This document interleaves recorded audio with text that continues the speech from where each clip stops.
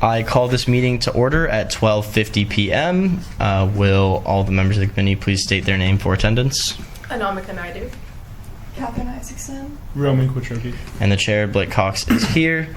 We will now start our first interview with Brian McInnes. He's applying for budget and judiciary.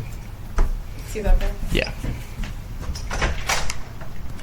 Why is this not loading? Load. Brian, right? Yeah. Perfect. I'll just sit wherever. Yep, sit wherever. Yeah.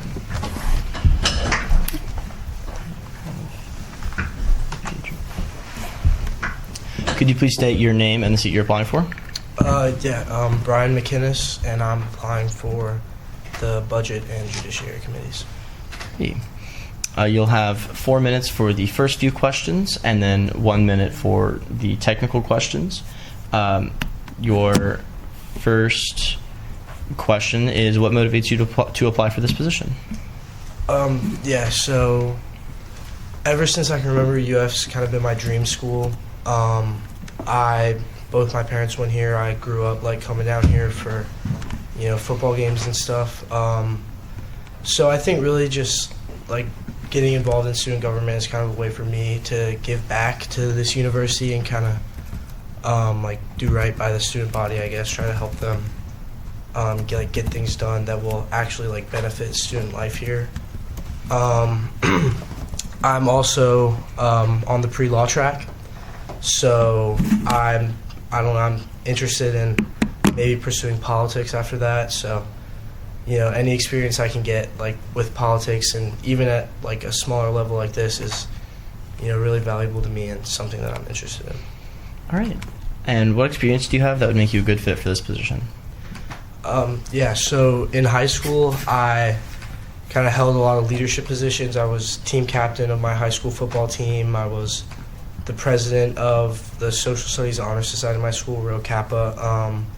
So all that, kind of being able to speak in front of people and, leading people. I had to lead meetings as president of the Honor Society. So I think that has kind of made me, unafraid to speak up and contribute when it's good to do so. So I think that especially in committee meetings, I could, I wouldn't be afraid to, speak up and make my voice heard and make my constituents' voice heard.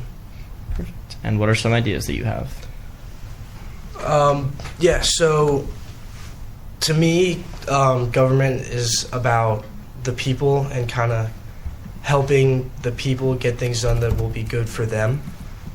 So going along with that, I want to, make sure that my constituents' voices are heard in the College of Liberal Arts and Sciences. So that involves tabling in Turlington, maybe before a big bill, so that they can help shape the way I vote on that, or just kind of being available to them and making sure that I have their input when I'm doing something. Perfect. We will now move on to technical questions. First with budget. What is the difference between an operational request and an event request? Yeah, an operational request is one that's just for a general body meeting, while an event request is for a specific event that a student organization requests funding for. Perfect. And what are the big four entities? The big four are student government, the rights union, rec sports, and student engagement. And what requests do the budget committee hear? They hear operational requests, travel requests, event requests, and line item requests. All right. And when does student government's fiscal year begin, and when does it end? It begins July 1st and ends June 30th. Right, now onto the judiciary technical questions. What are the 5 criteria for reviewing all legislation? 5 criteria are constitutionality, implication, legality, clarity, and format. What is the difference between a bill and a resolution? So a bill mandates action, while a resolution just expresses sentiment. All right. What is the procedure for reviewing legislation in judiciary? So it's 5 minutes of presentation, followed by 5 minutes of question and answer, followed by 5 minutes of debate, and then 2 minutes of final privilege. And what can the Judiciary Committee move to do to a bill besides amend it? They can pass, postpone, table, or fail the bill. Perfect. Thank you so much. You have a great rest of your day. You too. Thank you.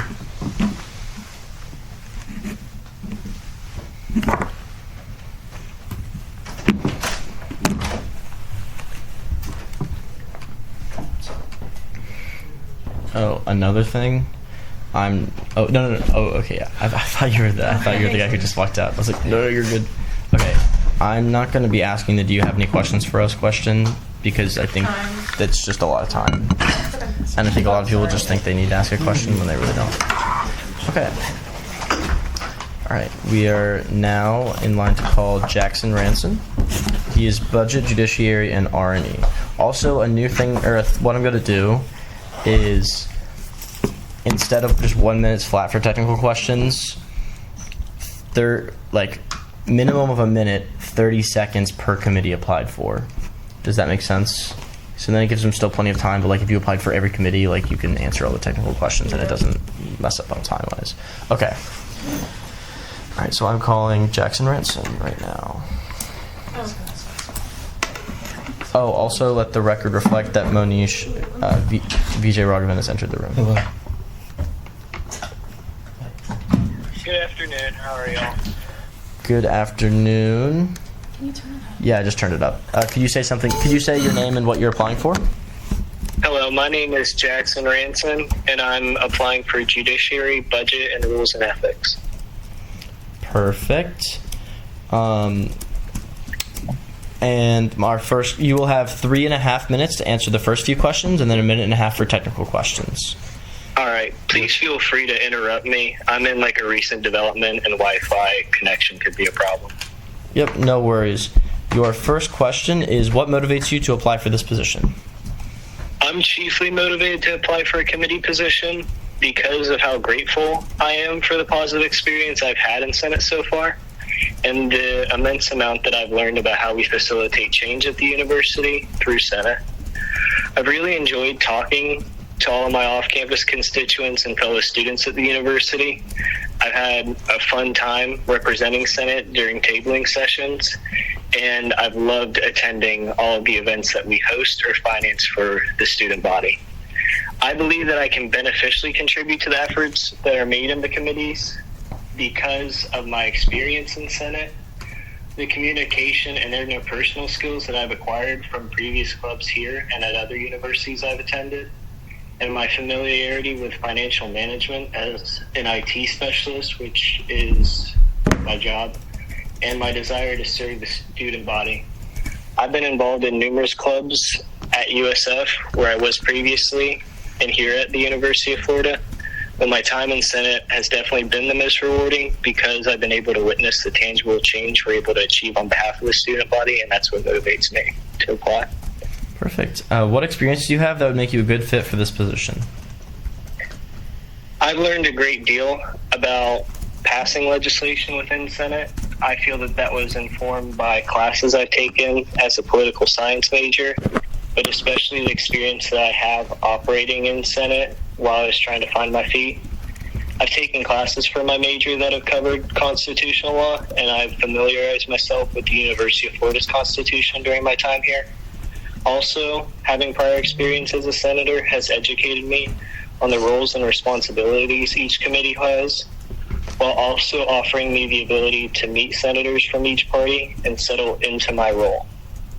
At the University of Florida, I've become an active member in Global Legal Empowerment Brigade, which was recently created, that provides legal assistance to underprivileged communities, the Pre-Law Honor Society, Political Science Honor Society, and I was formerly on the mock trial team prior to joining Senate.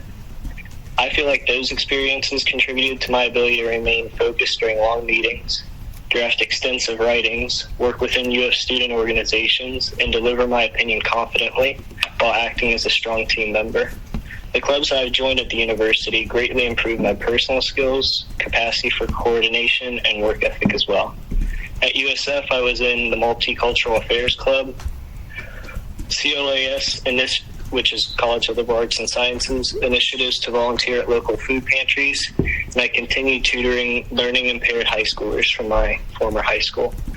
When I returned home to West Virginia, I'd also kept coaching tennis and refereeing local tournaments. Especially coaching younger kids, I feel like I acquired what I would consider an immense amount of patience, which has allowed me to manage my many responsibilities while remaining focused and unaffected by stress.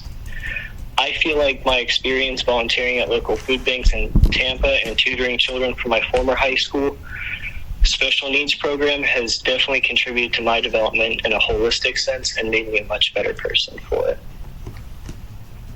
All right. You don't have much. You have about 3 seconds to talk on this. Do you have any ideas? Oh, goodness.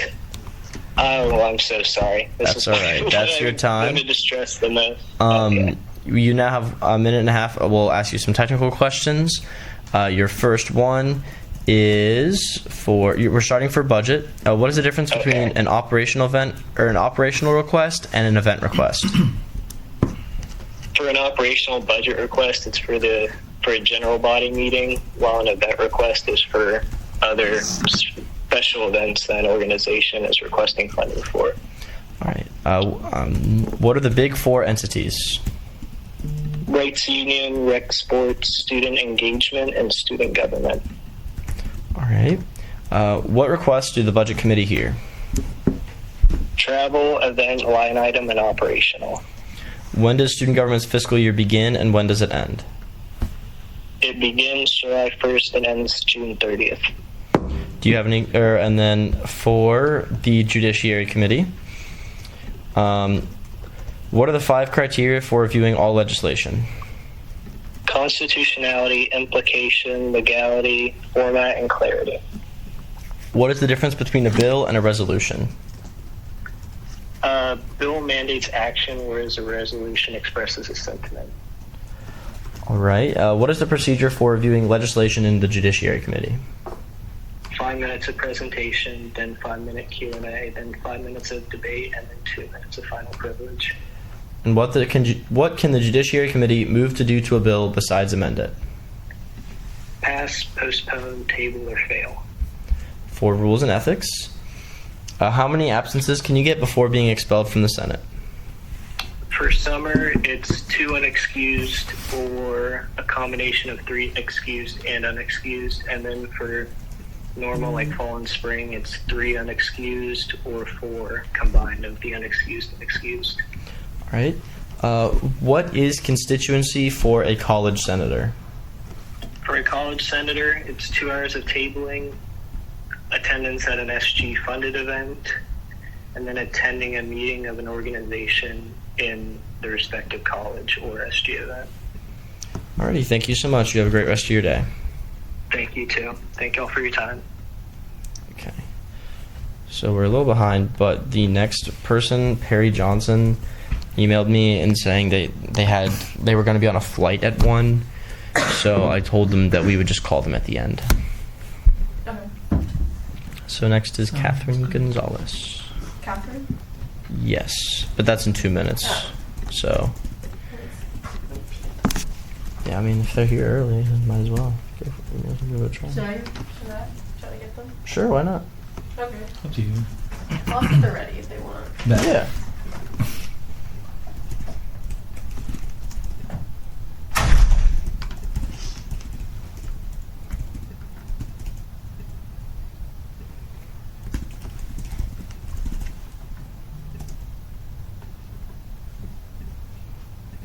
What's WP?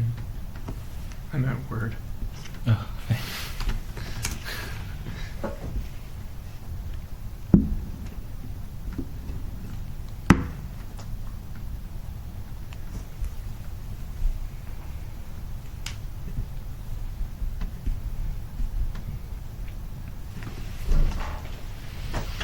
She is ready. Hey, what's up?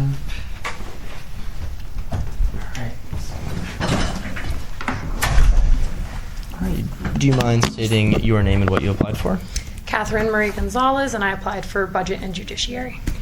Alrighty, you will have 4 minutes to answer like the first few questions and then a minute for technical questions. Okay. So to start off, what is your motivation for applying? So my motivation for applying is that I've been a triple gator, but a lot of my extracurricular activities have primarily been off campus up until recently. And so I really want to give back to the community that has given me so much and has really allowed me to pursue higher education and additional opportunities. Perfect. Your second question is, what experience do you have that would make you a good fit for this position? So both regarding budget and legislation, I have worked with members of Congress, both at the state and federal levels. Currently, I am an early career policy ambassador for the Society for Neuroscience, so I regularly meet with members of Congress in order to discuss not only appropriations for the National Institute of Health as well as VA and prosthetics, but also provide them with language regarding ethical biomedical research. And additionally, in the state of Florida, I work currently for a family law attorney, so I do a lot of work with the Florida Bar and provide legal language regarding child time sharing and even, I'm blanking on the word right now. Oh, alimony. That was one of our most recent bills that was passed in 2023. What ideas do you have? So my ideas for both is that I believe that both committees should meet with sponsors across campus regarding organizations. So student organizations on campus, really get the word out through INC that what student org does. So many graduate students, and as well when I was an undergraduate, don't know that Senate even works with the budget or where our student fees go. So I think really partnering and getting that PR out there and making sure that students of all walks of life understand what SG does and how they can better be involved in government. Perfect. We'll now move on to technical questions, starting off with budget. What is the difference between an operational request and an event request? So an operational request is for general body meetings for student organization to host, while an event request is for special events where they are asking for additional funding for those specific dates. Perfect. And your next question is, what are the big four entities? The big four entities are student engagement, student government, rec sports, and rights union. And the final question is, what requests do the Budget Committee hear? So the Budget Committee hears requests on operational, line item, events, and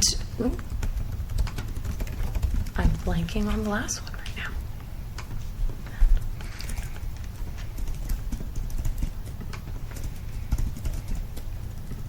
Why can I not remember the fourth one? Yeah, we can come I'm back. so sorry. My brain is just totally drawing a blank right now.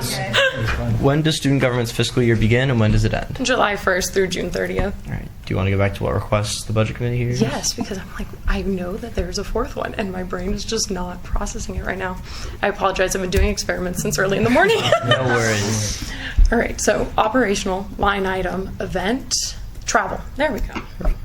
All right. And for Judiciary, what are the 5 criteria for reviewing all legislation? Constitutionality, implication, legality, format, and clarity.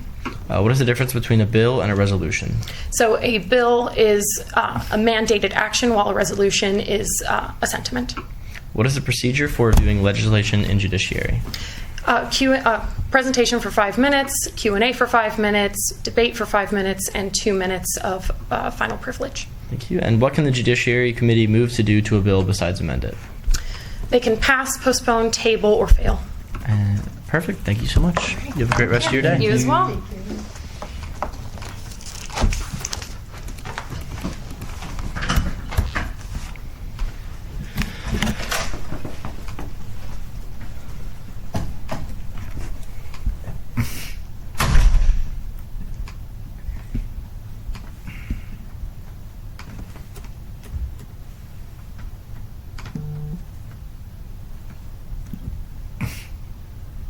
We're on time again. Let's go. Antonio is next if you want to go see if he's out there.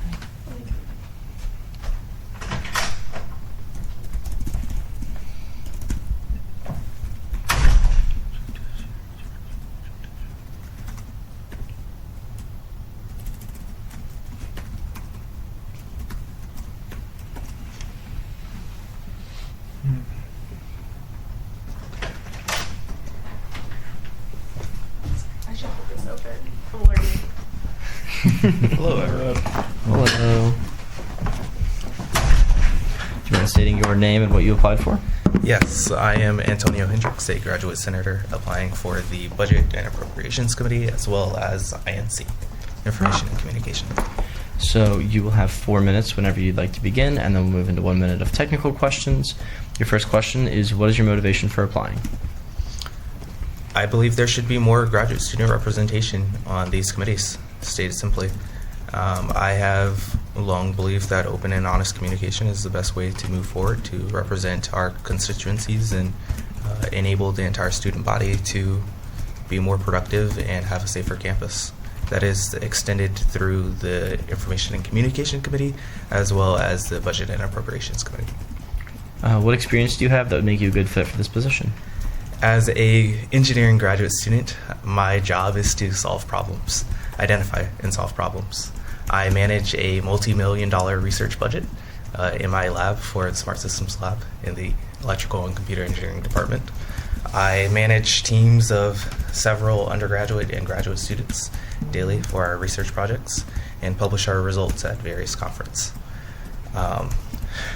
As a graduate student, I currently serve as the new graduate student orientations chair for Graduate Student Council, which for the past year, and it's increased turnout at all of our Graduate Student Council events by about threefold, which is huge, and that trickles down into all of the sub grad student orgs.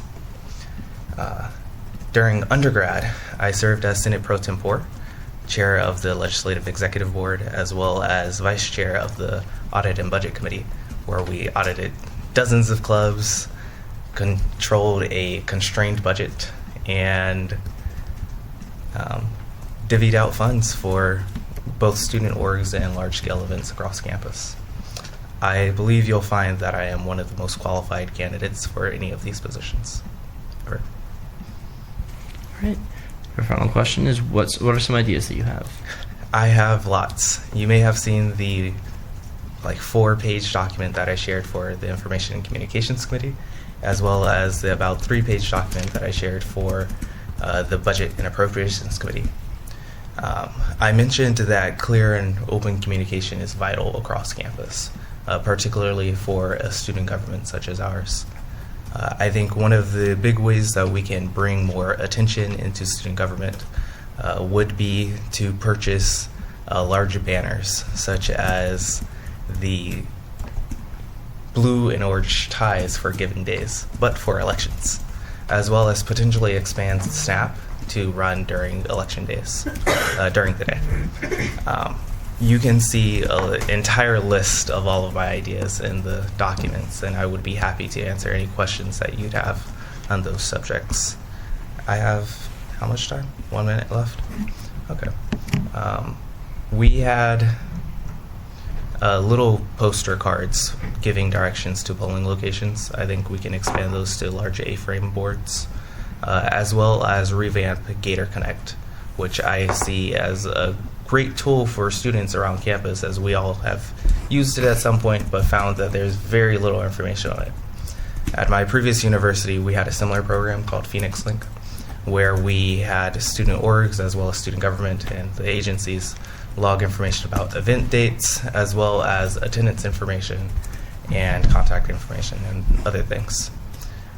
We can incorporate many of the budgeting tools into Gator Connect, specifically logging attendance as well as making budget and purchase requests. I've already worked with UFIT to get the ball rolling on that. Alrighty, so now on to some technical questions. For budget, what is the difference between an operational request and an event request? An operational request goes for the daily general body meetings. Event requests are for more specific and specialized events that may happen only a few times per semester. What are the big four entities? The Big Four recently changed from the Big Five is student engagement, student government, rec sports, and engagement, student government, rec sports. Did I already say rights union? And rights union. What requests do the budget committee hear?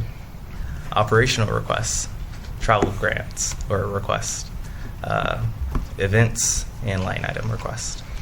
When does student government's fiscal year begin and when does it end? It begins on July 1st and ends June 30th.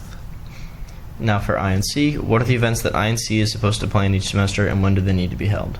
There are 2 events for INC. The new senator orientation has to happen by the second or 2 weeks after the validation of elections, which usually corresponds with the second Senate meeting. And the Senate retreat just has to happen 2 weeks before finals. And how long do you have to post an open seat? 24 hours. Perfect. Thank you so much. Thank you. Thank you. I will now be calling Cameron.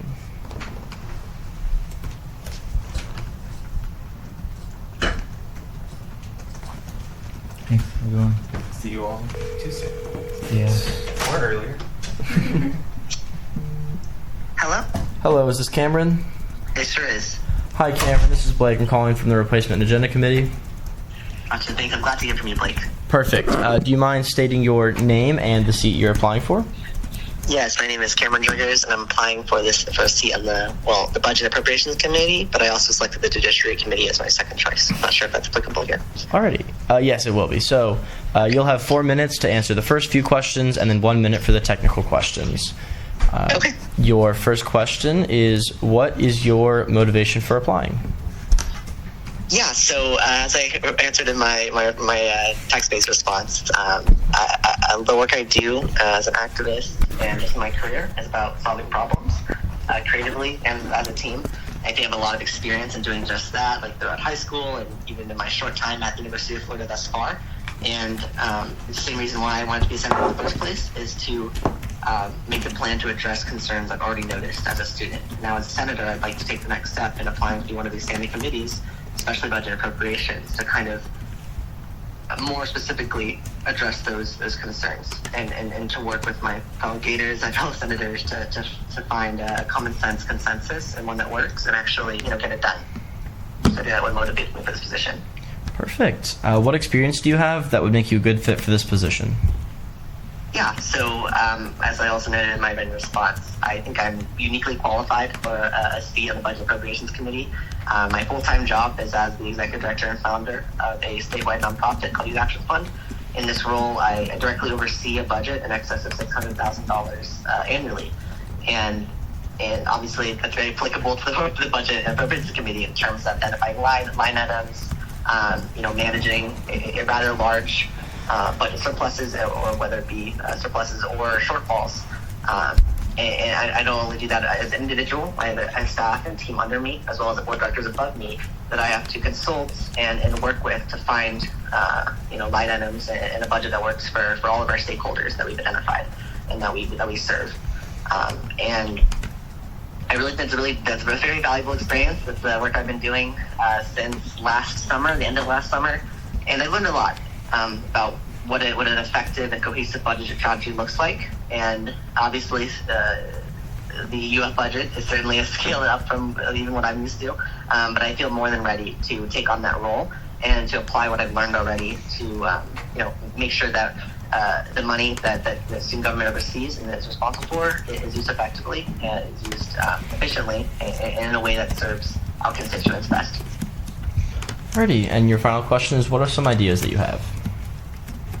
Yeah, so I also noted this in my written response, but I think it's certainly it's an open secret that maybe a lot of student organizations that have a lot of activity on campus feel a little disgruntled, or maybe a little excluded and not necessarily heard through the current budget process. And I think that's a big problem. I think our goal as senators and as a Senate and especially as budget committee is we want the budget process, the funding process, to feel as accessible as possible to all students. Because of course, we're funded by the money that they pay for. So in a way, every student is entitled to feel like they have a voice in the process. And so as a senator, I would love to be proactive in reaching out to those organizations, identifying what their concerns are, trying to meet them where they're at, as opposed to, I would avoid the perception that we're kind of legislating for them and making decisions for them. I think in doing that, we'll, kind of bring our campus together in a time where it seems division is really, really very abundant. I think we can do our best to resolve that and to kind of mitigate that gap. I'd also like to put in my experience, obviously, as I mentioned before, as someone that's worked very, very proactively in the fundraising space, the budget space, compliance space, to identify any maybe potential procedural challenges or deficiencies perhaps in the project process that exists currently and fix those and tidy those up. And I'd also like to see maybe some priorities that haven't been represented or haven't seen the light of day yet be reflected in the budget process, whether that be through that is your looking at- time, unfortunately. Okay, sorry. Gotcha. I got the gist of it out. Yeah, of course. So we're now on to the technical questions for budget. What is the difference between an operational request and an event request? So operational, to my understanding, would reference kind of a constant and continual line item, right? The one that needs to remain funding to remain funded to maintain kind of the multiple subsidiary line items, right? Whereas an event request refers to funding a very specific event, right? One that is kind of self-contained and is kind of special in that way. And so the difference would be the operational budget would obviously require a lot more consideration and a lot more maintenance, and in effect is a little more permanent or a little more enduring, I guess is a better way to put it. Whereas an event request would be something that's more on a case-by-case basis and is considered less frequently. Alrighty. And it's a lower volume of funding. What are the big four entities? That would refer to the Southwest Rec, the student, the Rights Union, I believe there's a new name now, but I believe it refers to the Greek Life, and like student affairs, student activities, and yes, those are the four. All right. What requests do the budget committee hear? They hear requests from student organizations, registered student organizations at the University of Florida that need funding for specific projects or events. Request for necessary funding to fund supplies or incidentals for their regular programming or GPMs or whatnot. I'm not sure how broad you mean by requests, but I understand that obviously the Senate also individual senators can make requests and amendments to the budget, which have to be heard by the budget committee first before being heard by the full floor. And just generally, have to maintain hearings in which they, answer to constituents and, or at least to the concerns of individual senators who may be speaking on behalf of their constituents when it comes to the budget process. Yeah, in terms of specific funding requests, if that's what you're referring to, would be, from student organizations and other special projects that are requesting funding for a, student government aligned initiative. All right. And when does student government's fiscal year begin, and when does it end? The standard fiscal year is from January 1st to December 31st, and I would imagine that is how the UF's or the student government fiscal year line as well. If not, I imagine it would be maybe closer to the semester, but I would imagine it's the standard fiscal year. All right. Now on to Judiciary. What are the 5 criteria for reviewing all legislation?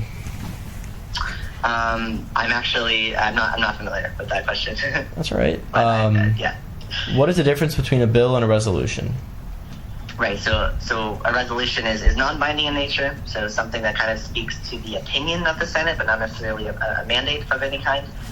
Whereas a bill, or I guess otherwise referred to as a code revision, would be something that does have a tangible impact, would alter or amend any of the various codes that make up student government statutes, and obviously resolutions I would imagine require less consideration to the Judiciary Committee, whereas as code revisions or bills need more consideration because they have to be constitutional and align with precedent and whatnot.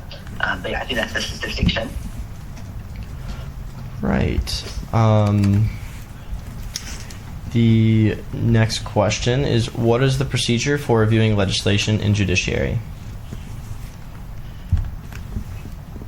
I would, as someone who's never been in the Judiciary Committee, imagine it's kind of a discussion of the chair, but at least to be reviewed by the members of that committee, and then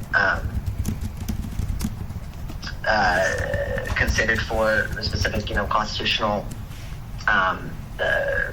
thresholds to make sure it meets those requirements. And imagine there's some degree of redlining and then going back and forth with the bill sponsor until the committee sees fit that it's constitutional, or if it is at the committee's discretion that it is not, and is sent back to the senator without further modification. Alrighty. And what can the Judiciary Committee move to do to a bill besides amend it? Well, they could table it indefinitely. They can fail it. I mean, there's probably many parliamentary procedural things that they can do to this bill, but I imagine would be, besides passing the bill or the resolution, would be to table it indefinitely. Yeah. All right. Thank you so much. You have a great rest of your day. All right. Thanks, Blake. Have a great weekend. Bye-bye. Bye. Is there anything we can... I don't think there's anything we can do if someone takes a long time on technical questions. We have to ask them all. I think in the future I might just be like, do you mind keeping it brief? Yeah. Okay. Or like, these questions are intended to be like rapid fire. These are not like short response. All right. Do you mind going to see if Catherine's out there? Yeah. We're behind now. No. Okay. So.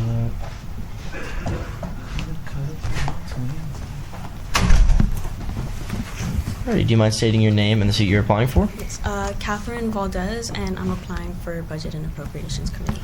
Alrighty, you will have 4 minutes for the first few questions and then a minute of technical questions. What is your motivation for applying?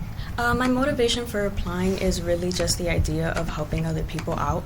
So knowing that such a small group of people can cause such a big difference in other people's lives is what really drove me to apply. The fact that we can approve budgets and have organizations thrive, and then the student body is able to join and they're able to gain a family and a community within UF just is what inspired me the most, really. Okay.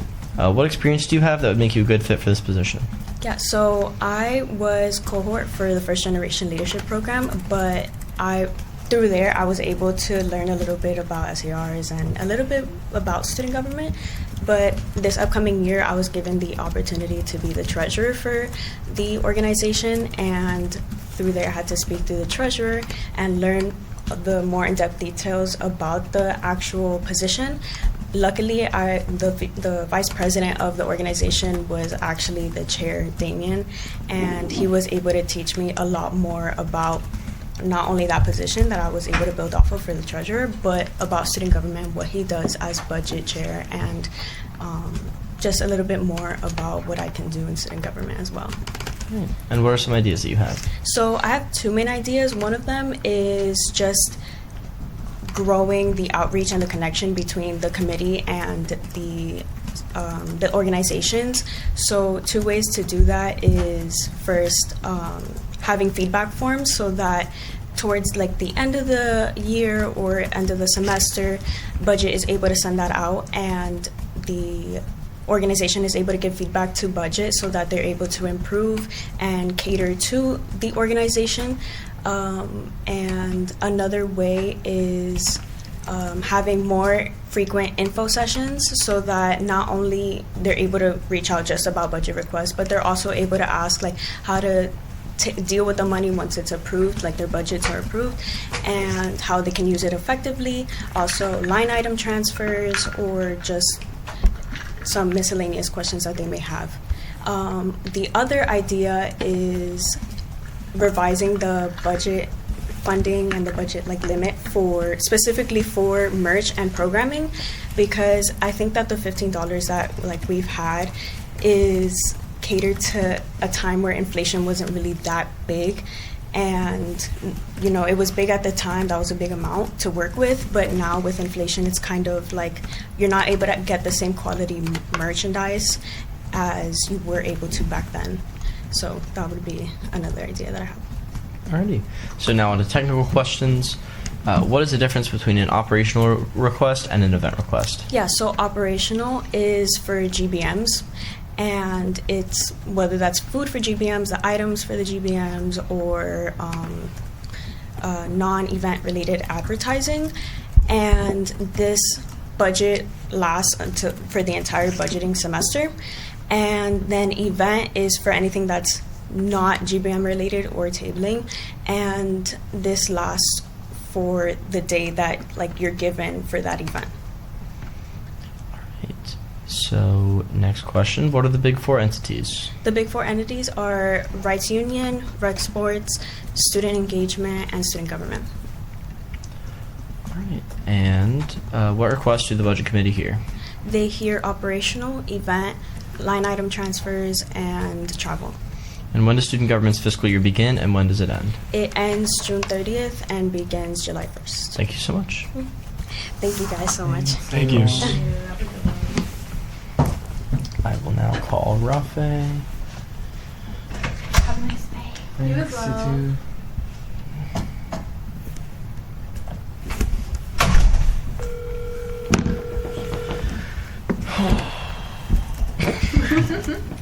Hello, is this Rafe? Hey. Yeah. Hey Rafe, you're on speaker with the Replacement and Agenda Committee. Do you mind stating your name and what you applied for? Yeah, Rafe Khan, Budget and Judiciary Committees. All right, Rafe, you'll have 4 minutes whenever you'd like to begin on the first two questions. Your first question is, what is your motivation for applying? So ever since I was a little kid, the first thing I read at all my father's meetings was the company's quarterly reports. And ever since then, I guess finances have always fascinated me, and that early interest has only grown over time. In high school, I did debate and Model UN, which both provide me a space to develop myself analytically and critically. And with 5 years of debating experience under my belt, I was ranked first in Florida and 8th in the nation in public forum debate. However, beyond that competitive arena, my impact on my community was more fulfilling. I gained appreciation for the ability to empower others to find their voice and articulate their own ideas. And my commitment to empowering others led me to become a debate coach this past year, which was very fruitful as we ended up being ranked the #1 team in the state for public forum debate. And while my public forum debate career has concluded, my passion for the activity remains steadfast, which motivates me to stay engaged and contribute to the growth, which underscores my suitability for both budget and judiciary committees. With all that being said, though, I think most importantly, as I stepped into the expansive landscape of UF, it kind of became evident to me now more than ever that Senate is my new passion and form of debate. Passing pertinent bills, due diligence on behalf of the entire student body, and representing my constituency in the business school have shown me that Senate is not just a platform for personal growth, but also a powerful avenue to enact meaningful change and serve a group beyond myself. Right, your next question. The second question is what experience you have, correct? Yes, it is. He's doing it for me. I'm on mute. I've always been interested in the intersection between business and law. As the president of Speech and Debate at my high school, I was in charge of financial oversight and strategic allocation of the annual total expense of over $100,000 a year. I was responsible for ensuring funds were distributed effectively across various needs such as competition fees, travel expenses, and scholarships for underprivileged students. My junior year, I interned at Williams Parker, which was the oldest and largest law firm in my region. I worked very closely with the entire accounting team on digitizing legal and financial records, amounting to over $1 billion. And then the next year, my senior year, throughout the entire year, and my tenure at Align Private Capital, which specialized in alternative investments, real estate, and private equity, I had the privilege of handling extremely technical responsibilities, stretching as far as creating balance statements, cash flows, and in-depth financial analysis for all potential investments. And despite the atypical nature of a high school student, being at a family office which managed hundreds of millions of dollars, I effectively collaborated with the CEO and executive team to spearhead investor relations, client engagement, and collaborate on hedge fund strategy. And that role was required a meticulous amount of planning and a keen understanding of fiscal responsibility, which I think will transfer perfectly to the Budget and Appropriations Committee. On the judiciary side, I was the model UN gavel leader at my high school, which means that I passed a diverse array of resolutions at numerous conferences around the nation. I was also a Sarasota County School Board representative where I advocated for substantive change in the district policies, which kind of proves, both of them duly prove my ability to comfortably handle the process of the legislation. All right, and you have about 50 seconds left. What ideas do you have? So first, for the Budget and Appropriations Committee, I want to promote a collaborative and inclusive environment within the committee to ensure diverse perspectives are considered in the decision-making process. So first, that's establishing regular feedback loops in the form of a survey to student body orgs that we fund to gauge the effectiveness of the committee's work and identify areas for improvement. So that would occur twice a semester and allow us to identify where we're coming short. And the second part of that would be hosting town hall meetings and open forums for student, faculty, and organization leaders to input feedback. An example of that would be the Safe Fresh Laundry Grant, maybe something we look favorably upon if, has the student body's, commitment. Then with the judiciary process, I want to increase the training for committee members and enhance communication with nominees, making sure that we're fully informed about the evaluation process and criteria. All right, now on to the technical questions. We'll start with budget. First question, what is the difference between an operational request and an event request? So the operational budget allocates funding for student government funded organizations for GDMs, so those general body meetings. I think for food at those GDMs, awards, and anything that is not related to non-GDM stuff. And then the event requests are for everything excluding GDM, so that can include ceremonies, banquets, or equipment for student orgs.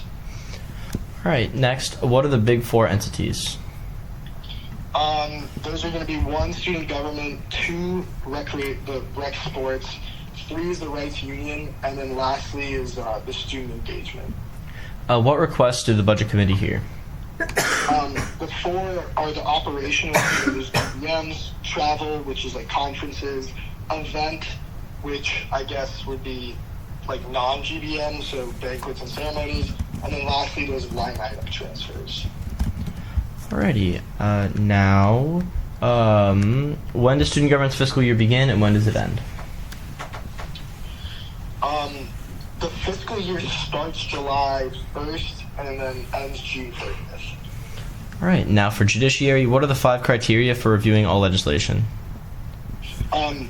First is going to be clarity, second is format, third is legality, fourth is constitutionality, and fifth is implication. Alright, what is the difference between a bill and a resolution? So resolutions express sentiment, so they utilize verbs such as promote and support, as compared to a bill which actually mandates action, so that's going to be a binding agreement where you actually have to do something as a result of it. Alright, and what is the procedure for reviewing legislation in judiciary? I believe it's a 5-minute presentation, 5 minutes of Q&A, 5 minutes of debate, and then 2 minutes of final privilege. And what can the Judiciary Committee move to do to a bill besides amend it? You could either table it, fail it, postpone it, or pass a bill. All right, perfect. Thank you so much. Thank you. All right, bye. Now for Arshawn.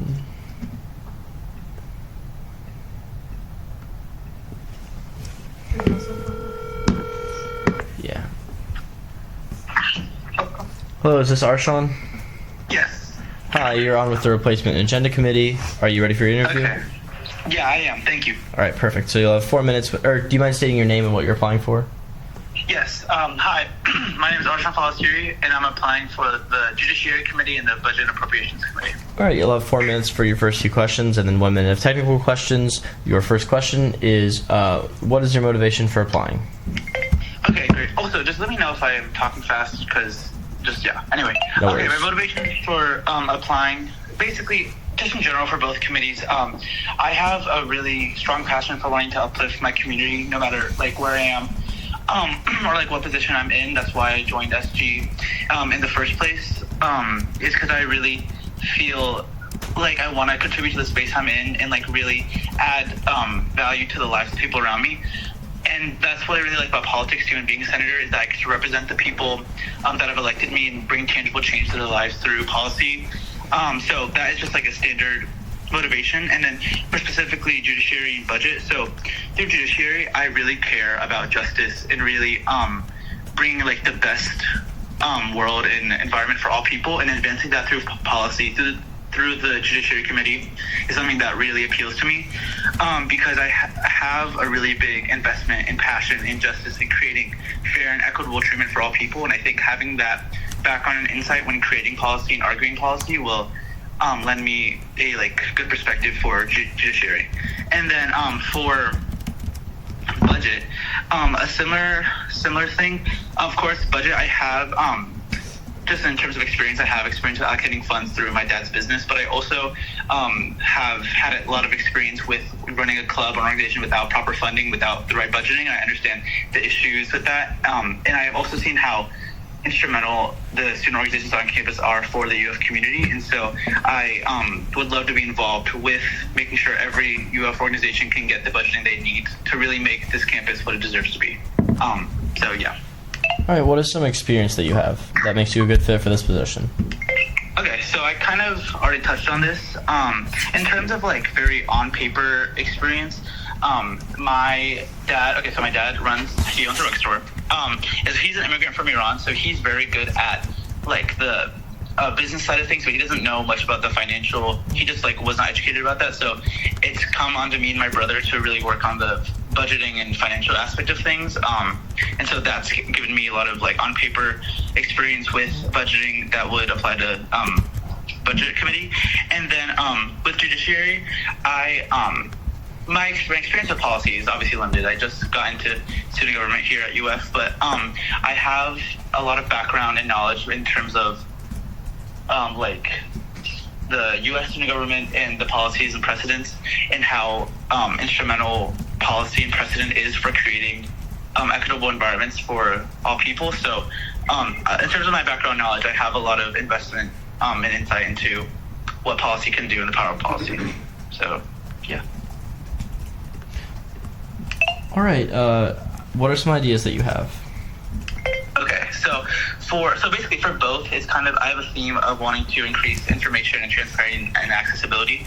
So for judiciary, I feel that there could be more information given for all senators about exactly what's going on in the Judiciary Committee and the different decisions the committee makes in terms of bills and amendments bills have received in the Judiciary Committee. And so I think there are a variety of ways that could be acknowledged, but the one that I see as a possibility is having specialization within the Judiciary Committee and having a few people that can communicate with other committees, maybe specifically INC, and working with INC to show all senators and communicate with all senators what has been going on in judiciary. That could be done through the newsletter, that could be done through a variety of ways. I just think that having a more localized way for all senators to know what is going on in budget will make, or not in judiciary will make. That is your time. Oh, okay. Well, my bad. No worries. Now on to technical questions. Just a reminder, just kind of keep these responses brief and don't elaborate on them, I guess. For budget, what is the difference between an operational event request and an event request? So operational request is for general body meetings, and event request is for special events that our organization is requesting funding for. All right. What are the big four entities? The big four are rec sports, rights, student engagement, and student government. All right. What requests do the budget committee hear? They hear travel, event, line item, and operational. When does student government's fiscal year begin, and when does it end? July 1st to June 30th. It runs from. All right. And I guess it started. Yeah. Sorry. Now on to the technical questions. What are the 5 criteria for reviewing all legislation? The 5 criteria are implication, constitutionality, legality, format, and clarity. What is the difference between a bill and a resolution? A resolution is a sentiment, and a bill makes action. What is the procedure for reviewing legislation in Judish? It's 5 minutes of presentation, 5 minutes of Q&A, 5 minutes of debate, and 2 minutes of final privilege. What can the Judiciary Committee move to do to a bill besides amend it? Pass, postpone, fail, or table. All right, perfect. Thank you so much. Okay, thank you. All right. We're still 10 minutes behind. If you can go get Austin. Austin Britton. Austin. How are you? Good. How are you? Pretty good. Hello. Hey. All right. Do you mind stating your name and what you're applying for? Yes, my name is Austin Britton, and I'm applying for the judicial and the other committee that I'm spacing the name of. Budget? Budget, yes. Alrighty. You have 4 minutes for the first few questions and then a minute of technical questions. First off, what is your motivation for applying? So I am a Summer C senator. Obviously wasn't elected to this position. I'm replacing someone else. And because I have a limited time here, I want to take that opportunity to be as involved as possible and make sure that I am doing well by the person I am replacing and the constituents that I am representing. I want to learn as much as possible and then hopefully take that knowledge back with me to the general graduate student body. I think as graduate students, I've been here 2 years. We often don't get much of an insight into what's going on in student government, at least from my perspective, and I'd like to at least change that for my department and try to get that knowledge out there a little bit more. Alrighty, so what experience do you have that make you a good fit for this position? So for the budgetary, it's a little bit more limited. I've worked with budgets of different sizes. I've worked with a budget for several years of a single student org in my undergrad and master's. I've also worked with grants upwards of around $3 million for the federal government. So I haven't worked on grants sort of total of this size, and I haven't worked with budgets that have to deal with how large the student government is. But I kind of worked on both ends of the scales, and I think that would be come in handy quite aptly. For the judicial, it's a bit more roundabout. At that same student org, I served as Sergeant at Arms for a year and a half, where the main goal was constant improvements to our Constitution and our bylaws. I've also worked for the GAU as a member of their bargaining team, giving me some experience going through legal speech, going through, how do you read legal decisions, how is the implication of it, what was the intent behind it, and I think that's going to come in handy as we move forward into that. All right. Your final question, what are some ideas that you have? So ideas, I'm not very well-versed in the specifics. I haven't been here before to know kind of, here are some specific ideas for improvements, but I would like to see some improvements in terms of maybe graduate student representation. I think it's really important to have graduate students involved and get their perspective, and I'm happy to apply my perspective to these committees. I also think it's important to maybe work specifically Judiciary on how to get new senators involved and make sure they know how to write bills, how to do it properly as well. I think it's important for them to write them, but I also think it's important for them to know how, and then when it comes to committee, you have bills that are well done, and you can kind of streamline that beginning to end process and make improvements as they seem necessary. Alrighty, so now onto the technical questions, starting with budget. What is the difference between an operational request and an event request? So an operational request is for general body meetings, while an event request is for specific events that are more non-repeating. What are the big four entities? So that's going to be the rights union, that's going to be student government, it is student engagement, and rights union, student government. I'm forgetting the fourth one. I just had it outside. I'm completely spacing that fourth one. Hopefully I'll come back no to worries. it. Yep. What requests do the budget committee hear? So it's going to be operational, event, travel, and line order. When does student government's fiscal year begin, and when does it end? It begins July 30th and ends June 30th of each year. July 1st and ends June 30th, yeah. Now on to Judiciary. What are the 5 criteria for reviewing all legislation? It's going to be constitutionality, legality, implication, format, and clarity. What is the difference between a bill and a resolution? A resolution is more of a statement of sentiment, while a bill has more of that push for action. What is the procedure for reviewing legislation in Judiciary? So you start with 5 minutes of presentation, 5 minutes of Q&A, 5 minutes of, I think it's discussion, and then 2 minutes of that final decision. All right. And what can the Judiciary Committee move to do to a bill besides amend it? You can pass it, fail it, table it, or postpone it. Perfect. Thank you so much. Thank you. Thank Let's you. have a good day. Thank you.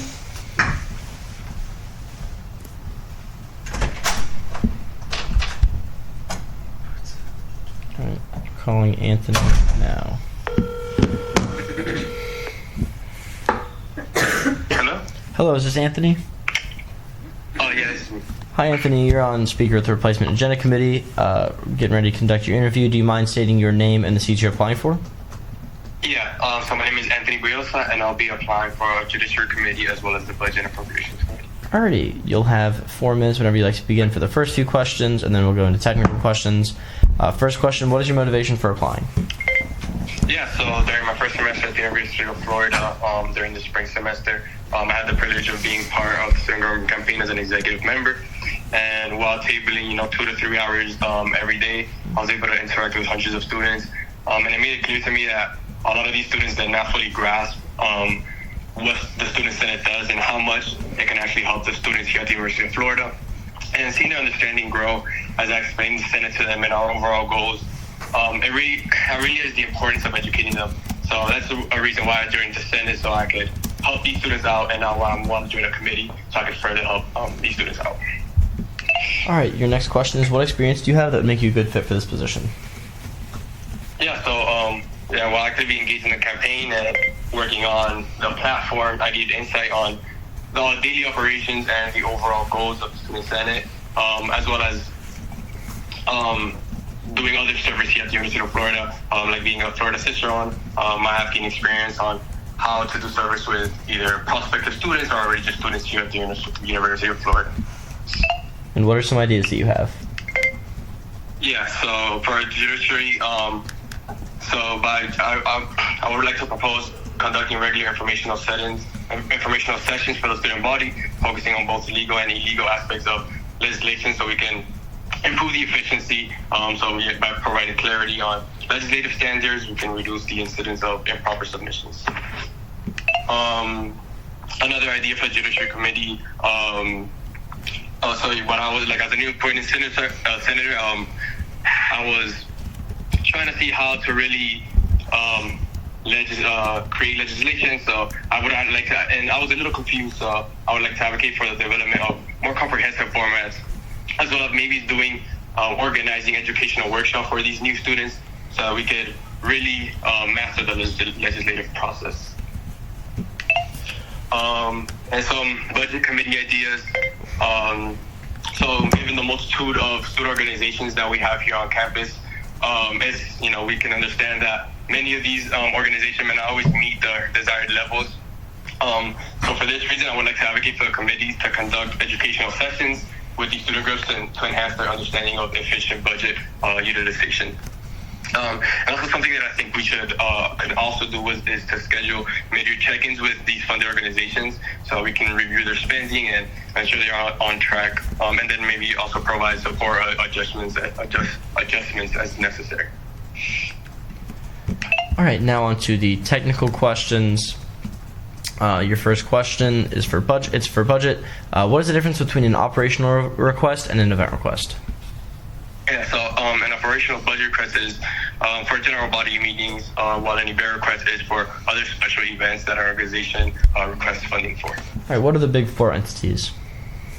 Rights Union, Rec Sports, Student Engagement, and Student Government.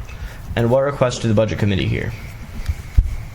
Operational, travel, event, and line item. When does Student Government's fiscal year begin and when does it end? So it starts on July 1st and ends on June 30th. All right, now on to the technical questions. What are the 5 criteria for reviewing all legislation? So constitutionality, implication, legality, format, and clarity. What is the difference between a bill and a resolution? So a resolution expresses a sentiment while a bill mandates action.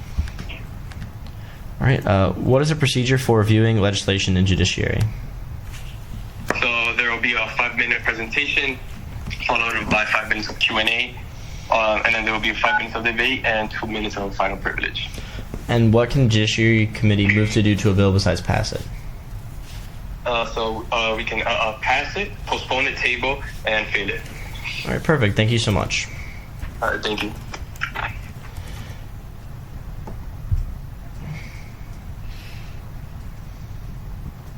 Now calling Douglas.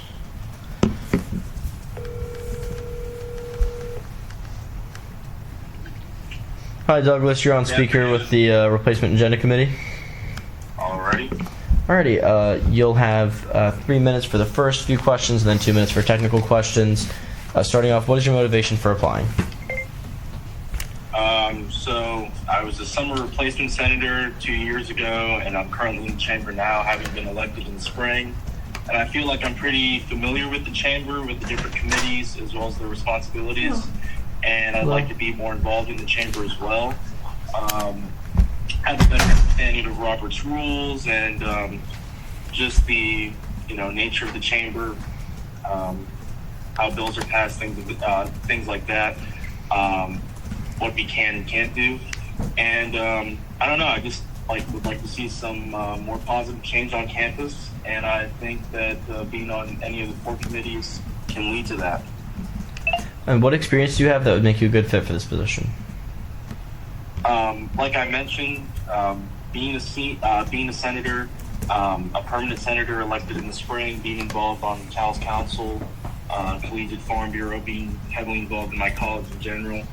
I feel like that really prepares me to take care of my constituents from the perspective of budget, from the perspective of passing bills and resolutions on judiciary, from the perspective of advocating for them through INC committee, and from the perspective of keeping senators accountable on the Rules and Ethics Committee. Right, so what are some ideas that you have?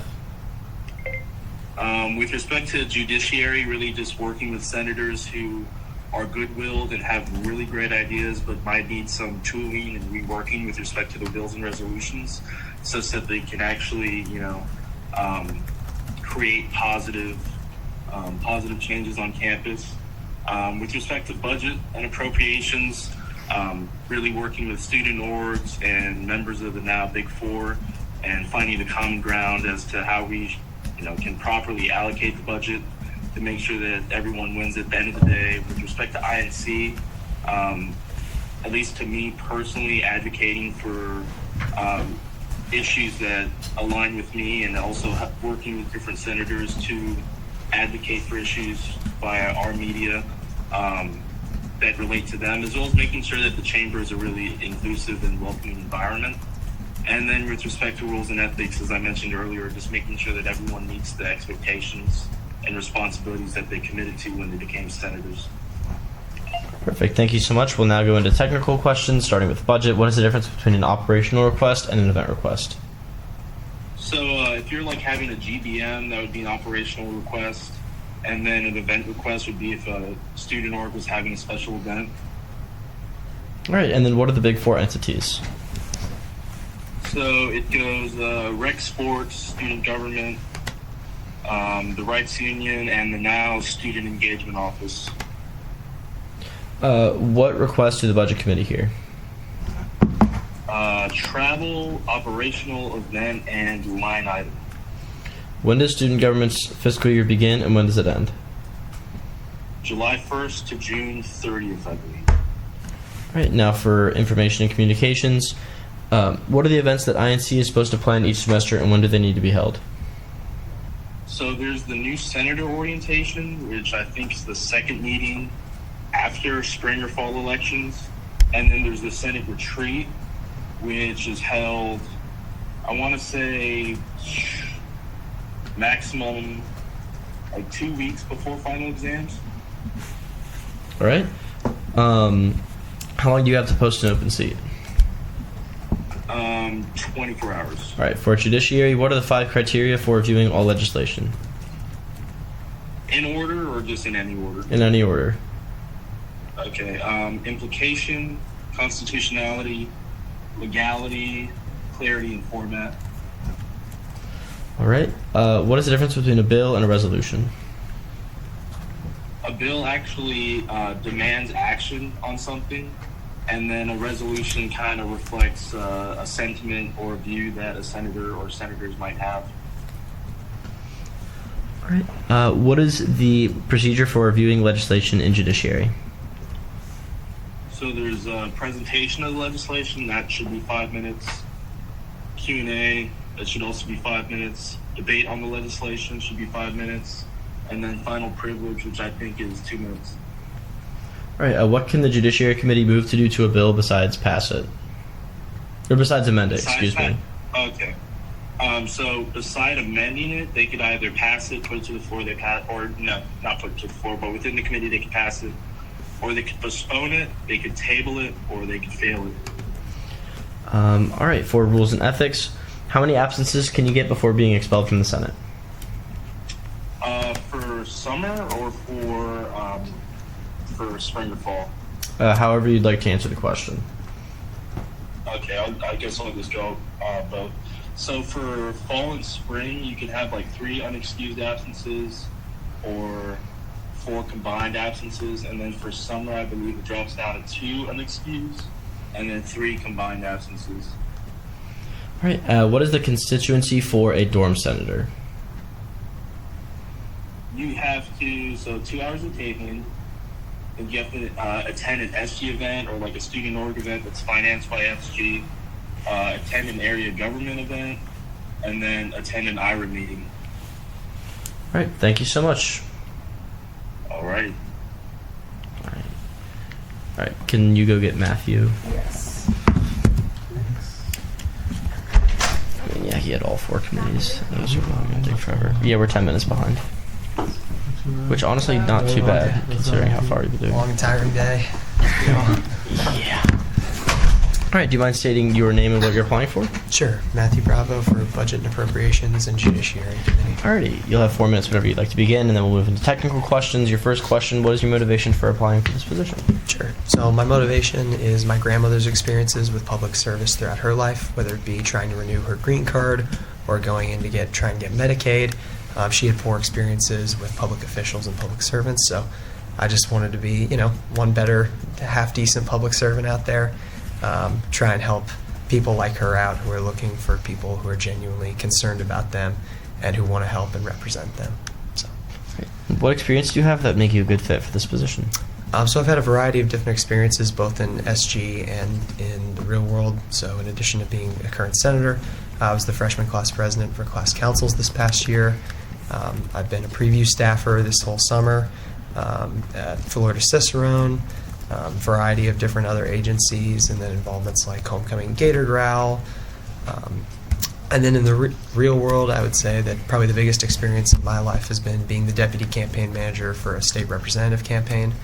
That's given me a lot of insight, whether it's about budgetary matters or how to allocate funds, building a platform, outreach, anything of that nature. So I feel like the real world political experience crosses over well into student government. What ideas do you have? So for the budgetary committee, I would say that probably my biggest plan of action would be to find some sort of new solution to how we handle student org funding. I think that the biggest issue when I talk to every student leader on this campus is that they don't like that it's first come, first serve funding. And whether it be just setting up some sort of case study or some sort of subdivision of budget to really focus on that task, I think it would be very important. And then for the Judiciary Committee, I think really focusing on the implications of every bill that we pass would be something that I would harp on a lot and try and add to the committee, whether it be through my experience in student government here or politics and public service outside of the University of Florida. I think that I've had a good understanding of the legislative structure, both of the local, state, federal governments, seeing how bills are passed, legislative tracking, and really seeing what sort of consequences bills can have, whether that be not only on politics, but also just on our community. So I think that all of those have would be my main focuses on judiciary, really harping on those implications and consequences of what we pass. We'll now move into the technical questions. What is the difference between an operational request and an event request? So operational is just for GBMs, and an event request is for any type of other special event that an organization may want to put on. What are the big 4 entities? So student engagement, student government, rec sports, and the rights union. What requests do the budget committee hear? The budget committee hear operational requests, event requests, travel requests, and line item transfer requests. When does student government's fiscal year begin and when does it end? It begins July 1st, it ends June 30th. All right, now for judiciary, what are the 5 criteria for reviewing all legislation? Constitutionality, legality, clarity, format, implications. What is the difference between a bill and a resolution? A bill mandates action. and a resolution expresses a sentiment. What is the procedure for reviewing legislation in Judiciary? You have 5 minutes of presentation, 5 minutes of question and answer portion, 5 minutes of debate, and 2 minutes of final privilege. What can the Judiciary Committee move to do to a bill besides amend it? Pass, postpone it, fail it, or table it. All right, thank you so much. Thank you. Thank you. Go on. Yes. Do you mind going to get Bennett Pollock? Yes. Thank you. To you. Is he really? Good afternoon. Sorry for intruding earlier. I was like, Oh, no worries. I was like, don't want to be late, that's for sure. Just to clarify, you are not currently a senator. I am a replacement senator. Okay. So I'm replacing a replacement senator for Devin Mankoff, who's off campus for summer A. But he didn't know I was going to be here summer B as well, I don't think. There was a miscommunication, so he has somebody else replacing him for summer B. So I'm technically only a summer A replacement senator, but I'd like to be here through the whole summer. I understand. Yeah, so that's why I applied for the... Okay, I was going to say, because you applied for budget, judiciary, off-campus repllement, and off-campus permanent. Yeah. Okay. Yeah, that's why because I was, Okay, that makes sense. I figured, yeah. All right. All right, well, your first question, whenever you'd like to begin, is what is your motivation for applying? Yeah, so this is my first time being in the Senate. My friend needed a replacement. I was like, sure, I'll do it. I wanted to see what it would be like, what it involved, and I came to the meeting, this past meeting the first meeting, and it felt cool to kind of be a part of a group that was trying to make change for the school, trying to better the school, trying to create positive action for the students, and I just felt like I'd want to be a part of it, and I have things to contribute to creating positive action throughout the school. And so that's why I want to continue being a senator throughout the summer. And then in regards to budgetary and judicial, I figure, I'm being a senator, like that's cool, and I have a say in things, but since I'm already a part of the Senate now for the first half of the summer and hopefully for the rest of the summer, it's like how can I actually really put my hands on it and really contribute, rather than just kind of sitting through the meetings and listening and understanding things, but actually having my hands on it and the ability to help create different bills or approve things, and with the budget, so just to kind of get more involved, look back on this and be like, I really contributed and really helped, and so I think that's about it. All right. What experience do you have that would make you a good fit for this position?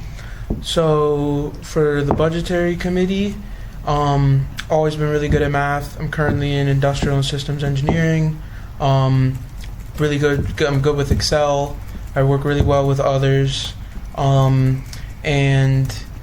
think that I don't have really any experience regarding the Senate, but I've led a nonprofit organization before where we had to delegate money to figure out how we were going to delegate the money into which supplies we were going to get for the certain school and with the amount of money, and I was able to use a spreadsheet and figure out the best way to provide money to the school, and I think that I have some experience regarding it, and I'd like to be part of the committee that's responsible for where the money gets put and for the school and for the upcoming year, and really to try to make it the most optimized and the best, so that each organization that requires money gets the proper amount of money and that everything flows smoothly. And for judicial, honestly don't really have very much experience regarding it. I just know that there was a good amount of open seats. I'm a very quick learner. I can learn things super quick and be able to come up with things, and I have a lot of time this summer on my hands. My Tuesdays and Thursdays are completely open. My weekends are completely open. I'm willing to, help people whenever they need it, and learn and then be able to be of service. But other than that, don't have too much experience regarding that. But I'm willing to, commit my service and my time. You've got about 40 seconds. What ideas do you have?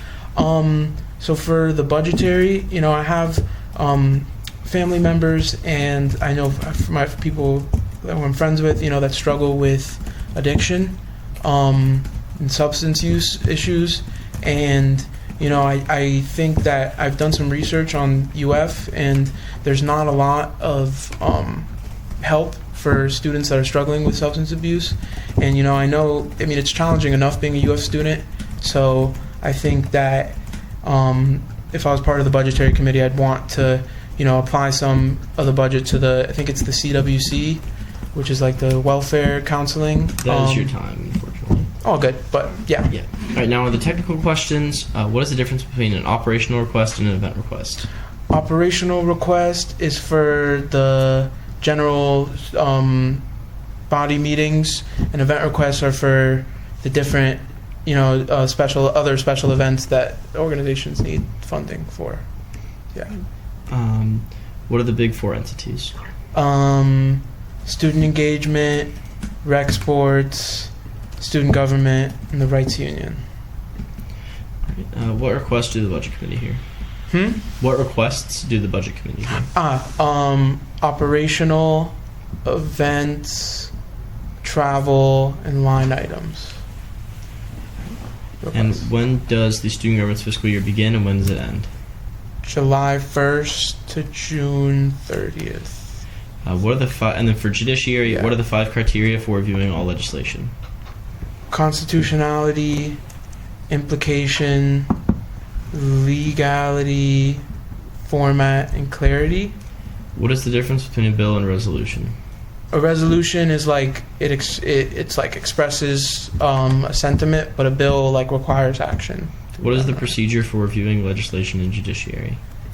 5 minutes of presentation, 5 minutes of Q&A, 5 minutes of debate, and then 2 minutes of final privileges. And what can the Judiciary Committee move to do to a bill besides amend it? Pass, postpone, table, and fail. All right, perfect. Thank you so much. Alrighty. Thank you. Thank you. Having Joshua. You guys have a good one. You too. Thanks.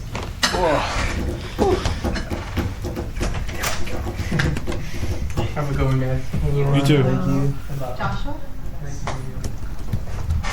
Good afternoon. Hey, hello. Do you guys do handshakes? Yeah, if you want. Sure. Awesome. Hi, I'm Josh. Hi. Hey, so I do have some documents for you all. Sorry. I do have some documents for you all before we start. It's just going to be my resume and then a plan of action I have.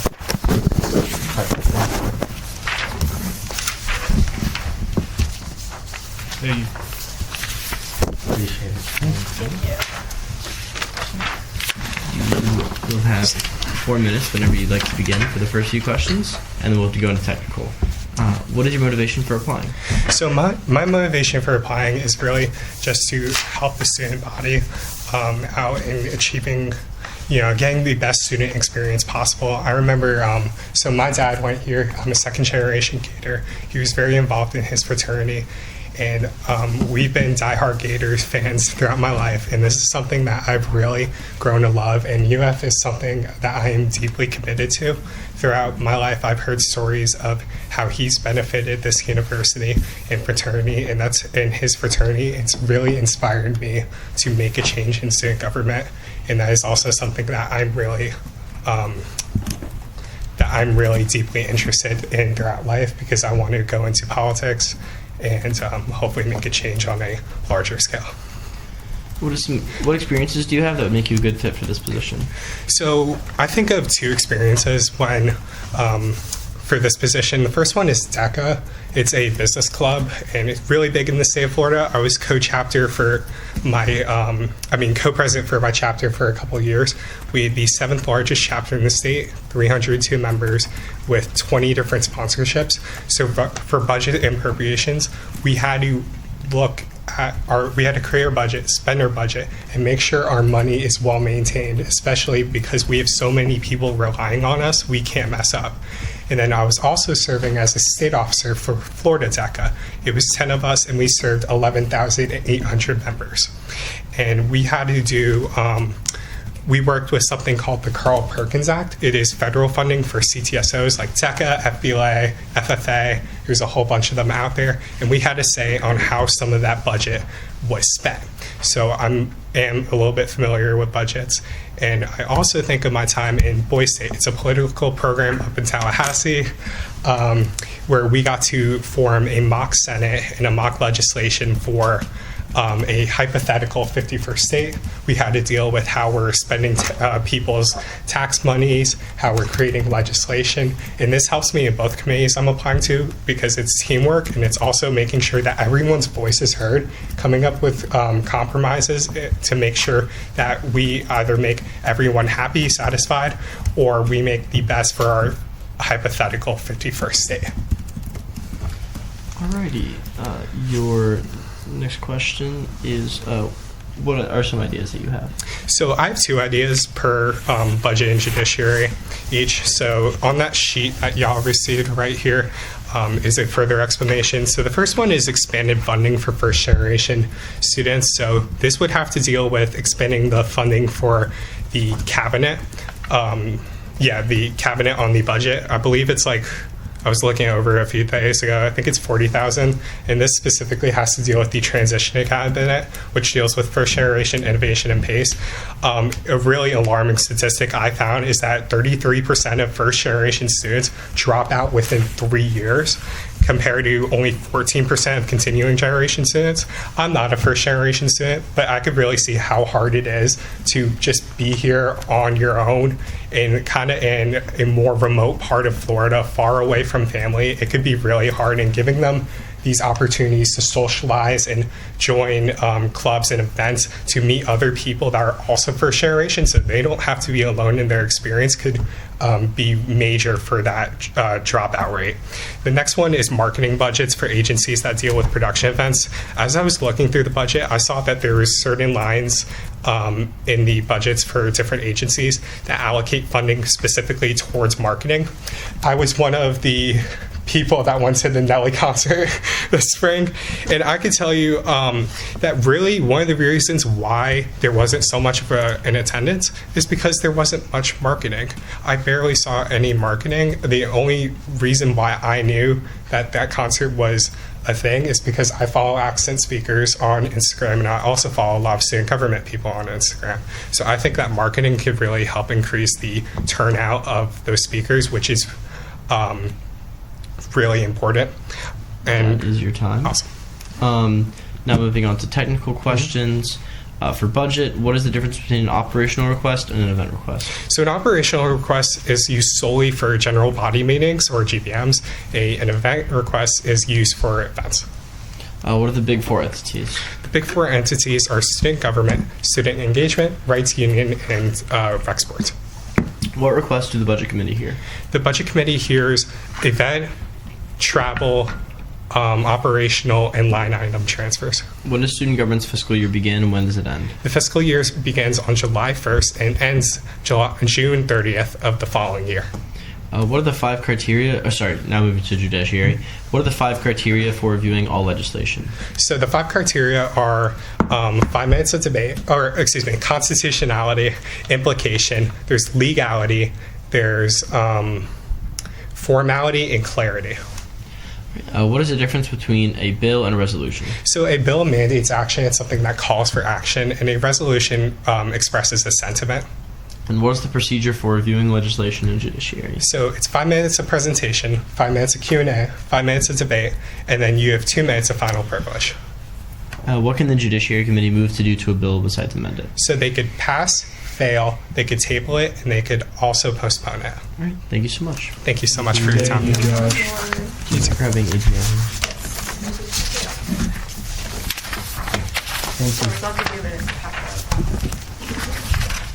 Thank you. Thank you, everyone. Adriana. Good afternoon. Good afternoon. Hello. Good afternoon. Stating your name and what you're applying for. Yes, Adriana Sala. I'm applying for Judiciary Committee. Alrighty, you'll have 4 minutes, and then we'll move into technical questions. Your time will begin when you begin speaking. What is your motivation for applying? Yes, thank you. So my greatest motivation for applying is I just wanted to be more involved with my time here at the Senate. I was greatly motivated with being in the room where it happens, where we're looking at the legislation as it comes through, and I'm just greatly motivated by being a part of the decision-making process with the Judiciary Committee. All right. What experience do you have that would make you a good fit for this position? Yes, thank you. I believe my professional experience gives me the greatest advantage in this position. I work as a research assistant for a public policy think tank here in Florida. I've worked with them for about 2 years now. So I've had 2 legislative sessions with experience in reviewing legislation at the state level. With this in mind, I've conducted research on those bills that I've read.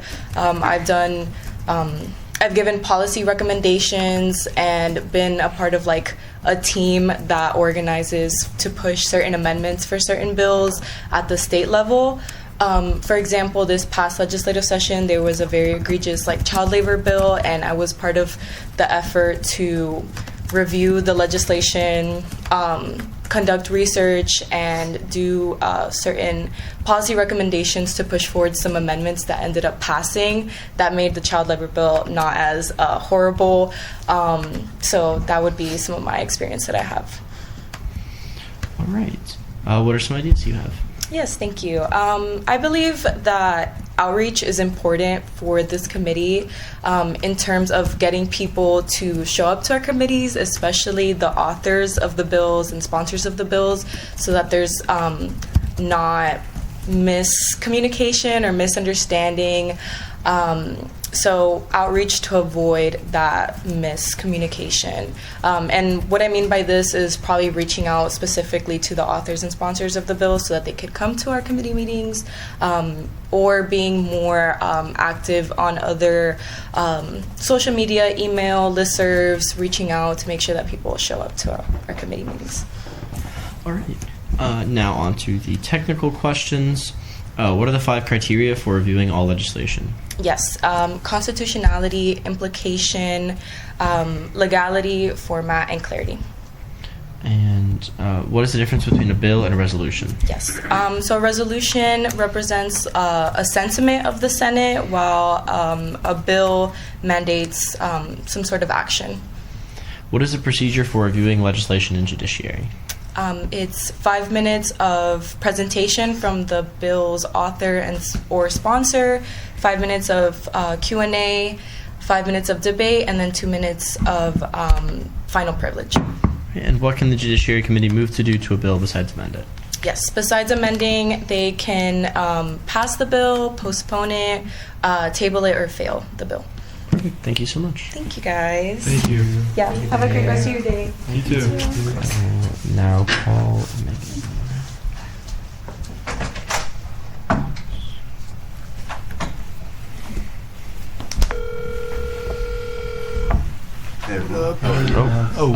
You're next. We have someone else. We have one more person. Hey, Megan, are you ready for your phone interview? Yes, I am. All right, perfect. Do you mind stating your name and what you're applying for? My name is Meg McGuire, and I'm applying for a spot with the Judiciary Committee.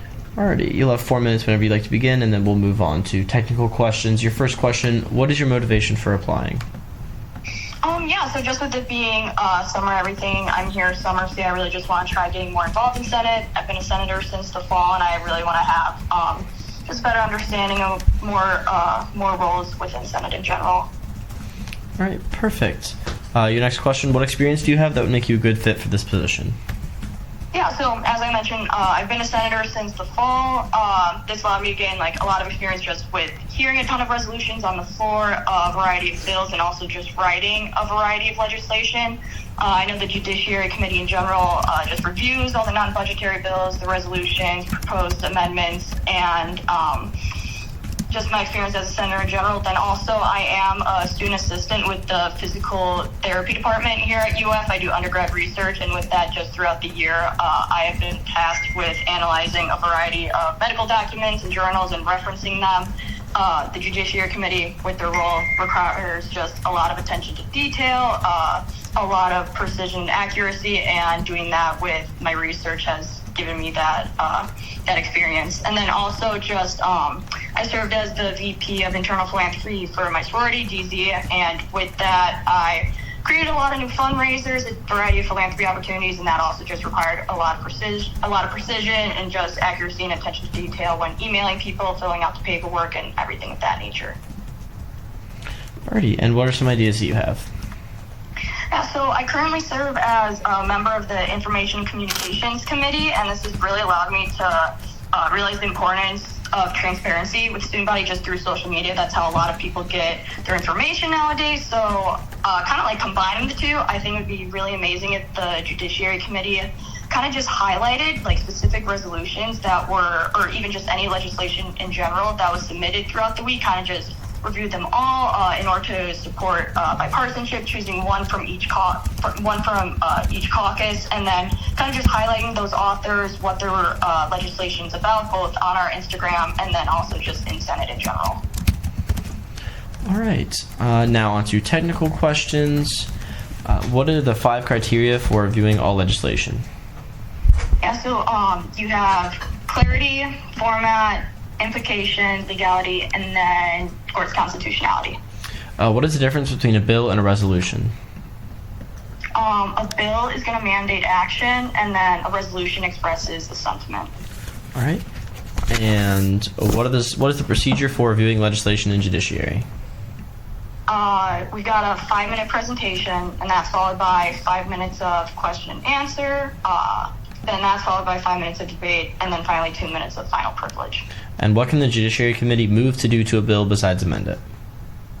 They can fail, table, and then pass or postpone it. All right, perfect. Thank you so much. Yeah, of course. Bye-bye. Oh, shoot. Well, Okay. she can email me. Have a good day. My bad. Let's just say have a good day. Can you go get... Alexander. Yeah.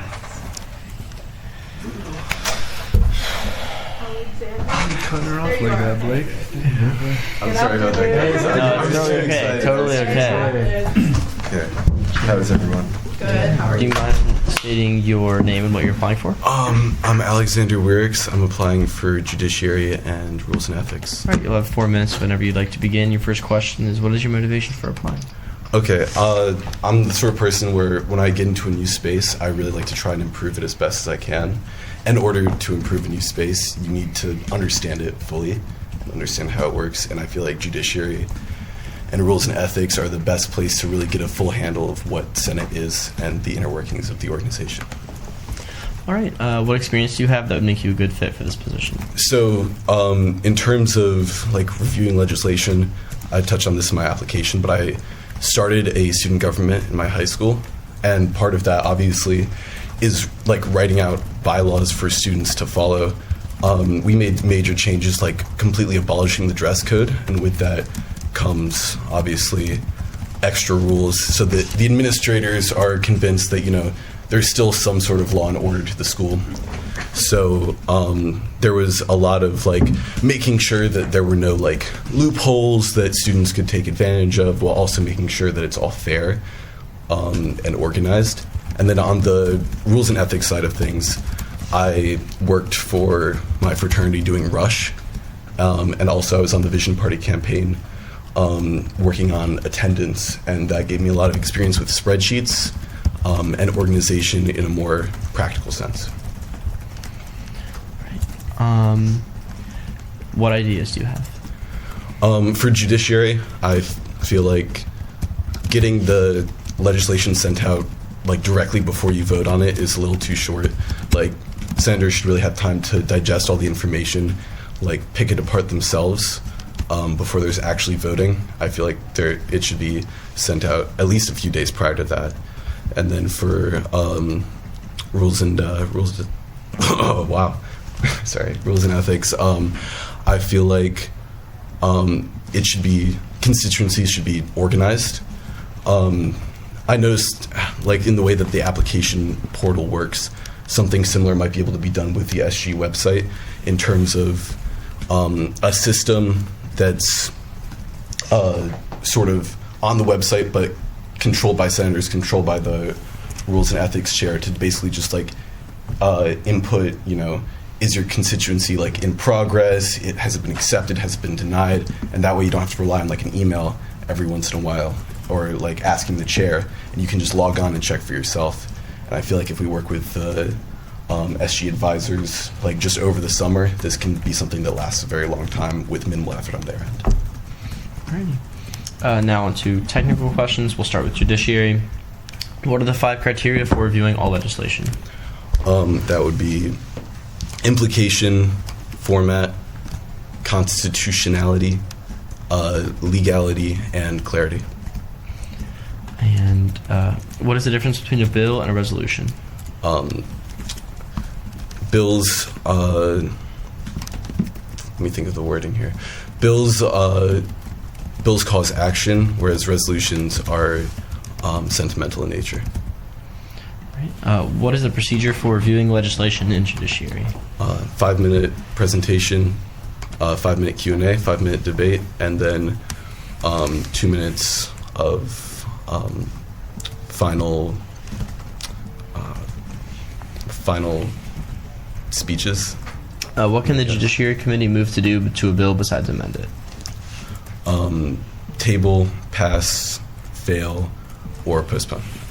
Right now, under Rules and Ethics, how many absences can you get before being expelled from the Senate?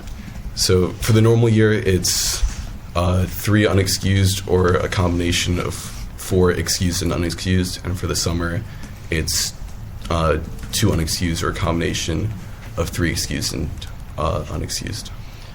And what is constituency for what seat are you? I'm Broward Rawlings. What is constituency for a college constituency, for a college senator?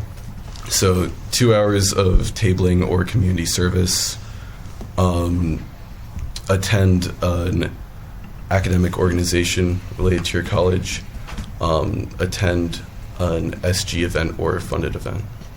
Right. Thank you so much. Thank you, guys. I appreciate it. Thank you.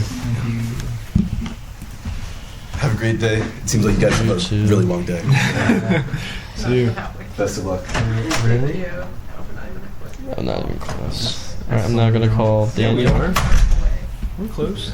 I know, I'm just saying that. Also, I'm hoping that when we don't have to do technical questions, we'll start to catch up, I think.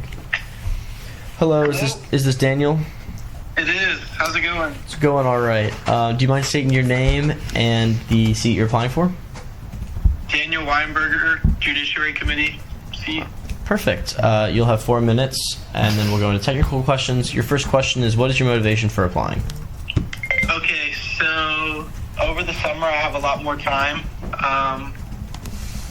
Upon reflection over my first semester in the chamber, I was real overwhelmed with my coursework. I just finished Orgo 2, so this summer, having a little bit more free time, I want to dive into everything that we do in the chamber, and I think Judiciary Committee is a great way to do that. I know they see on the committee all of the possible policy that can go through the chamber. Obviously not all of it makes it to the floor, but being in that role, I'll be able to learn a lot about the format and all the different areas that Senate members cover when they're writing legislation.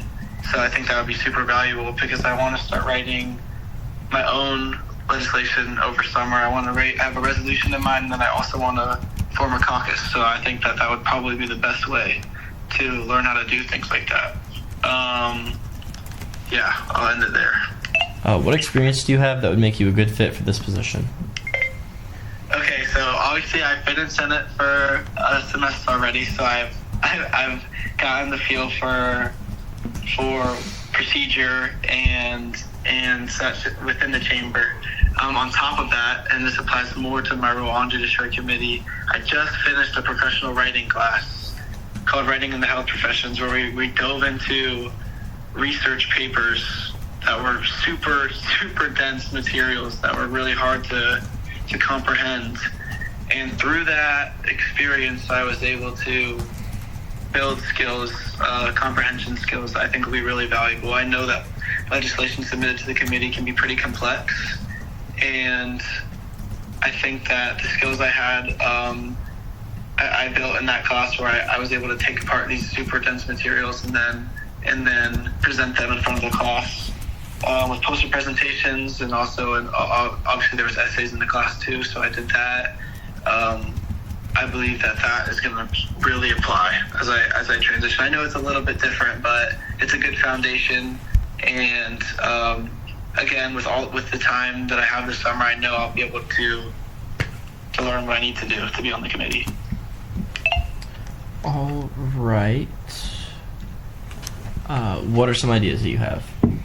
Okay, so I talked about this a little bit in my application, and I have a pretty solid open line of communication established with the committee chair, the current committee chair, Aaron Rubai. So I'm not sure exactly how possible it would be, but it sounds like this would be something that would be helpful, so I'll go into it now. I know there's a little bit of a disconnect between the more informed senators, I guess you could say, on all the policy that we vote on, which is a little bit doesn't sit super well with me all the time. I try my best to be able to read up and know everything that we're voting on, obviously, as everyone should be able to do. And I think that it would be really helpful to add an additional resource for Senate members that want to learn a little bit more about all the things that we're voting on. So in the Judiciary email, I think we can include this information. I think that members of the committee should be given a few pieces of policy to be super well informed on, and then in the email under their names, these pieces of policy could be listed, and their contact could also be written underneath there too. So that is your time. Okay. All right. So hopefully got what I was trying to say. Now for the technical questions. What are the 5 criteria for reviewing all legislation? Constitutionality, implication, legality, format, and clarity. What is the difference between a bill and a resolution? A resolution expresses sentiment, while a bill mandates action and causes a change. All right. What is the procedure for reviewing legislation in Judiciary? All right, there's presentation of 5 minutes, and then a question and answer period of 5 minutes, followed by debate for 5 minutes, and then a final privilege that is 2 minutes long. What can the Judiciary Committee move to do to a bill besides amend it? They can move to pass, postpone, table, or fail. All right. Thank you so much. Thank you. You have a great rest of your day. You too. Bye. All right. Can you go get Hunter? Yes.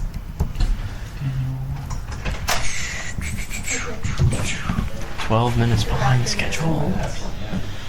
Good afternoon. Hello. Afternoon. Oh, everyone's looking dapper. Mighty dapper. This is interview number 10. Jeez, I've been here way too much. You'll have 4 minutes whenever you'd like to begin, and then we'll go into technical questions. So, do you mind saying your name and what you're applying for? 4 minutes or 5 minutes? 4. And then technical questions. Okay. Do you mind stating your name and what you're applying for? Of course. My name is Hunter Monson. I'm applying for the Judiciary Committee. Alrighty. So you'll have 4 minutes whenever you'd like to begin. What is your motivation for applying? So the biggest and most, I guess, pressing motivation regarding to applying to this committee is the fact that I just love legislation. As I hope you've all seen throughout my terms, I always am bill first, bills. Let's get quality legislation out. And I've sat in these committee meetings for hours and hours on end from start to finish because of the fact that I have been there submitting 20 plus bills sometimes in a certain committee meeting. And that being said, I also have seen the very great things that can come out of the committee, as well as some things to improve on, and that's some things I'll include later. But that committee really is the heart of me. I think it can do so much good. It's really the heart of Senate at the end of the day because of the fact that it makes bills better. It makes sure that they get through in a way that the Senate floor can hopefully just debate minimally, as well as the fact that they just improve them and the committee itself, as well as just making sure that it follows the 5 criteria. So, all right. What experience do you have that would make you a good fit for this position? So the best, I guess, one is being in Senate. As someone who's now been on a committee for not in the committee, but sat in the committee from start to finish for so many days, I do know how it operates very well. I know the ins and outs of it. I know how to evaluate based on the 5 criteria because all my bills are getting evaluated on these 5 criteria every single day. As well as the fact that last fall when there or I guess spring, but when there was no quorum, I was there at that meeting. That helped, I guess, make it run because that no chair, everyone knew on the committee, everyone was just kind of trying to figure it out, and I sat there with the help of a few others, including Treasurer DeMera and former Minority Party Leader Pellin. We all were there just kind of trying to make it run smoothly and seamlessly. So that was, I guess, the most pressing one, as well as the fact that I am currently serving as Legislative Director of Change Caucus, which is a great thing because I just get to see these bills. And as someone who is in this position, I'd love to just be able to, I guess, evaluate them as well within the committee because of the fact that some bipartisanship would be really great for that committee, I feel like, because sometimes bills get turned away or postponed or tabled for some vague reasons, and I think that could definitely just offer some unique insights. All right.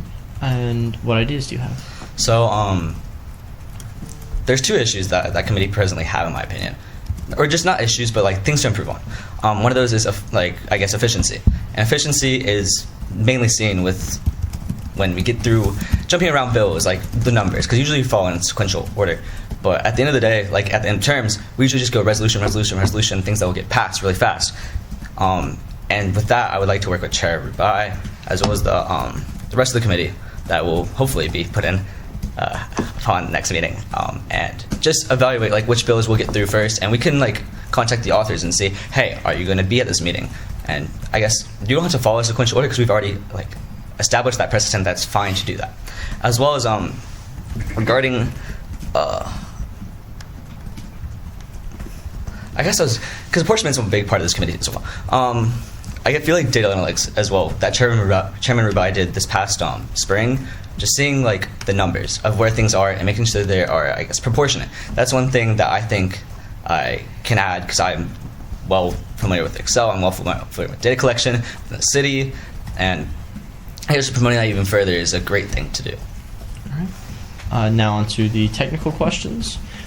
What are the 5 criteria for reviewing all legislation? Of course, there's constitutionality, implication, legality, format, and clarity. What is the difference between a bill and a resolution? Resolutions can offer a certain sentiment or just thought and can't mandate action, while bills can. What is the procedure for reviewing legislation in Judiciary? There's 5 minutes of presentation, followed by 5 minutes of Q&A, followed by 5 minutes of debate, and then with 2 minutes of final privilege at the end. And then what can the Judiciary Committee move to do to a bill besides amend it? So there's passing, postponing, tabling, and failing the bills. All right. Thank you so much. Thank you. Y'all have a great one. Take care. I know it's a long meeting, so. Oh, yeah. Hang in there. Oh, yeah. Do you mind going to grab Nolan? Yes. I can go. Thank you. Oh, okay, thank you. Thank you. You're up. Oh, shit, I hit arms. Men, do you mind stating your name and the seat you're applying for? Nolan Carpenter, and the chair on Rules and Ethics. Alrighty. You'll have 4 minutes whenever you'd like to begin. Your first question is, what is your motivation for applying? I have been heavily involved in the Rules and Ethics as an executive member within my chapter, and I believe that from these skills that I have used and practiced within there, I can help translate those to the Senate to help make us more efficient for the student body. Your next question is, what experience do you have that would make you a good fit for this position? As an executive member of our board in K, oftentimes I find myself in a position where I have to make a decision determining a difficult situation between 2 of our members, and oftentimes I find myself that I know both of those members on a personal level, and I have to be able to distinguish them from, hey, I'm your friend, but I'm also responsible for upholding the integrity, of our chapter and our rules. I was also a manager at Target, and I found myself doing similar things with that, settling issues between employees or employees and different managers as well. All right, and what are some ideas that you have? I would like to institute a rules and ethics workshop once or twice a term for Senate.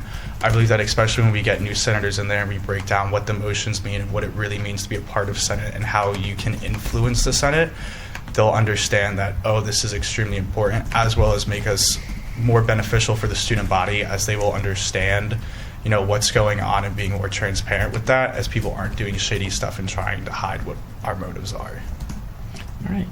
And now onto the technical questions. How many absences can you have before you're expelled from the Senate? In the summer, you can have 2 unexcused or a combination of 2 unexcused, or total of 3 between excused and unexcused. In the fall and spring, you can have 3 or a combination of 3 or 4 excused and unexcused. What is the constituency for a dorm senator? You attend an IRHA meeting, an area government event, a student government or student government funded event, and 2 hours of tabling. Perfect. Thank you so much. Thank you. Thank you. Thank you. I will now call Mia. I actually have to pee so bad. No. I'm gonna sprint. Okay. I will. If I miss part of it's fine. Loki, can I set my own recording up? Yeah. Just listen to it later. Yeah. All right. Okay. I'm sure you'll be back by the end of this. All right.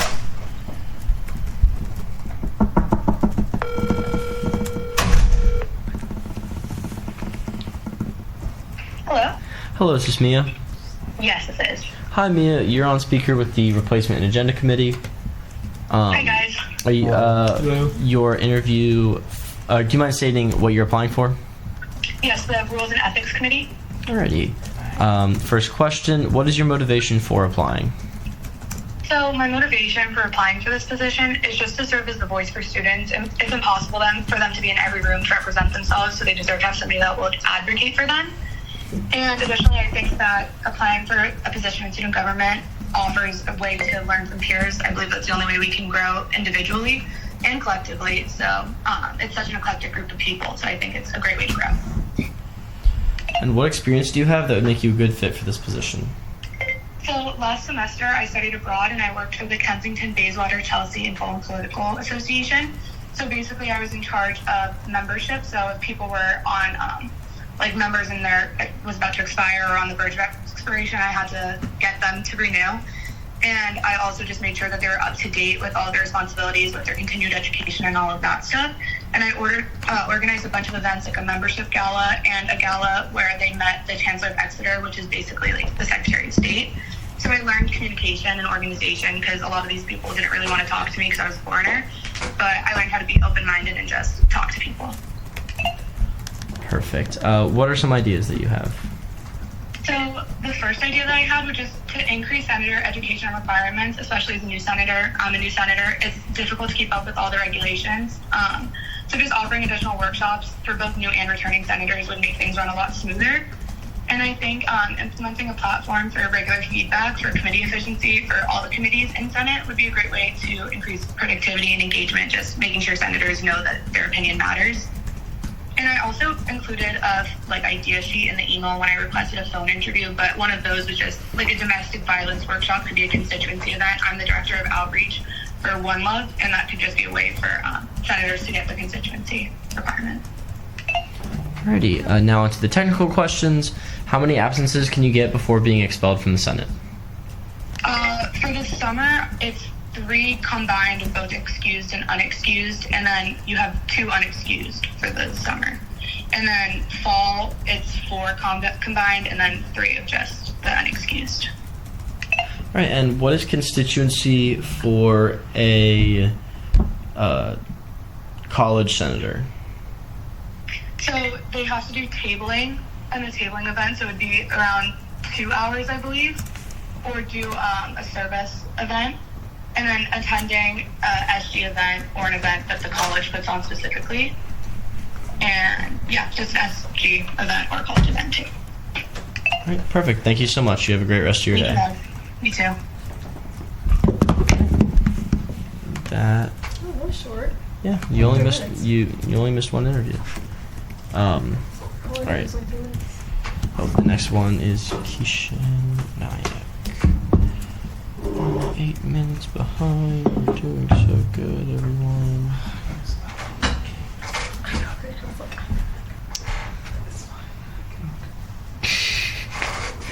Yeah, you better be. Yes, sir. Hello. Are you ready for your interview? Do you mind stating your name and the seat you're applying for? And the Information and Communications Committee. All right, you'll have 4 minutes whenever you'd like to begin. What is your motivation for applying? Yeah, I just want to get more involved and be able to give back to the campus. So, yeah. All right, what experience do you have that would make you a good fit for this position? I'm the current director of outreach for the South Asian Caucus. I'm also a Florida Cicerone, which would make me a good fit to be a representative of the Student Senate on the Information and Communications Committee. All right, and what are some ideas that you have? The first idea I had was to make attendance more accessible to all senators and constituents, and this would be involving creating a user-friendly system for tracking and reporting attendance, maybe through a Google Doc, and all senators would be able to see their attendance records as well as constituents, and it would be a viewable document instead of an editable one. The next idea I had was another type of Google Doc form which shows the different constituency requirements of each seat and separating all the senators in those seat requirements, and then also showing if they've done any of their constituency requirements for the semester, just to create a sense of transparency and accountability for the senators and their requirements to fulfill for the obligations of their constituents. I think there's a little bit of confusion with that right now, so I think that's really important. The second last idea I had was for improving the onboarding process for new senators. The Senate can be really confusing, and I think one really important thing that helped me was the PDF of Robert's Rules of Orders, as well as the cheat sheet for Robert's Rules of Orders of the main ones we do. So I think after the validation re-election results and all the senators are in, as well as a physical copy that we give during, I think, new senator orientation, we should also email all senators one in a separate email from either the pro tempore or the Senate president. And the last idea I had is less of an idea and more of just implementing. It's finishing out and fleshing out the Senate mentor-mentee program. I think it's really great for implementing new members into the chamber as with more veteran senators, as well as creating a sense of bipartisanship, because you can't have those across party lines. Yeah. Alrighty, thank you. And then on to the technical questions. What are the events that INC is supposed to plan each semester, and when do they need to be held? So the first event would be the Senate retreat, and this has to be held between the beginning of the term and 14 days before the final exams begin. And the next is new senator orientation, which has to be held by the second Senate meeting after the election results. All right, and then how long do you have to post an open seat? 24 hours. Thank you so much. Yeah, have a good day. You too. All right, do you mind going and getting Penny? Who's it? Penny. Penny. Penny. Good afternoon. Hi, good afternoon. Hi, thanks for meeting with me, guys. Yes. All right, do you mind stating your name and the seat you're applying for? I'm applying for, my name is Penny Garza, and I'm applying for a seat on the Information and Communications Committee on Senate. All right. You'll have 4 minutes whenever you'd like to begin. What is your motivation for applying? My main motivation for applying is I grew up in a really small school environment, and the student government there wasn't impactful at all and couldn't really represent the students. And so when I went to UF, I thought the same thing of student government at first, where it's more of an association and doesn't do much. But throughout my time at UF, I'm an upcoming senior, I have seen genuinely how much change has happened through the efforts of student government and how much the student government genuinely listens to the students, and I find that so important and so impactful. So I'm already excited to be a replacement senator for the summer, but I think I could further leverage my strengths to help the student body through using my talents on the Information and Communications Committee. Alrighty. What experience do you have that would make you a good fit for this position? So right now I'm editor-in-chief of Rowdy Magazine, and that publication aims to leverage and support all voices and perspectives in Gainesville. I'm also director of member selection for Tri Delta, and with that comes planning recruitment and everything related to that. So I plan a bunch of bonding activities for Tri Delta, and so our sisterhood can shine through for the new members, as well as planning things we're looking for in the new member class so we could help strengthen areas that Tri Delta needs that's weaker right now, and the new member class can help out. I'm also social media department head for a student-run PR firm called Alpha PR, so that comes with managing all social media with that and helping support the team with whatever they need. And what are some ideas that you have? So I would really like it if we could make the new Senator orientation and the Senator retreat more personable.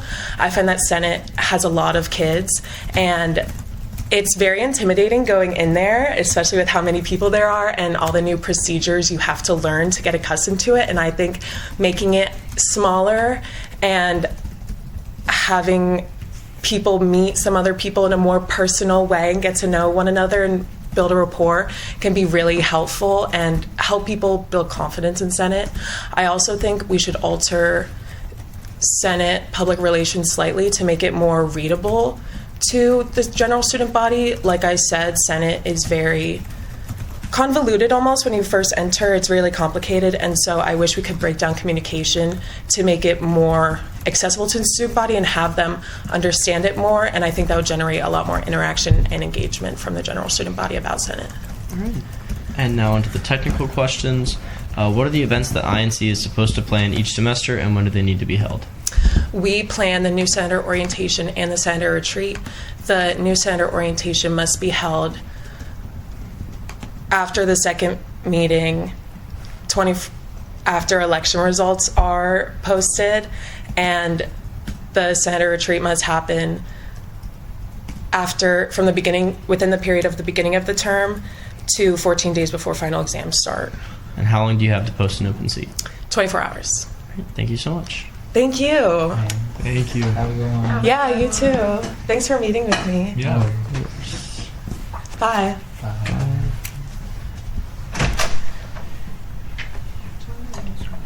Yep, John Lobeck. Only 6 minutes behind schedule. That's okay. Let's go. Computers. All right. It's gonna be like 2 more hours. What?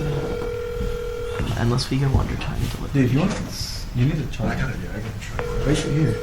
Yeah, do you want Because this is closer. Yeah, we need some.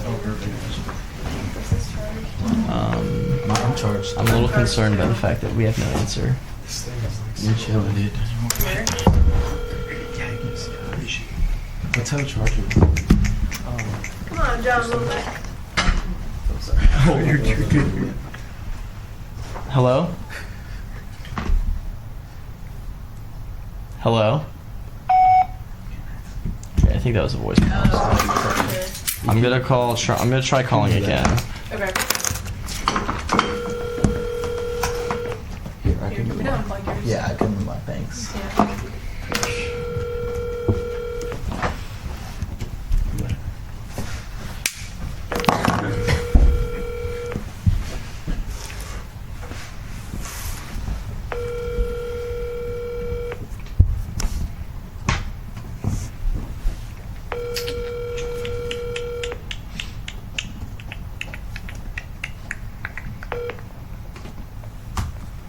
Hello? Alright. I'll send John an email. Do you mind going to get Audrey?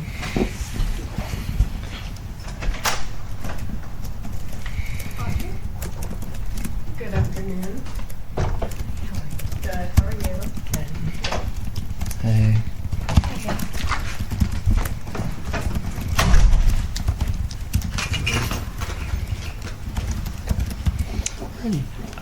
Could you please state your name and what you're applying for? I'm Audrey Kelly. I'm applying for INC committee. Alrighty. You will have 4 minutes whenever you'd like to begin. Your first question is, what is your motivation for applying for this position? So my motivation applying for this position, when I found out what it was, and it's basically PR committee, I felt that was right up my alley. I'm a PR minor. I've taken a bunch of classes, and I'm kind of finishing my minor this summer, so I'm like really involved in that currently. I also love doing anything creative. I do a lot of social media management. I have an internship currently that I do a lot of social media for them. And a lot of graphic design. I do a lot of graphic design as well. Your next question is, what experience do you have that would make you a good fit for this position? Well, like I just said, I currently have an internship that I do a lot of social media work for. I also just do a lot of professional writing for them. Anything that they kind of need me to draft, I'm their go-to. And I'm also I took a social media management course in the spring, so I have a lot of hands-on experience with that since I just wrapped that up. Alrighty, and what are your ideas? So I was looking at the kind of social medias of the Senate, and I would kind of just like to create a more cohesive look to the social media, kind of a pattern almost to follow. All right, thank you so much. Now onto the technical questions. What events are INC supposed to plan each semester, and when do they need to be held? So they have to hold the Senate retreat, which is between the beginning of the semester and 14 days before the final exams begin. All right. And also, sorry, go ahead. new member or new senator orientation, which is before the second Senate meeting after the election results. And how long do you have to post an open seat? 24 hours. Thank you so much. Thank you. Thank you.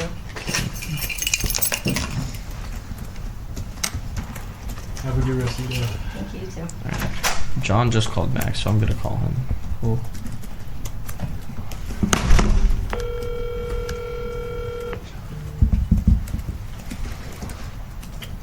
Hi, hi, John. Hi, Blake. Hey, I'm so sorry. I had the complete wrong time in my head.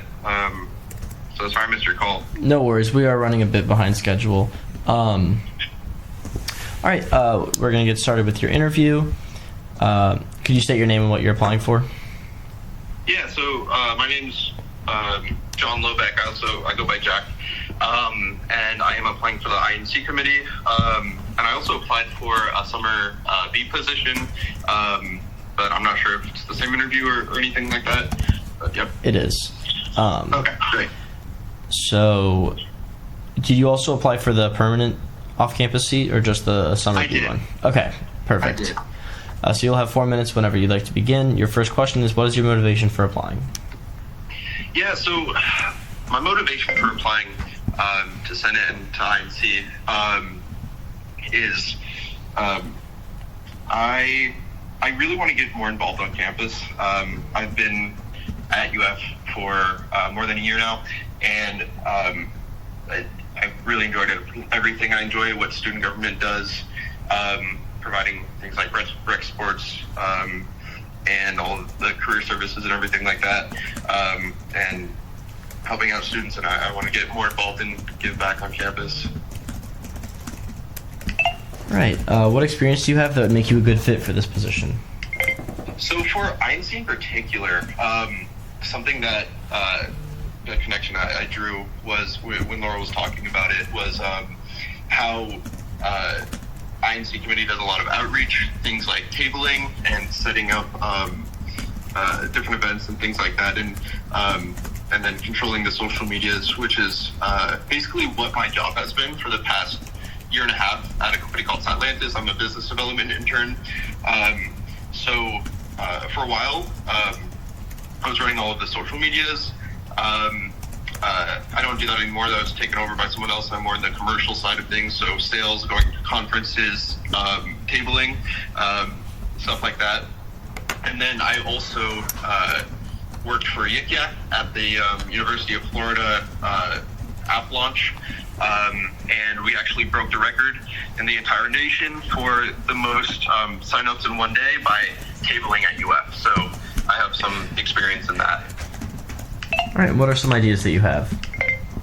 So for the outreach portion of it, what I really want to do is increase the transparency of student government, and then of course increase the the looks and everything. Make sure all of the students know what their fees are going towards, and also make sure that they have a positive idea of student government. Of course, with any programs, there are mixed feelings. No one's happy all the time, but the goal of INC and what I want to do is make sure that we are portrayed in a good light, right? So posting things on Instagram and social medias, and then tabling, really getting our faces out there, and making sure that we get to know everyone, and make sure that the students know their student government. And then what I really want to do is really highlight rec sports and wellness, because that's what I'm really interested in, because I believe that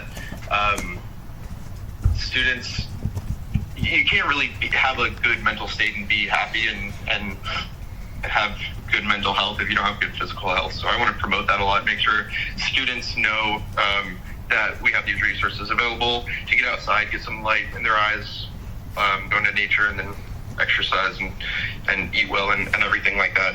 And they have those resources. All right, now on to the technical questions for INC. What are the events that INC is supposed to plan each semester, and when do they need to be held? So the events that INC needs to plan are the Senate retreat and the new senator orientation. Now the Senate retreat has to be held between the beginning of the term and 14 days before the finals begin, and then the new senator orientation has to be held by the second Senate meeting after the results of the election. All right, and how long do you have to post an open seat? 24 hours. All right, thank you so much. Of course.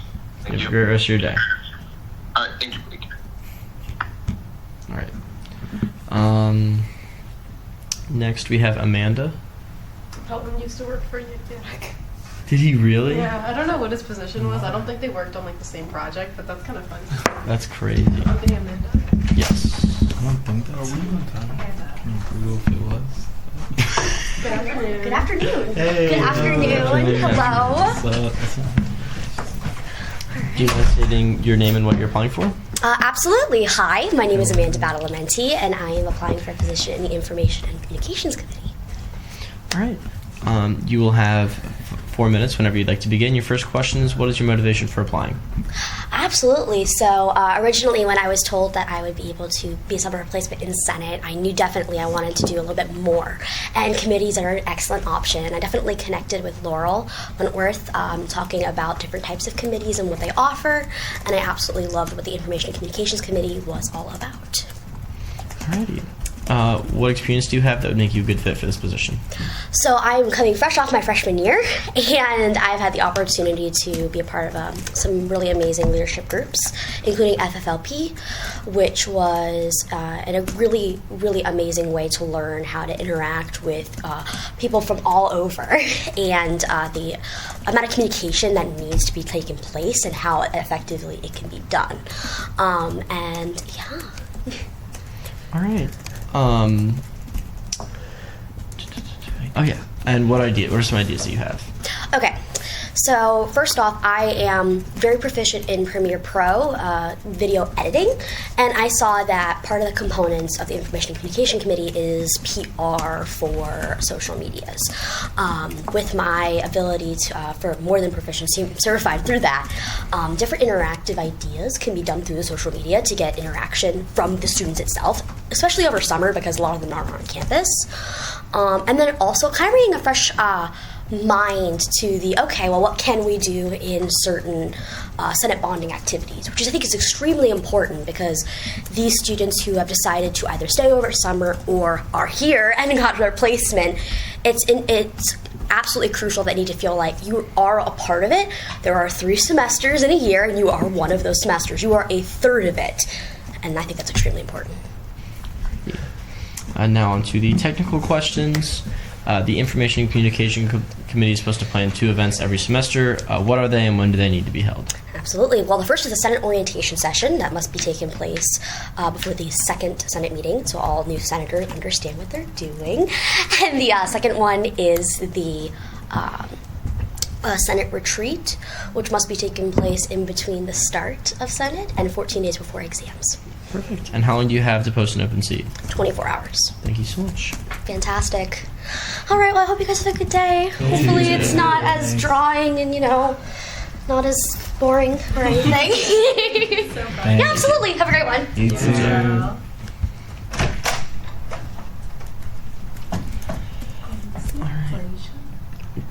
I don't. Glenicia? I don't know how to say. Glenicia. That's Glenicia. Can you do that? Yeah, that's right. No. Glenicia. Just a soft. Good afternoon. Hey, what's up? Yeah, feel free to sit. Let's see Welcome. Do you mind stating your name and what you're applying for? Glenicia Betty, and I applied for the Senate for Veterinary Medicine. Yes. You'll have 4 minutes, or whenever you'd like to begin. Your first question is, what is your motivation for applying? Okay, so the position itself is entirely me. I've had 6 years of veterinary technician experience. I'm in the veterinary club on campus. I am a veterinary student, prospective.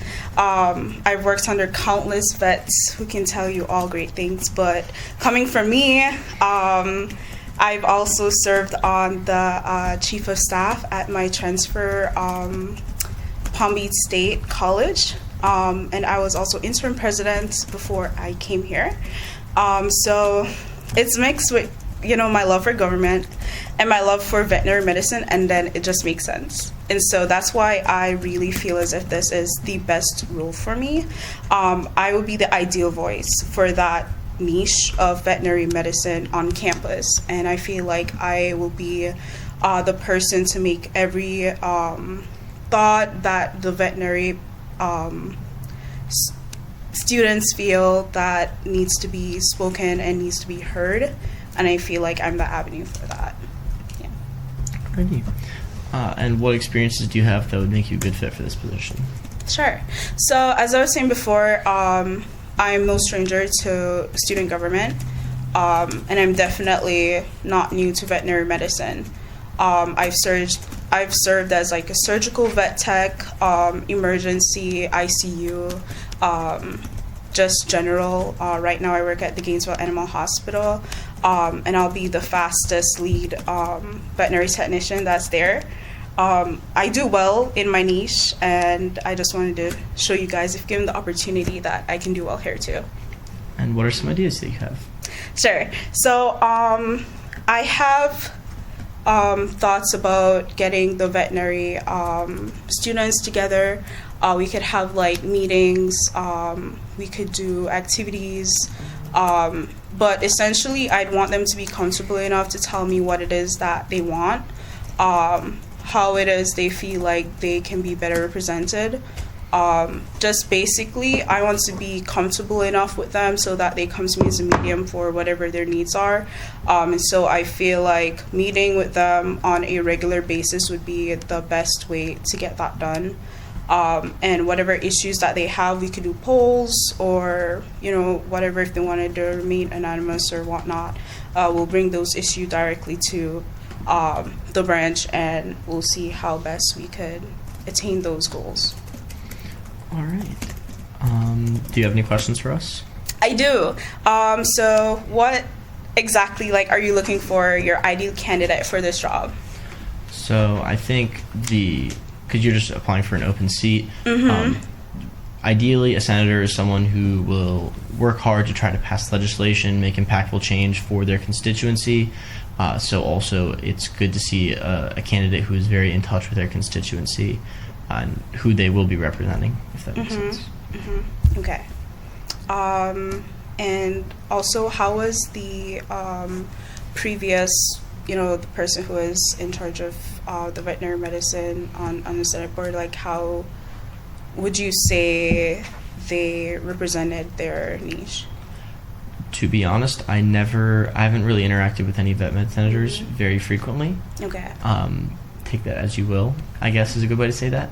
But I haven't really interacted much with them, so I couldn't answer that incredibly well. Okay. Alrighty. Okay. Anyone, sorry. Question, sorry. I was just like right now, just a little bit nervous. Of course. Yeah.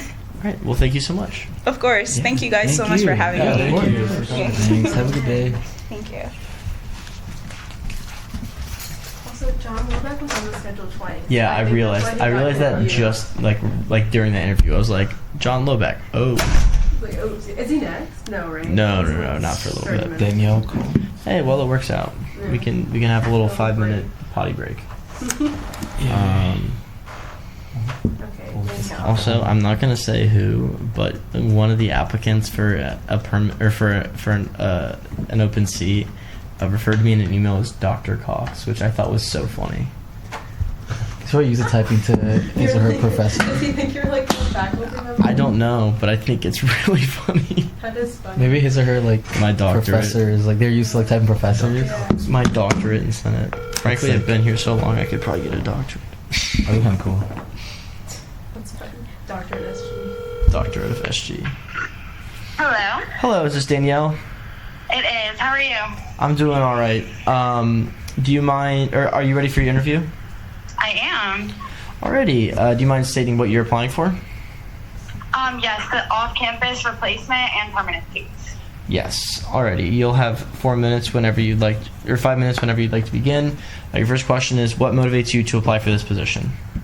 Yeah, so I've gotten to be involved in student government in a lot of different ways. I was an ASW my freshman year, so I kind of got to see what the judicial branch looked like, and then I've been involved a lot kind of in the executive branch, and I feel like legislation is like the last piece that I'm missing to fully understand kind of what student government looks like and how it's able to impact everybody.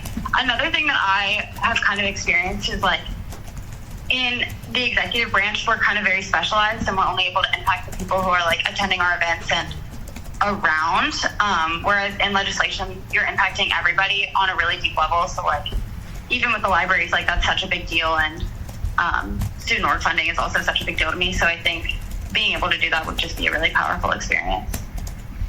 Right. And what experience do you have that would make you a good fit for this position? Yeah, so like I mentioned, I've been involved a lot in the executive branch. One of, I think, my most impactful experiences was my time as an AD of Leadership Development and Involvement Cabinet. There I was kind of able to spearhead the efforts for the first year leadership conference, which was a leadership training for over 150 freshman student leaders. It was a super, super awesome experience, but getting to do that, I got to learn a lot about team management and event planning, so I've gotten to be a lot more organized and more confident in involvement stuff in general.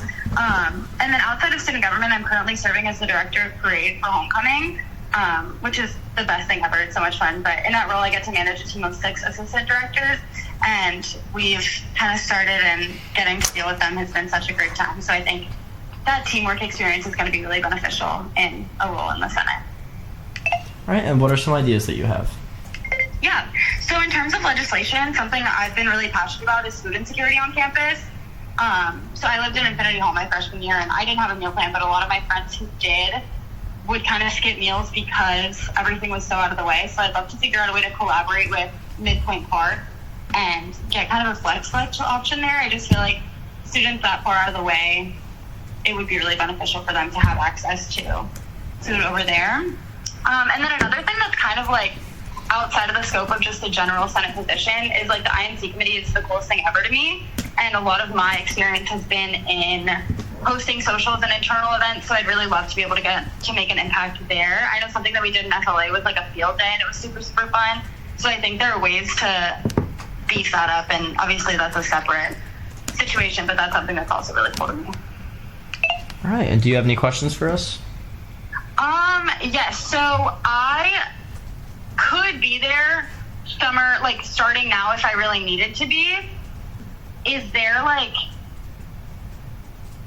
I don't know how to phrase this. I think I might be able to answer your question even if you can't phrase it. Okay, go for it. Okay, so for the summer C open seat and the permanent off-campus seat, you would probably, and the summer A seat, you would need to be here by Tuesday to kind of serve. Okay.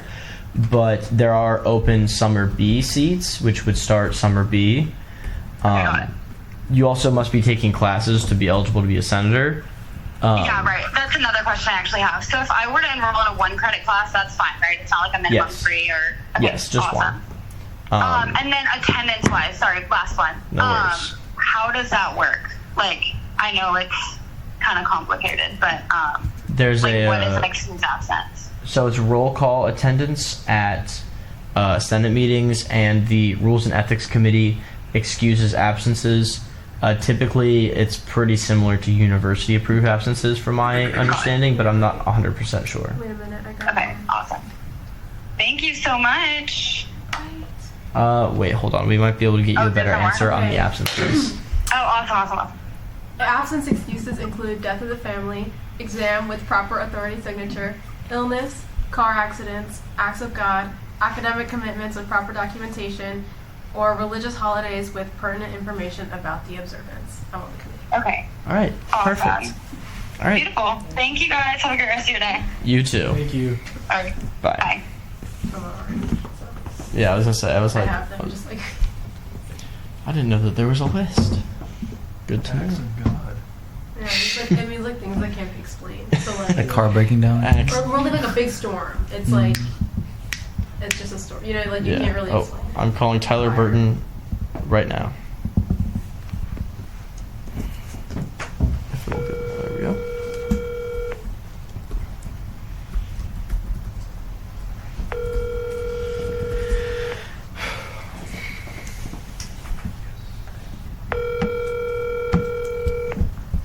Oh, by the way, I'm making it 5 minutes, but then also letting them ask questions, because I feel like Yeah. for replacement seats, they're going to have more questions. Agreed. Your call has been forwarded. Awesome. That's my favorite. Let's try one more time, and he's getting an email. Not an angry email, just an email. Let's clarify.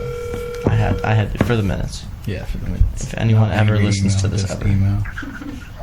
Hello, is this Tyler? Yeah. Hi, I'm Blake Cox. I'm calling from the Replacement Agenda Committee. Oh. Are you ready for your how's it interview? going? I'm sorry. Are you ready for your interview? Yeah. Alrighty, you'll have 5 minutes whenever you'd like to begin. Your first question is, what motivated you to apply for this position? Okay. So ever since I joined or I went to the university, I always wanted to be more involved. And, you know, in high school, one of my biggest regrets was not doing so. So I've already joined countless organizations. And I think that just through these experiences, I've already gained, like, met so many people. I've learned so many new things. And I've also gained, like, self-satisfaction out of just helping others and learning new things as well. And I think being a part of student government is, like, an incredible way to not only grow myself and others around me, but also improve the community at UF. And that's something that I would look forward to doing in student government. All right, what is some experience that you have that would make you a good fit for this position? So I think one of my most important experiences came from my job in high school at Longhorn Steakhouse, and I really thought that working there taught me just how to work well under pressure, work under a team environment, be adaptable. I got promoted to go specialist after being host for like 3 months, and I think I was able to show my work ethic. I was able to, finally be a part of something bigger than myself and help the restaurant run efficiently. And I think that just being in an environment like that has gone a long way for me personally, and can also help me a lot in the future. All right, and what are some ideas that you have? So I know in my application I mentioned like some general things such as like construction and like parking. Because obviously parking is a major concern that I've had, and I just think that a lot of issues come from just being around other people and hearing like improvements that they want to have. I'm sorry. Give me a sec.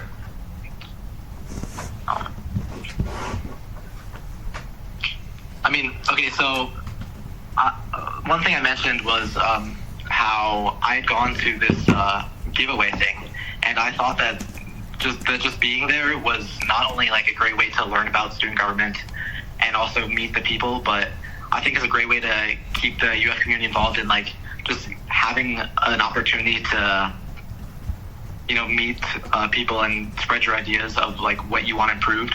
So I think just like different tabling activities, more giveaways, stuff like that. And I know I'm a finance major, so I also mentioned that I was interested in the budget standing committee, and I would just like to learn how exactly that works, and also just help student government and different organizations grow throughout the campus. All right. Do you have any questions for us? Well, I'm just curious, what do you guys think is like the most important thing in a senator or just anyone in general in student government? I would say there are a few things that are probably pretty up there. Passion is up there. Work ethic is up there. I think those are probably the two best answers that I could think of. Okay. And what is something that you think has been most beneficial in your experience in student government?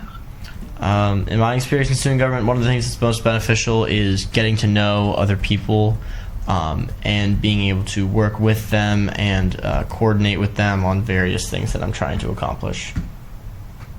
Okay, nice.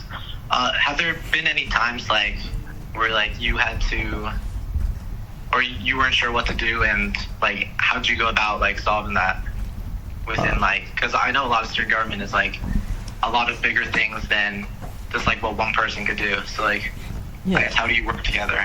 So student government has an advising, a group of advisors. I typically would reach out to the advisors or older members of student government that may know anything about that. Okay.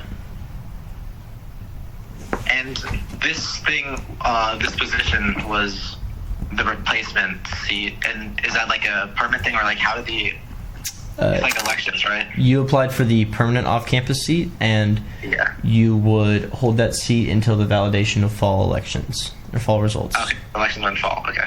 Yes, right. And that is your time. Thank you so much. Thank you, have a good one.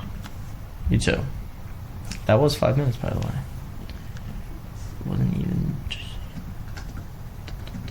Okay, now David Stevens, and then we'll have a little break. Emphasis on the little. We're almost there. We're almost 12 times 5 is like an hour. 60 minutes. And then we get to deliberate. 3 minutes per seat. Really starting to feel hurtful when we have 8 judiciary open. That's crazy. Hello? Hello, David. Yes. This is the replacement agenda committee. Just calling for your interview. Oh, sounds good. Do you mind stating your name and what you're applying for? David Stevens, and I'm applying for the off-campus, the summer replacement seat, and then the permanent off-campus seat. Alrighty, you'll have 5 minutes whenever you'd like to begin. Your first question is, what is your motivation to apply for student government? Okay, so like I'm a poli-sci major, so just being like in a kind of sort of government sounds just interesting to me, and also just doing stuff to help the university and its students just sounds super interesting to me. So that. All right, what experiences do you have that would make you a good fit for this position? I have been on Chomp the Vote for this past the past 2 semesters, actually years now that I think about it, which has given me some knowledge of kind of how student government functions, how the the executive departments and cabinet things work, which I think would be useful for being in Senate. In addition, I just kind of know parliamentary procedure, which I don't think it's that important, but I do know it. Alrighty. Yeah.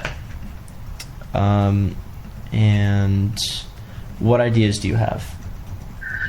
Really, I think we should try to increase the visibility of the transfer student office, just because I don't think there's a lot of resources for transfer students, and I think that those resources that do exist are not super well advertised. Just speaking as a transfer student, I didn't know that a lot of those were there when I first came. So mainly that. Alrighty. Do you have any questions for us? Not that I can think of. All right. You have a great rest of your day. You as well. Thank you. All right. Bye. All right. So I move to recess until 3:35 by unanimous consent. Are there any objections? Hearing none, that motion passes. I call this meeting back to order at 3:36 p.m. Do I hear a motion to, waive the rule for roll call? I move to waive roll call by unanimous consent. There's been a motion to waive roll call by unanimous consent. Are there any objections? Hearing none, that motion passes. Right, do you mind grabbing Eric? Mm-hmm.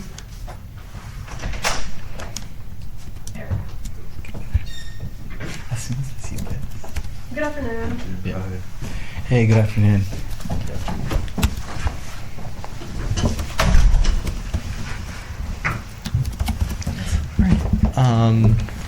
Do you mind stating your name and what you're applying for? Yeah, so my name is Eric Davies, and I'm applying for a summer B replacement senator, and as well as the permanent seat. All right. You'll have 5 minutes whenever you'd like to begin. Your first question is, what is your motivation for applying? So my motivation for applying is, after being at this university for a little over 2 years now, and serving in a various amount of positions, I have seen how much this university has given back to me, and how much I'll forever be indebted to it for the great experiences I've had here.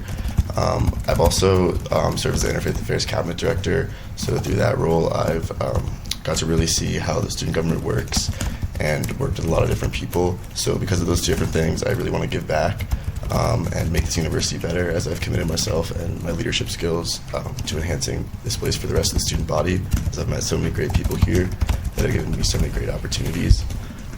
So yeah, that's why I want to get involved in student government. All right. Your next question is, what experiences do you have that would make you a good fit for this position? Yeah, so as I touched on, I was the Interfaith Affairs Cabinet Director.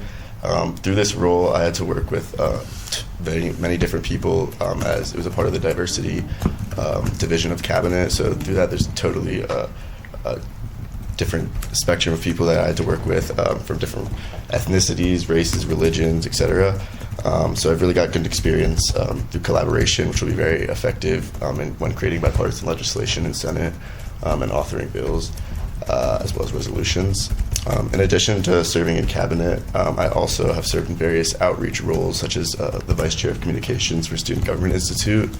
I think having a good grasp of outreach and just advertising as well as marketing is important for Senate, as that will help me work directly with students and the student body, getting their input for legislation, as well as just serving them better directly as what they want and their needs. And what ideas do you have? So I have two really main ideas I focused on in my application. The first one would be really collaborating with major apartment complexes on campus, as I would be serving, off campus, as I'd be serving as an off-campus senator. Since it's such a big district off campus, it's really hard to narrow down exactly what students want. So by collaborating with these apartment complexes and putting possibly a QR code in their lobbies, or maybe just like a feedback form that is all together for us to look at, of things the students want to see. Like, for example, I live at the hub on University, and there's this door I know of that's always like wide open at night, so that's kind of like a safety issue for students, so we want to get that fixed. But just like one student is a really small voice, and these big, huge apartment complexes aren't really going to listen to us. So by advocating that through student government, we can really get these places to actually take action on that. And then in addition, I would like to advocate for sleeping spaces on campus, or like napping pods. This is something that has been tested by a lot of top universities such as Stanford, Wake Forest, University of Miami, and it has been studied at the University of Arizona, and it's been very beneficial for students, as since we live like not close to campus, it's a huge campus, and during the day if I have breaks in between my classes, I don't want to have to walk all the way home and then walk back again in an hour. So it'd be beneficial to have a place where you can just settle down and rest, get some sleep, because 20 to 30 minute naps have been proven to be really beneficial for students as well as just people our age. So yeah, and this would be very possible looking at the budget we have. The addition or the initial purchase of the equipment would be able to be done through like the capital expenditure part of the budget, and then the operational part would be used for maintaining these spaces. We already have the janitors and equipment necessary, so it would just be really implementing that. All right. Do you have any questions for us? I don't think so, no. All right. Thank you so much. Awesome. Thank you, guys. Have a good day. You too.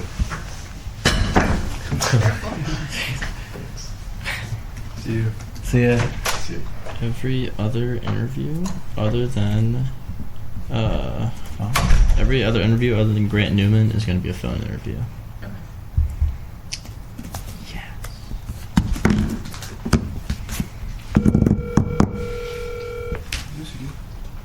I just stepped on my chairs. Hello, is this Miguel? Yeah.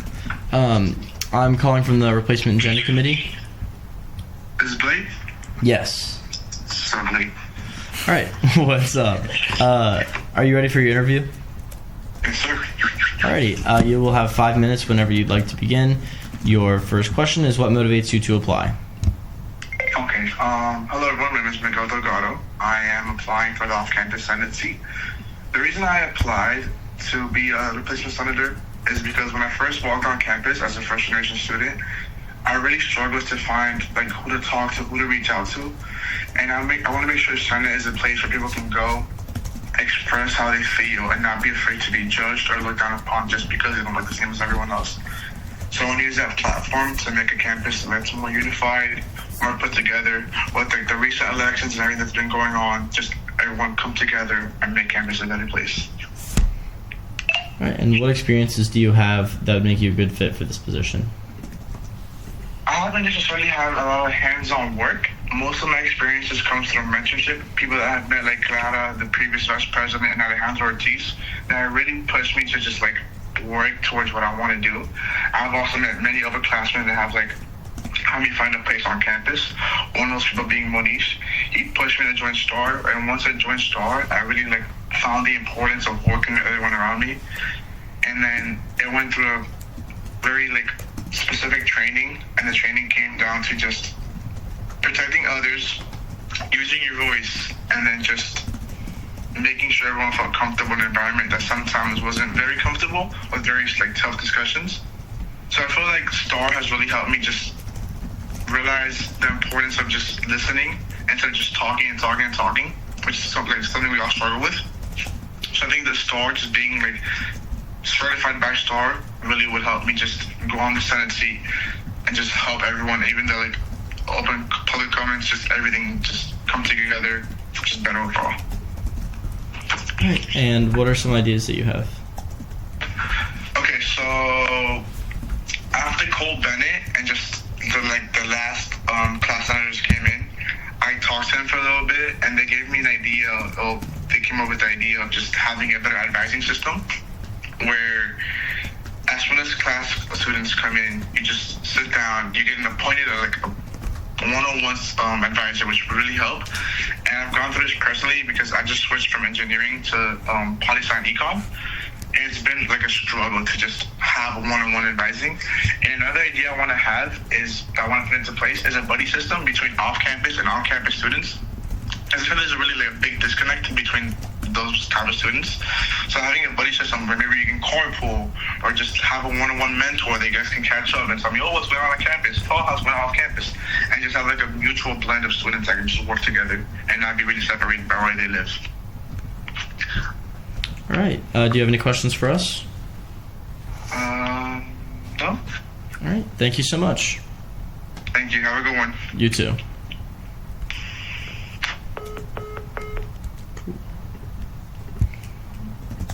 Next is Matt.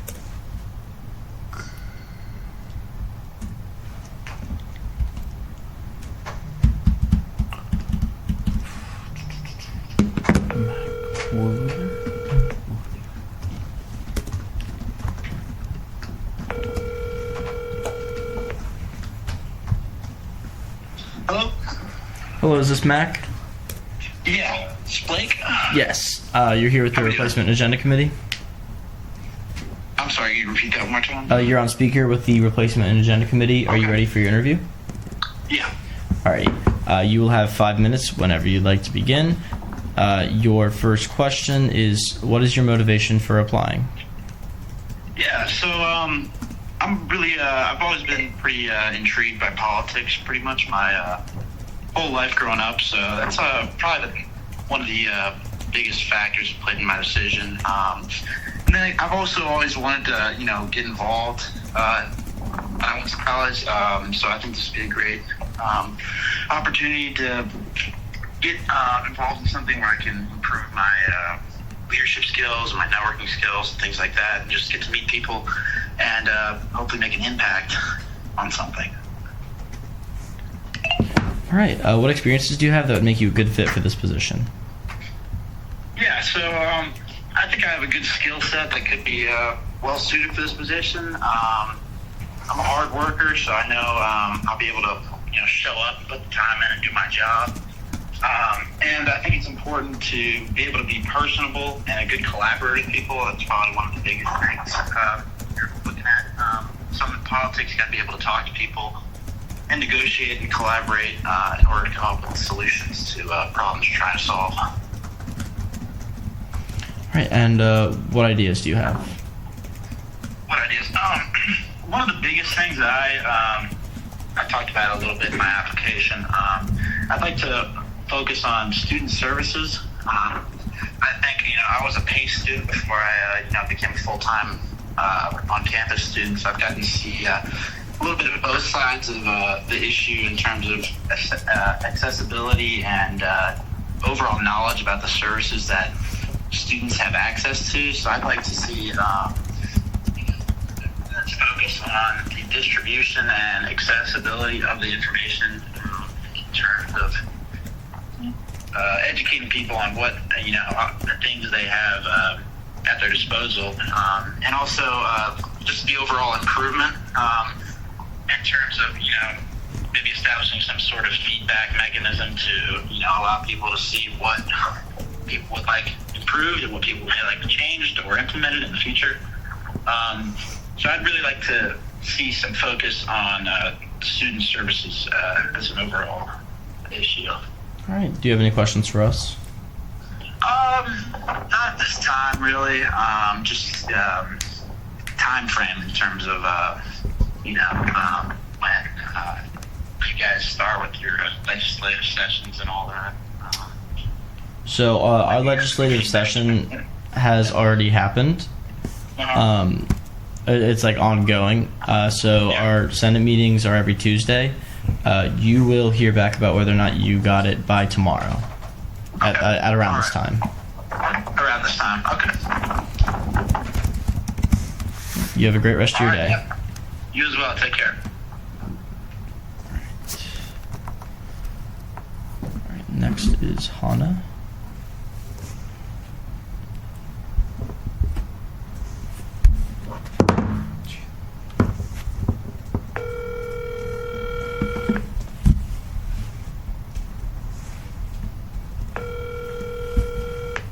Hello? Hi, is this Hannah? Yes. Hi, Hannah. It's Blake. You're on speaker with RNA. Are you ready for your interview? Yes. Alrighty. You will have 5 minutes whenever you'd like to begin. Your first question is, what is your motivation for applying? So I've just been involved within the Senate and student government for all my college career.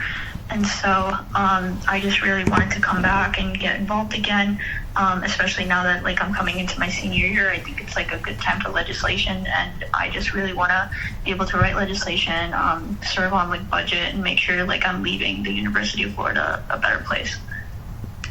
What experience do you have that would make you a good fit for this position?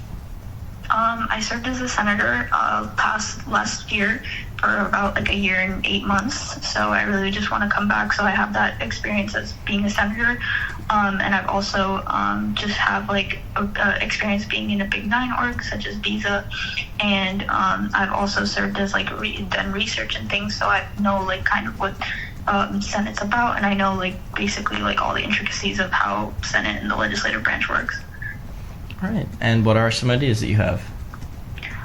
So a couple ideas I have is I want to start doing more lighting off campus, especially in I think Butler area and where like West 20 in that area is, I think it gets like kind of dark at night, and I think it's like an infringement on students. But I also want to work with the RTS. I know that we kind of extended it to 2025, but obviously like preventative measures need to be taken in order to make sure that the buses are still managed. So I want to be able to work with like higher bodies and prevent and make sure like an admin knows that like we obviously use the buses, and I want to make sure that that's like in place. And like other things I think I would want to work on during like summer B, or just like general stuff like advising and helping other senators with like other things like with like class or like in the college that I'm in, and just general university stuff like more blue lights on campus, and just trying to also help Marsing become 24/7. Hopefully that stays like that. So yeah, those are just those main things. Alrighty, do you have any questions for us? Nope, I'm good. All right, have a great rest of your day. You too, bye. Bye. Do you want to go get Grant? Yes. Our last in person. Grant? Good afternoon. What's up? How you doing? Doing well. Good.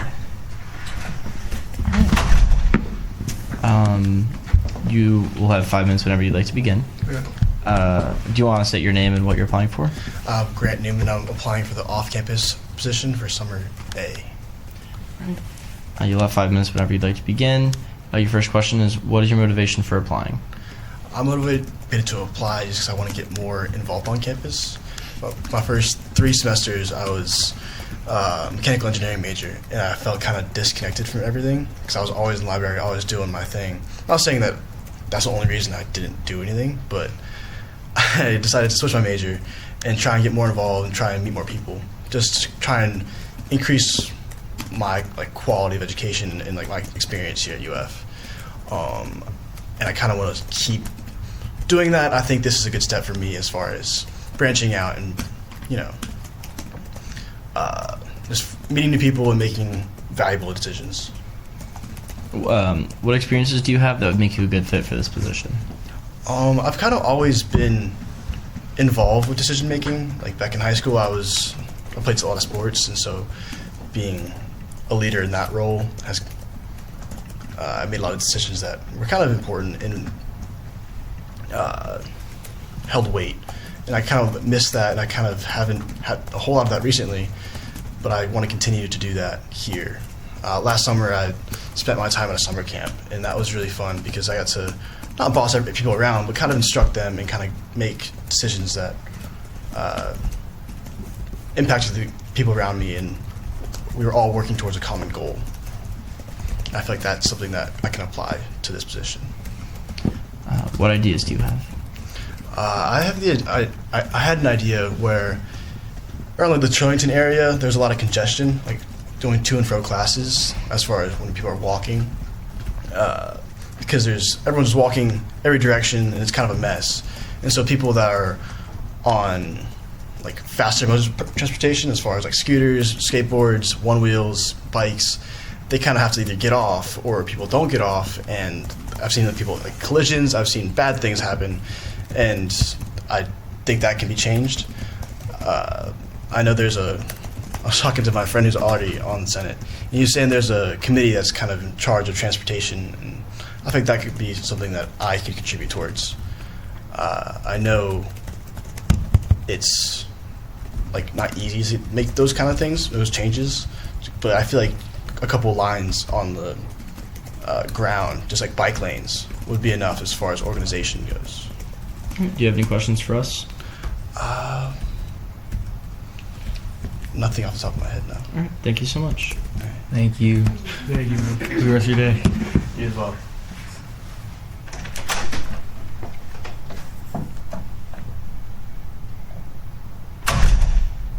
Okay, so the seats up are off-campus permanent, off-campus summer A, off-campus summer B, and there is off-campus summer C on there too, right? Yes. Okay.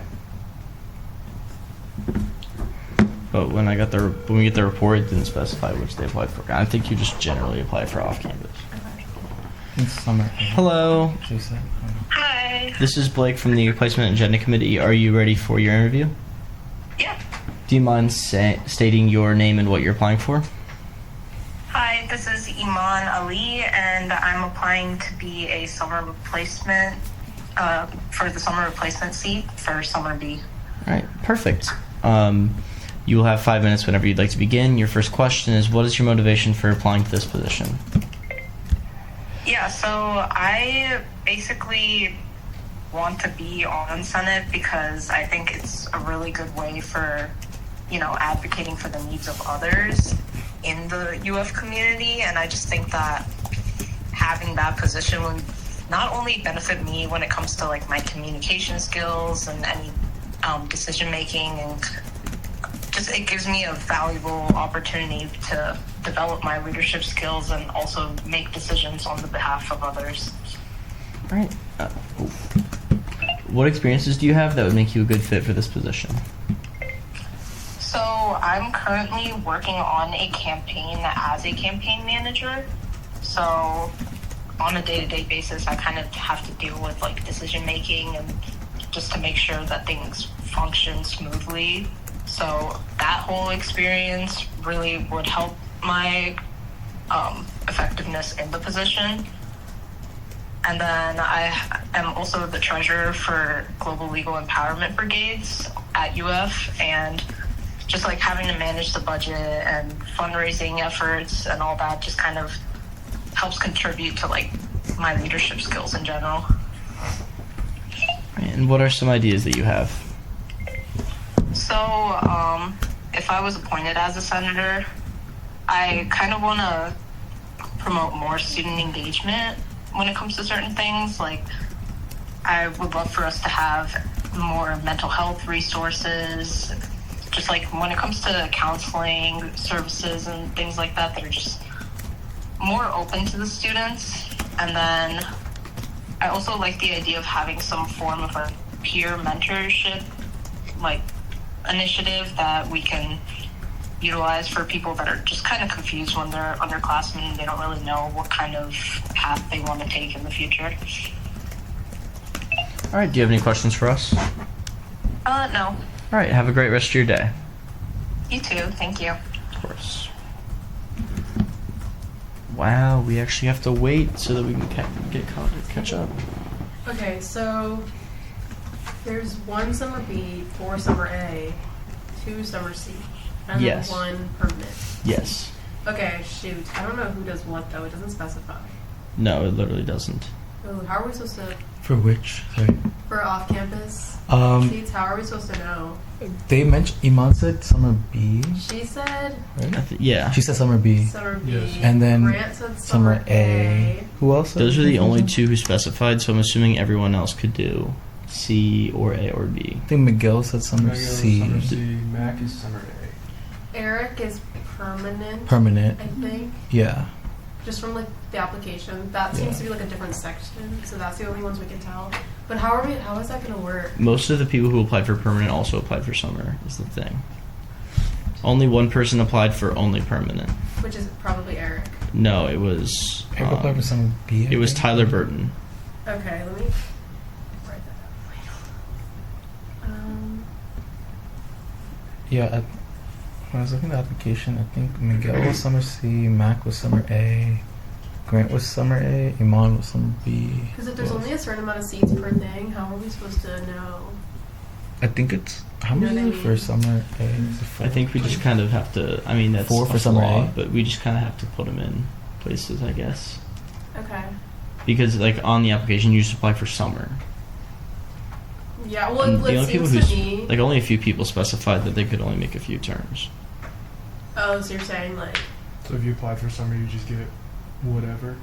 That's what I'm thinking. Because I can see, like I'm looking at Eric's application. Mhm. He only applied for permanent. Like, I don't even see the other one on here.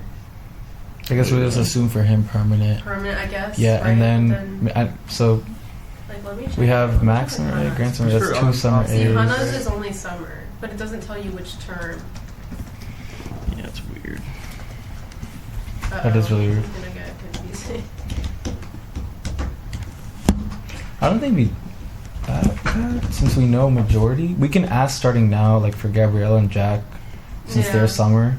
We know Imana Summer B, that's 1, Grant Summer A, Max Summer A, Miguel Summer C, and then Yeah, we Eric's could probably use some permanent. context. Yeah, I'm sure we can figure it out. We'll figure it out. Accounting We're a smart group of people. Yeah. Journalism's like 1 person. Hume was 1 person, I think. Okay, so should we just like pool all of them also if we can't like we just like pool all the replacement and then we just have permanent? That's the only distinction. Yeah, because permanent. That's the way I have it set up in deliberations. Okay. Is we can talk about people for summer A, B, and C just based on how many open seats. Okay. We'll figure it Oh, out. that makes sense. I guess. I'm going to call Gabriella. And I guess we can ask her if she's summer A, if she's B or C. Yeah. And same with Jack.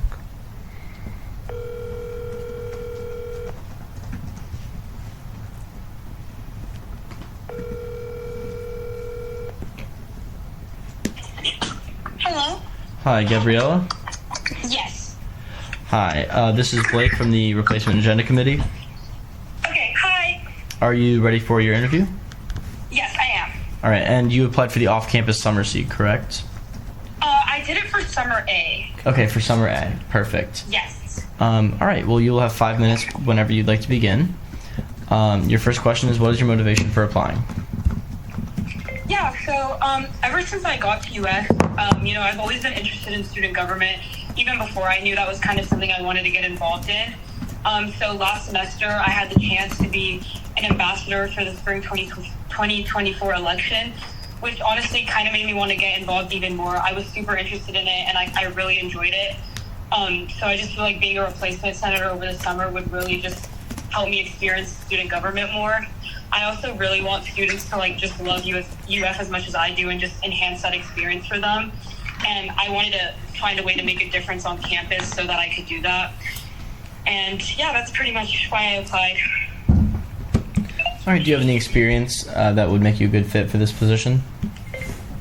Yeah, so like I said, I was an ambassador for the spring 2024 elections, which helped me start to get involved in student gov, and it kind of helped me start to get what goes on behind the scenes.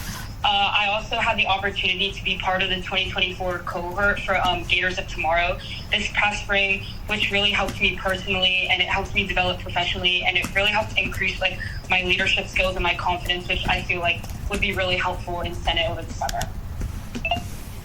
Right. And what are some ideas that you have? Yeah, so I want to say, Senate this past year has done a good job of putting some great points together. So I feel if I could just work together with the people who already started to make some progress in student government and just build off that foundation that they've already made this past semester and year, and just continue to work together as a whole to really enhance the student body experience and just keep making UF a place where every student's voice feels heard. All right. Do you have any questions for us? Yeah, when would we find out if we received the position? You should know within the next 24 hours. Okay, awesome. Thank you so much. Of course, you have a great rest of your day. Thanks, you too. All right. Now I'll call Jack.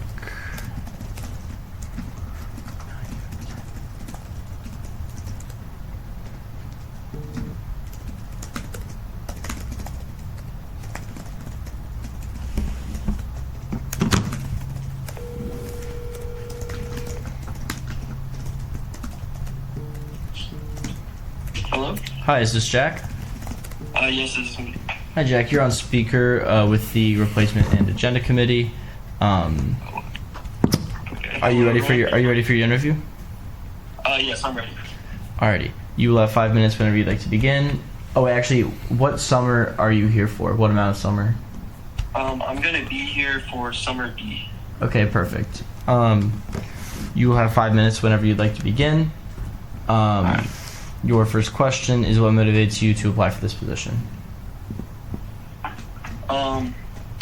So something that motivates me to apply for this position is the amount of impact that student government has on the people around me and myself. In many of the clubs across campus, some of the ones that I was involved in was crew, intramural soccer, and AMS, and I've just seen how much of an impact that student government has on the community around me. and that's my biggest motivating factor. All right. What experience do you have that would make you a good fit for this position?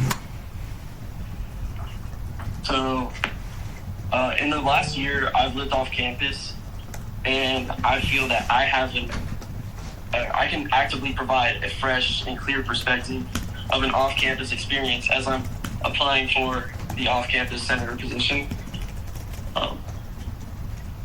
And while I have gone on campus multiple times for various student government funded clubs, a vast majority of the time I just spent right off campus in the outside community and at Santa Fe, which is the college that I'm transferring from. And I'm excited to use my problem solving skills to enhance the student experience of off-campus living. All right, and then do you have any ideas? Of what I would do? Yes. Or if I in the position? Okay. So being a transfer student myself, I would use my platform to make transfer students feel seen and heard. Since I went to Santa Fe, the transition is a lot easier for me than it would be for people coming from out of state, or even just colleges across the state. So I would love to work with the other senators to create an inclusive community on and off the campus. All right. Do you have any questions for us? No, I think that's it for me. Just to clarify, so you'll only be here for Summer B? Yes, only Summer B. All right. Thank you so much. All right, thank you.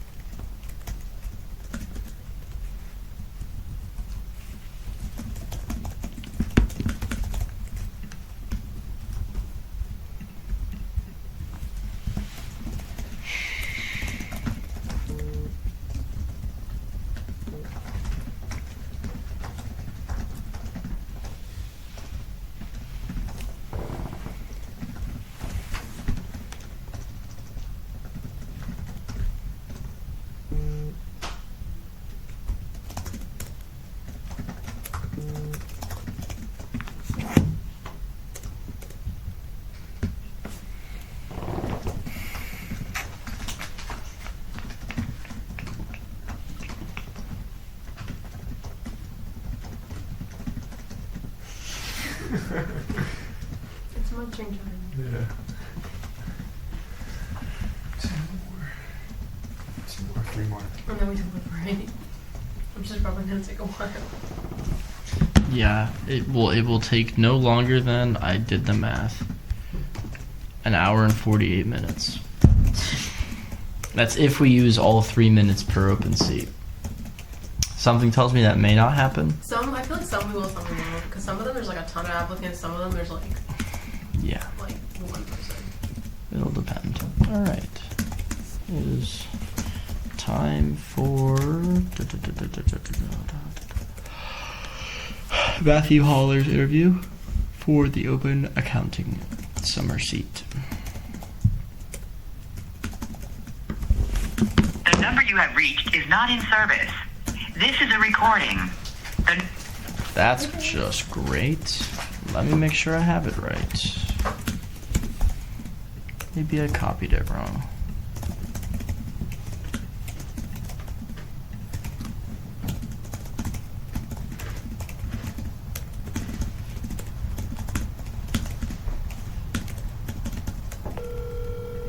Okay, I guess I copied it down wrong. Hello? Hello, is this Matthew? Yes. Alrighty. This is the Replacement Agenda Committee. Are you ready for your interview? Yes, I am. And just to clarify, you will be here for all of the summer for the open accounting seat? Yeah, I will be here for Summer C. Okay, perfect. You'll have 5 minutes whenever you'd like to begin. Your first question is, what motivated you to apply for this position? I wanted to apply for this position because I think it'd be a great way to get involved and will allow me to continue to give back to the university in ways that I haven't done before.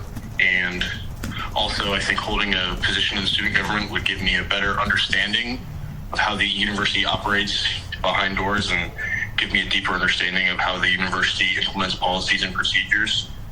And I also believe that holding a position in student government would give me some more experience to be a better representative for different organizations in the future. All right. The next question we have is, what experience do you have that would make you a good fit for this position?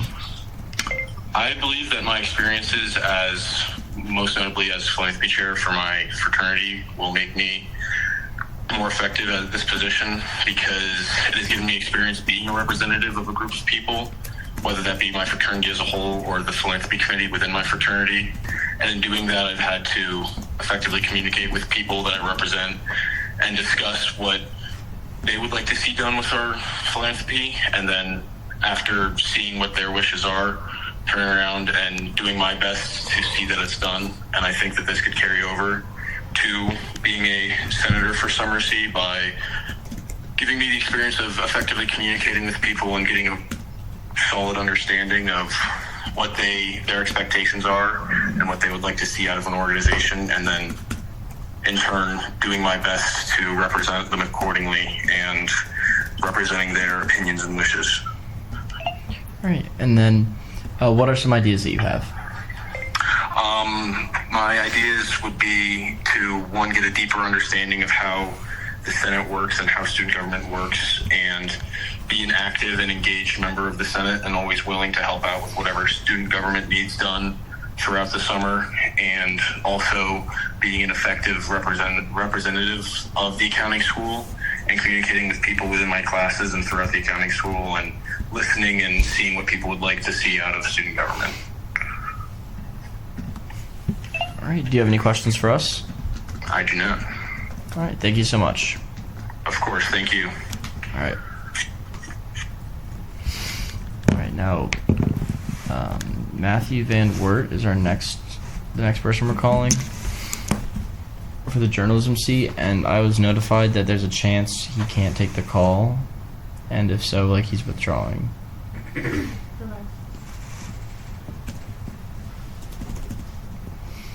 So hopefully he picks up.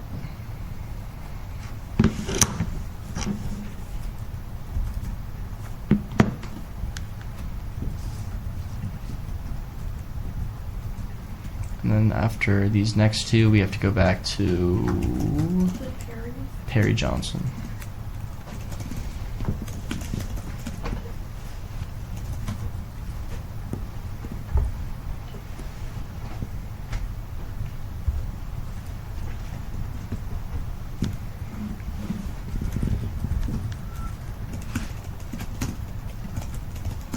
How long would you guys like to recess after interviews before deliberations? 15? That works. All right.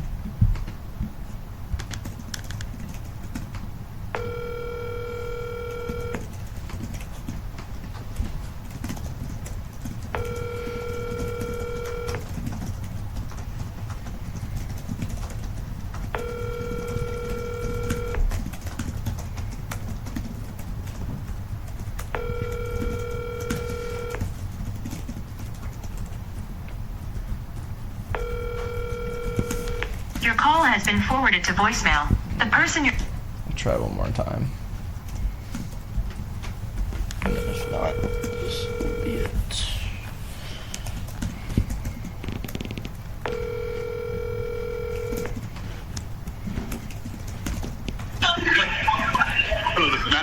Hello, Matthew. This is Blake calling from the Replacement and Agenda Committee. Do you have 5 minutes to conduct your interview?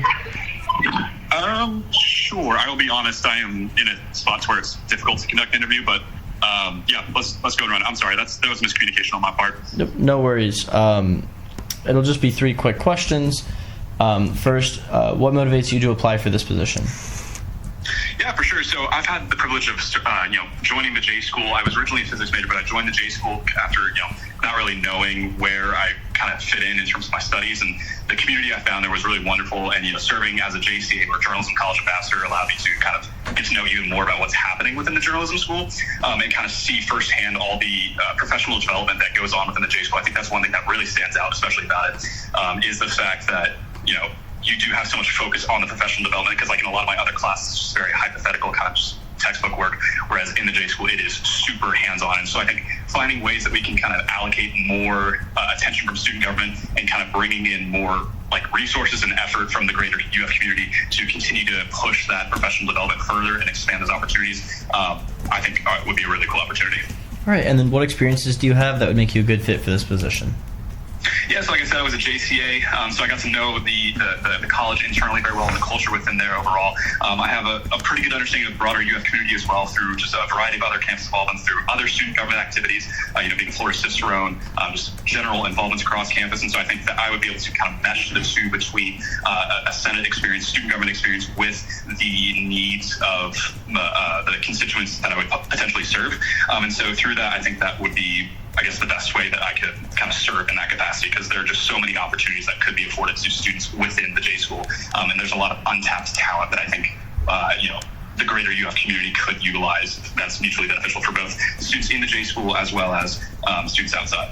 All right, and then what are some ideas that you have? Yeah, for sure. So I guess kind of leading into it. So one idea I would love to have is kind of the biggest thing is working with, budget appropriations. I know that they work with, allocating the big five budgets and all that kind of stuff.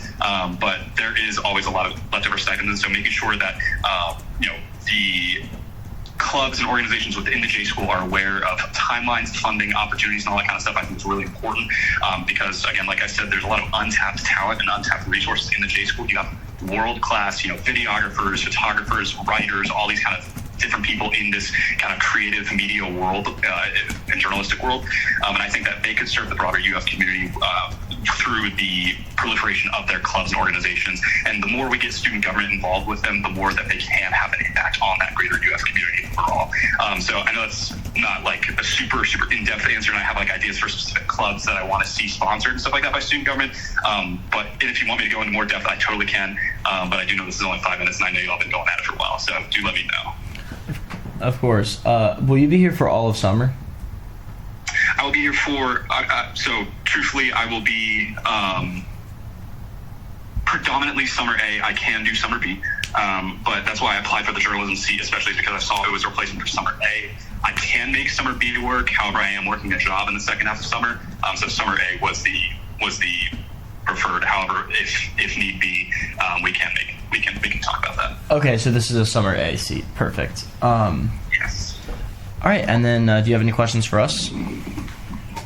I guess, what is the overall vision that you have for this summer session? Because I know sometimes a lot of people are like, oh, it's summer session, much that really happens, and it's kind of like a lull, but I don't think that it should be viewed that way. What is this current kind of replacement agenda committees and the overall kind of vibe from within the Senate? What are they trying to do for this summer session? So I think it's kind of just to attack it as if it's any other session, with the acknowledgement that the budget happens during the summer, which is a very important aspect of what the Senate does. So kind of just trying to pass bills and set ourselves up well so that when a majority of the students come back in the fall, they can tell what we've done over the summer, I think is a good way to say that. Yeah, for sure. All right. Well, thank you for your time, everyone there in the room, and Blake especially, thank you. Yeah, sorry for miscommunications, all that kind of stuff, and I appreciate y'all's time. I'm glad you can interview. Have a great rest of your day. Everyone. Hey, you all as well. Bye-bye now. So I think the C he applied for is summer C. I think, no, it is summer C. But if theoretically, we could fill it for A and then just go back. Yeah, that's what I'm thinking. And then just it'll be an open summer B seat.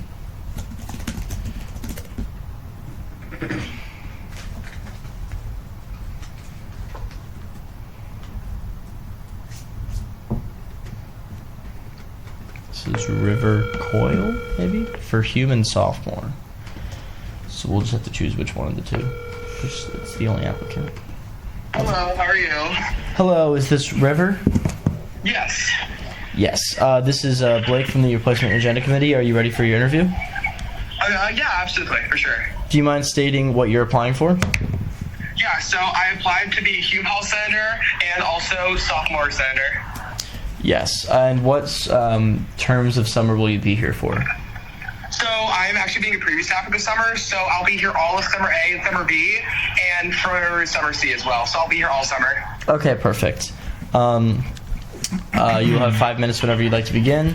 Your first question is, what motivates you to apply for this position? Definitely, my drive to apply for this position in student government and within Senate definitely comes from a deep desire to basically champion student voices and make real change on our campus. Growing up, I saw the power of collaborative leadership firsthand, and I experienced driving things still. And for example, during my sophomore year, I led a campus-wide effort to implement services and basically stating the need for better resources. I worked with counseling professionals, student groups, and also faculty to create that peer student network and extend counseling hours as well. Definitely from that, like, as a result, seeing the positive impact of my efforts and my commitment to like advocate for student welfare and empowerment really just overall like made like my school better, and that really just like drives me still to this day. All right. And what experience do you have that would make you a good fit for this position?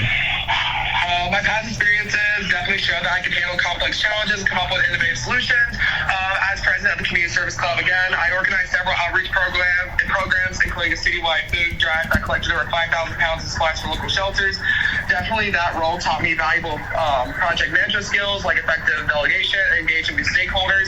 My time as event coordinator for the student union also taught me crucial lessons in event planning, budget management, and team coordination. Those experiences have given me a diverse skill set, which means I can handle set responsibility with adaptability, creativity, and resilience as well. All right. And what are some ideas that you have? So I'm thinking of my ideas. When I envisioned new ideas for the Senate, I was definitely dedicated to promoting inclusivity and enhancing student engagement. One specific proposal I thought of was the creation of a student innovation fund. Basically, the fund would provide grant students with creative ideas for projects that address campus issues or improve student life, because I know some of us may have really different ideas, but I know financially it can be hard sometimes. So by fostering a spirit of entrepreneurship and problem solving, we can empower students to take an active role in shaping our campus environment. Also, additionally, I want to introduce a mentorship program that pairs incoming freshmen with upperclassmen, like not really like within colleges and majors, just like if a freshman wants an upperclassman that really wants to like teach them how to navigate campus life, I think we should like promote that as well and to create that. That initiative will definitely help new students navigate college life, foster connections, and build a supportive community. Definitely overall, these projects reflect my commitment to encouraging student involvement and ensuring everyone feels valued and supported on our campus. All right. Do you have any questions for us? I don't have any questions for y'all, but do y'all have any questions for me or anything I can answer for y'all if y'all are thinking about anything or asking? Nope. Thank you so much. Okay, thank you so much for your time. I really appreciate it. Of course. You have a great rest of your day. Thank you. You as well. Bye. All right. And now we will call Perry Johnson.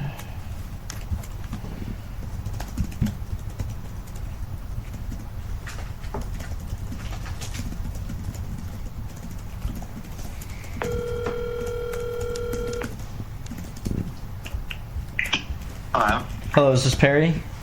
Yes. Hi, this is Blake with the Replacement Agenda Committee. Hey, buddy. Are you okay? Are you good to do your interview now? Yeah. Alrighty.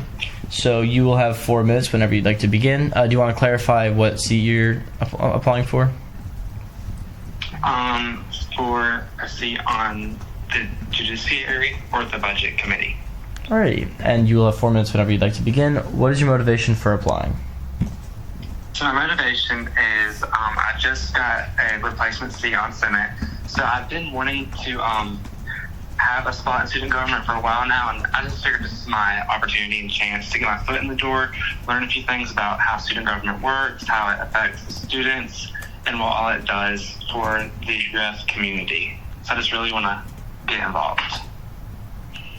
All right. And what experience do you have that would make you a good fit for this position?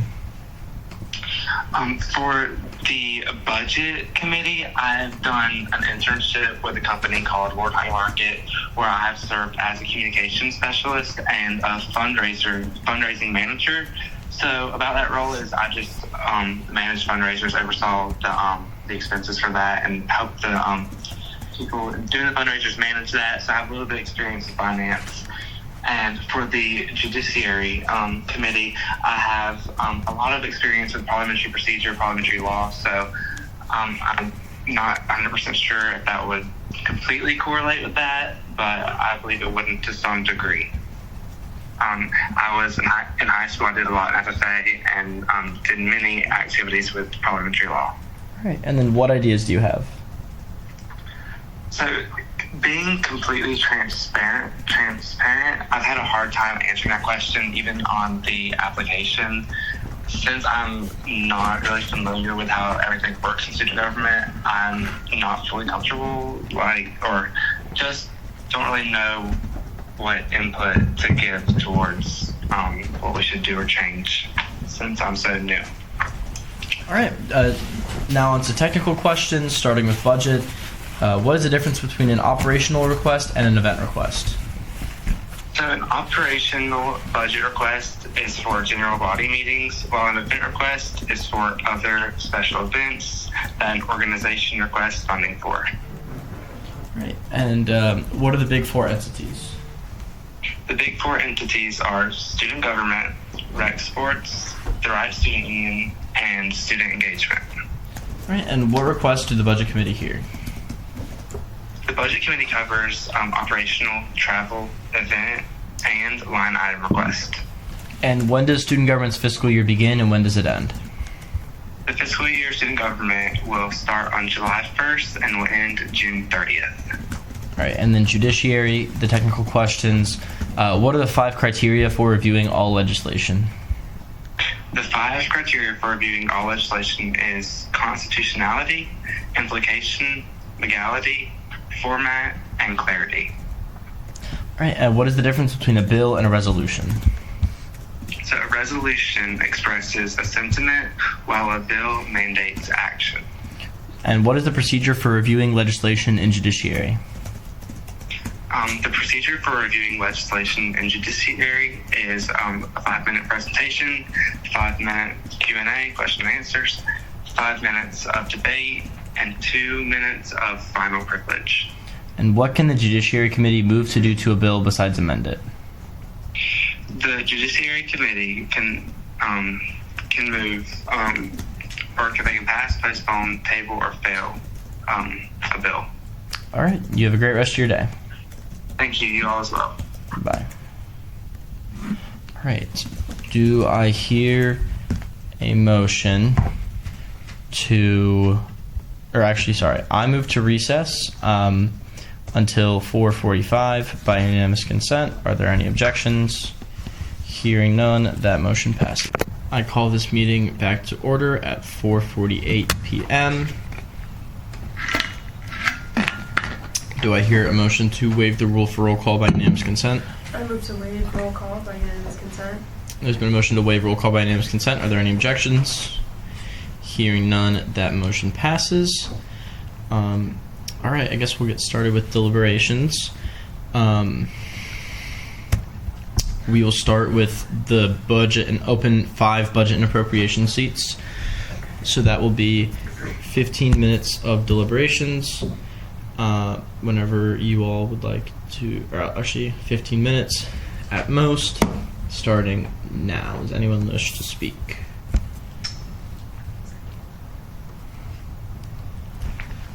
Just for anybody? Yeah, for anyone in budget. So yeah, Rafe really stood out. Good applicant. I like that he had some background experience with his student org, and he was the president of Speech and Debate. He was in charge of $100,000, so that was pretty cool. Having that experience out of high school was very rare, so I think he'd be a great fit. Anybody else have anything on Rafe? I really liked this candidate for both of the committees he applied for, although I will say, looking at his prior experiences especially, I did think he would be a better fit for judiciary, especially just given his intense experience with debate and that kind of thing. He's a very good candidate all around though, for sure. I do want to talk about Antonio Hendricks for budget. I was just looking through his ideas and publishing a document that compiles multiple years of funding data to see trends over time. Oh, this one I really liked. Establishing an emergency fund outside of the UFSG reserve or the SG reserve transfer line for like student orgs that are facing unexpected hardships and crises. This is something last semester that would have been like super useful for those student orgs that didn't have funding for their cultural events and that kind of thing. And that I'm literally scratching the surface of this very extensive document he sent us. I don't know. I thought these were fantastic ideas. I went through with Damien just to like ask him kind of his opinion because he's worked on SG finance for so long. Yeah. And for the spreadsheet, he kind of just said that's like essentially the function of a public record request. For the committee precedence thing that he was also talking about, like we've already done that. That's something we do, but after we were sued. So committees valid, do. I mean, we do it in terms of committee precedence. Whoever submits it first, and I was just a little bit unsure about kind of having the budget committee act as like a banking institution because I think there was something in there. It's such a large document. I mean, about like lending or like loans or something. Did you see anything about that? Yeah, if I can. Absolutely. I don't want to speak out of line, but no, and I hear you, and I do appreciate you going through this with Damien. I think obviously like he is the ultimate resource for this. I do think just in general for RNA, a lot of people they are just providing ideas to the extent of their knowledge, and looking at his application, it just seemed to me like he not like anyone specific, but above it, everyone that we've interviewed today just has an understanding of all the little intricate things the budget does. Though I understand some of the like ideas, maybe a little more niche, aren't necessarily as implementable as others. And I do recognize that, but I still think the depth of his knowledge of the committee in general and seeing some of these ideas, I just think he would be a wonderful fit, for the committee. Yeah, like, talking about niche ideas, like I liked his the snap to student polling locations. That's a cool idea. I don't know how that would work exactly, but I don't know. I mean, it was many ideas. No, there was a lot of things on here that I thought were really cool. Yeah. I was gonna say, Catherine Valdez kind of stood out to me. She's like obviously had a lot of previous experience like working as a treasurer like in other student organizations, and I feel like that's a really good unique perspective to have because it's a lot easier to work with student orgs like on the budget committee and explain things because you kind of like understand their thinking. And I really liked a lot of her ideas like kind of working on ways to help like student organizations like find ways around like limitations in funding. Yeah, I liked her idea about revisiting the limit of merch. That was interesting because of inflation. Obviously, like merch has been limited. I'm not sure exactly how much it was. I think it was $15. Yeah, something like that. So I definitely liked that idea. That was a good one. Her whole experience as treasurer for FGLP was that definitely lends to her being a good candidate as well. So. Yeah, I definitely agree. I agree. I think her bringing up inflation was important, and it's something that obviously when our budget doesn't increase, but inflation does, that is something that's really important to the committee. And also she said that she's spoken to Damien about some of her ideas, and I wrote that down from her interview. So yeah, I definitely think she'd be a good candidate. Also, Catherine Gonzalez, on like a similar note, she obviously had so much experience on the state and federal level with dealing with this type of thing, but also she spoke about how student organizations, particularly graduate organizations, aren't really aware of the fact that they even receive, that their money goes towards SG or that they're able to receive SG funding for their organizations, because I think it just represents undergrad. I thought that she made a good point about how the committee should meet with student organizations, and very similarly to what you described just now with Valdez, just similar concept. I thought it was a good idea. Yeah. Someone else I would like to bring up, we haven't mentioned Anthony Boyosa yet, right? No. Okay, I took some good notes. They disappeared for some reason. I don't know what's going on with Wi-Fi. But I thought for the budget committee that I like this idea of educational workshops. He mentioned his time serving for the Florida Citizen Rounds as well as other like student services. I know he works with like the Florida kind of like just a team in general, and I think a big part of that is also like understanding that there's not a lot of transparency when it comes to budget. So I did like that idea as well. But yeah, that's someone I don't know. I was looking at the application. I thought it looked kind of cool, so that was part of it as well. Good information. How much time do we have? Yeah, I had much time. Another 9 minutes. Okay. Okay. Oh, sweet. Oh, that's for just budget? Yes. Because there's so many seats. Yeah. Okay. 1, 2, 3. Because there were 5 open seats, 5. 3 minutes per seat. Okay. I like Bennett. Yeah, Look. I just heard of him. He, like I saw on his resume, he's a math tutor. Said he was really good with Excel. Led a nonprofit organization and delegated money that way. Seems to be very detail oriented. Seems to want to give back to the people on campus. I think he was really likable. So just like kind of bounce off that, like a lot of the times he was one of the few people that said he's here for summer A, and wanted to kind of extend that and just didn't want to sit in the chamber and just do nothing. And I think that even if he's here for like 6 weeks, he still showed that dedication. And I think that he mentioned he was an industrial and systems engineer, and a lot of that requires just understanding how numbers work. And so I'm pretty sure that could be practical. And I did like his attitude. I think a big part of it, like as much as like qualifications do hold such a substantial amount, like I think your attitude and your approach towards it can also sometimes like be nice. And I don't know, he seemed like just kind of enthusiastic, even though he might only be here for summer A. And I thought that was kind of cool to just see that positive attitude. Also, I do want to say I know that Cameron Driggers did mess up most of the technical questions. I don't think he realized what we were asking exactly, but I do like you mentioned something about nonprofit. Just reminded me. He brings a very niche set of prior experiences to the table. I mean, you know, I think it was CEO of a nonprofit, a budget of $600,000, works with line items, has people. I thought it was really cool that he mentioned that he has people beneath him and above him, which is kind of, I think, where the budget committee sits, you know, like obviously they're not SG Finance, but at the same time they're not just like regular senators, they're kind of like in that in-between where they have people above and below them. And yeah, I thought that was really interesting. I do understand that like the technical questions weren't as, you know, he didn't answer those as well as he could have. I mean, I fully agree. I just think that given like the magnitude of some of these prior experiences, like, wow, I thought he'd also be a really good candidate.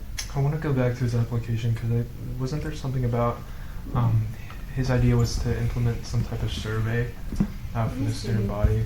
He did talk about how, I have it written down from his interviews, one of his ideas, first sentence he said, students are disgruntled by the lack of transparency of these committees, and then I think he talked about that as a way to fix it. Yeah, I always think it's good for these candidates to be in touch with the student body, because ultimately that's who we represent. So I thought it was also nice that he kind of had that component, not only his own personal experiences, but he knows what the student body wants too, which is transparency. Let's see what he said.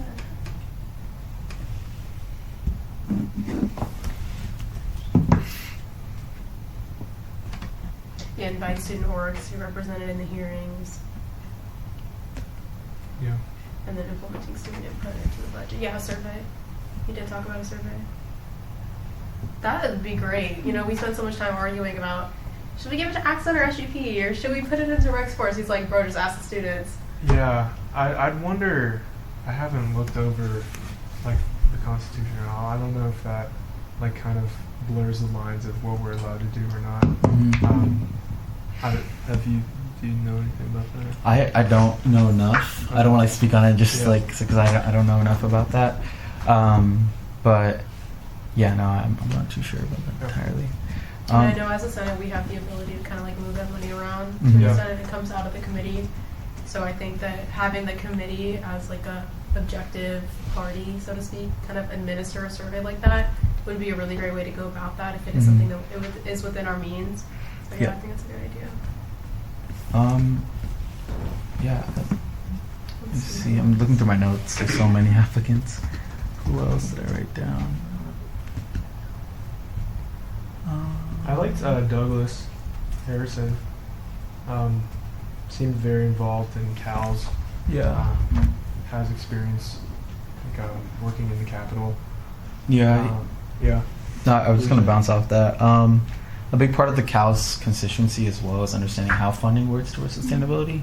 I know I have a friend who's currently in the CALS college, and they were talking to me about how much like agriculture, like a lot of it when you're learning about these classes is like how much finance goes towards it, because like agriculture is the third largest and in the top 3 consecutive like industries in Florida, and so a lot of their classes goes around finance. And I know that Douglas also had mentioned he'd taken the finance class about agriculture. I forgot. I know for like Cal's majors or minors, you have to take like a class that's specifically finance or agriculture based, and I think that would obviously transition over to budget.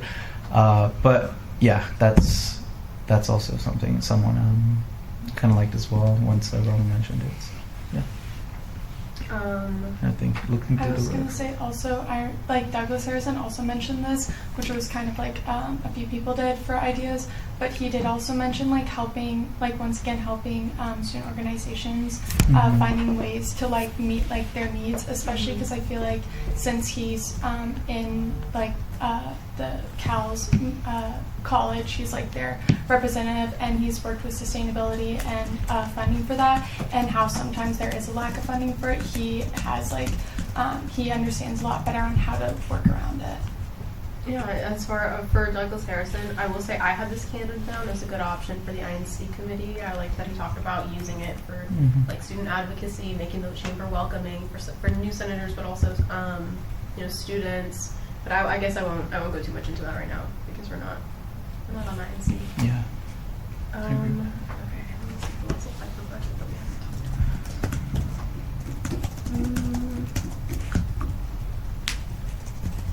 about. Okay.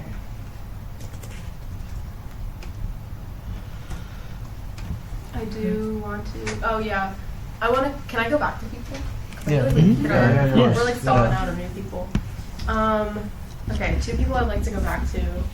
Antonio, again, I just think he just had a very in-depth understanding of a lot. Well, first of all, a lot of Senate, but as far as budget goes, I mean, I think he really outdid himself on these ideas. They're all very fleshed out too, which is something that's tends to be important for this committee.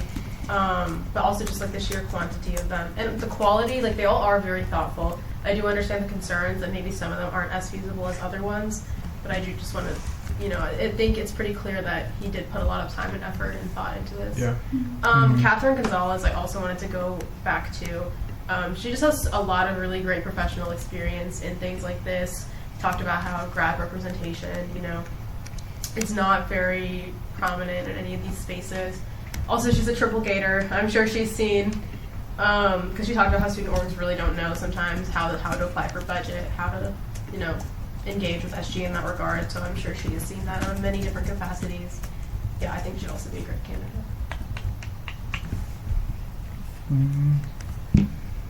Look at Got about a minute left if we want to use it. There was Echo. I really like Rafi's application. I think he showed that commitment, especially handling that budget when he was working for the family law firm. And he mentioned how a part of that also, like through speech and debate, just having that ability to be vocal about it. I think that's something that the budget committee needs, because a lot of the times, myself included, I don't really know what's going on at times with budget. I think having someone that's articulate and kind of can like really communicate with the chamber as to what's going on top of the chairman would be a pretty valuable asset to the committee as well. And I think he just showed, like, through his experience, just working in general and like, finding that gratification, and obviously like just portraying scholarships and giving different like kind of charitable expenditures through his time just alone, like in high school, and he's only going into sophomore year. So I think that's something that's also something to take note of. Yeah, that's just someone I kind of like. 20 seconds. Anyone else wishing to speak? All right, we'll move on to the Judiciary Committee. We will be discussing open seats for 24 minutes. Anyone would like to start? 8 open seats. Okay. I will start with Hunter Monson. Okay, I mean, the kid has authored like 45 pieces of legislation under his own name, and he has never actually even been elected. So that's only through like, replacement terms, RNA, that he got through RNA. I think it's 45. I might be undershooting the number a little bit. And out of that, obviously we know a lot of times the legislation that passes can be partisan.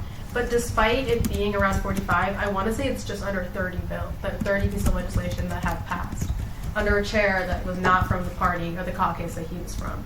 Like, he's a powerhouse when it comes to legislation, understands the criteria like no one else. I know that he's also been talking to Rubai for a bit now about, how to refine the 5 criteria, really define them, especially for the committee, but also for the Senate. He's been, working with the chair on that. He has sat through hours and hours of that committee, defending legislation, defending his own legislation, other people's legislation. Even when he was out of the chamber, he was doing that because he was sponsoring bills and showing up and being involved in Senate. Just of the utmost qualifications. 100 months. Yeah. I think Matthew Bravo as well had some really substantial knowledge on the bill tracking in the actual state and local governments. I know he talked about his experience doing that. Very knowledgeable on very knowledgeable on just real Senate experience. I think he would be good. I think he's very detail oriented. Yeah. Yeah. I was just gonna echo Senate or Member at Large Patrice.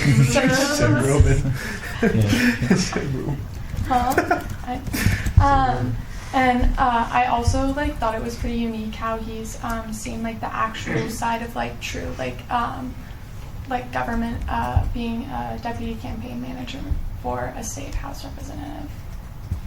Someone else who reminded me of just someone who's really about this whole getting involved and who's actually going to do things on the committee was Jackson Ranson. Super loaded resume. He's tutored disabled high schoolers, which is really crazy. He's big on the volunteering thing. I think he would be really good in terms of representing his constituencies. He's had a lot of community service, and I think he has a very clear goal for who he is trying to kind of accommodate here on campus, and I think he would be a great fit. Sorry, go ahead. I was going to say for Jackson, just since we're on him, I had him down for rules and ethics as a really good candidate. We also saw not many people apply in that round as well. But also, I just thought he was a really good candidate. Yeah, I think so too, yeah. I wanted to talk about Daniel Weinberger. Something that really stuck out to me was I think he talked about that disconnect between more informed senators and less informed senators, and everyone just kind of not really being sure of what's going on. And I really like the idea of having specific delegations within the Judiciary Committee. It's certain members being really well-versed and knowledgeable about certain bills and have the email under their specific name so they contact each committee member. That was an idea that I think was amazing. I honestly know that a big part for committees as well is that sometimes even if you're in a committee, it doesn't necessarily mean that you're always contributing. You could just say oh yes, no, blah blah blah. But if you're not forced, but you're delegated with a certain bill or legislation, I think that's very valuable, and it gives a purpose for each individual member in the committee. And I think that idea was something that helped. Also, his open line of communication with Chairman Rubai. I know they're good friends, so at any point in time, I'm sure that Senator Weinberger will be able to be there for him and ensure that it's not just someone that just is there on the committee and not really doing much.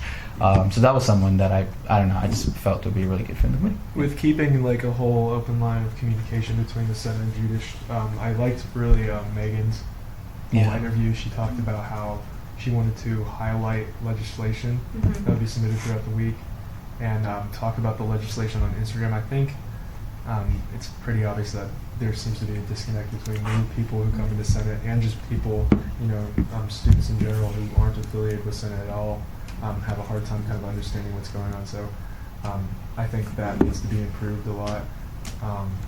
I think that's a good idea. And she's very qualified. She's done undergraduate research. She had to look through medical documents and journals. She mentioned just being very detail-oriented, as well as Danny. So I think that's good. Yeah.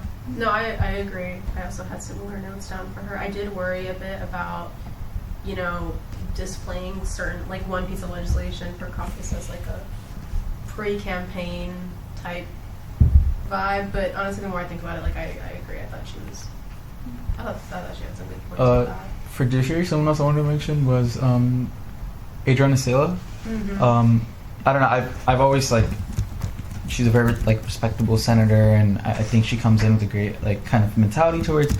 I know she did research with policy with the think tank. She's been here for 2 legislations. She has experience at state level. A big thing she pushed for was a child labor policy, and I think that was like amazing because she nailed the questions too. I know, like it was awesome. She got it, and a big thing she talked about is outreach is very important for the committee. I think that's a very slept-on aspect of judiciary. Is that it's not just something that's internal; it has to have outreach efforts, and so having the authors of bills and sponsors and not have miscommunication, misunderstanding is a big time. A lot of the time, like within the committee too. I know that bills are like often misinterpreted because the author is not there to present the proper implication of the bill, and I think that was something that I don't know. I really stood out, and I think she would be, especially as a graduate student on that committee. I think she would offer a lot of insight, and that's someone I would definitely advocate for to be on the committee. No, I agree. I also her being part of like a policy think tank, like she was giving like very real world kind of experience. Yeah. On a similar note, I want to highlight Austin Britton.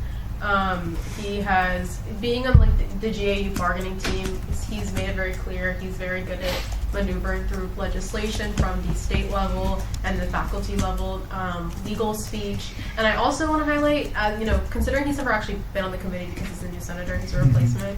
Besides, he did talk about graduates needing to be on the committee. But I thought what was really interesting is he was kind of talking about the legislative workshop that we have. And, he was saying that we should do one. Obviously, we do already have one. Austin Britton. Austin Britton, I think. Obviously, we have one, but I thought it was really interesting. I had written down that he was saying it's important to teach senators how to write good legislation with the 5 criteria. That way, when it comes to the Judiciary Committee, it's a more streamlined process, and they're not having to kind of like spend time picking apart bills because, we've all been sitting in those committees and you see all these formatting errors, all these different things, and it really just slows down the process of the committee. That was a big thing last semester with just like the committee moving so slowly. I thought that was like a great point he brought up of just a small way to invest in the chamber and how well that could actually benefit the real committee, especially because sometimes a lot of these ideas are very much like, they're good ideas, but they're so out there and you're so busy actually reviewing legislation, you don't really get to these ideas, but this is so implementable. And especially for like someone who's never even been on the committee to just kind of have that line of thought, I thought he'd be a really great candidate.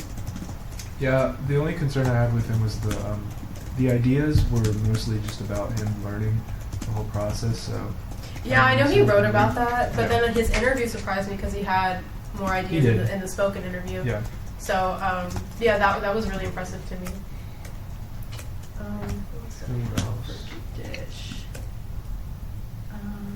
Have we mentioned Arshawn? Oh no. Okay. I was gonna say I really liked his interview, and I thought he had and I really liked his ideas to like collaborate with INC and like making it more transparent for like with judiciary and like the whole thing, because I do feel like it is kind of like complicated and there is sort of a disconnect, especially with like the newer senators who are coming in and don't really like understand the inner workings of it. And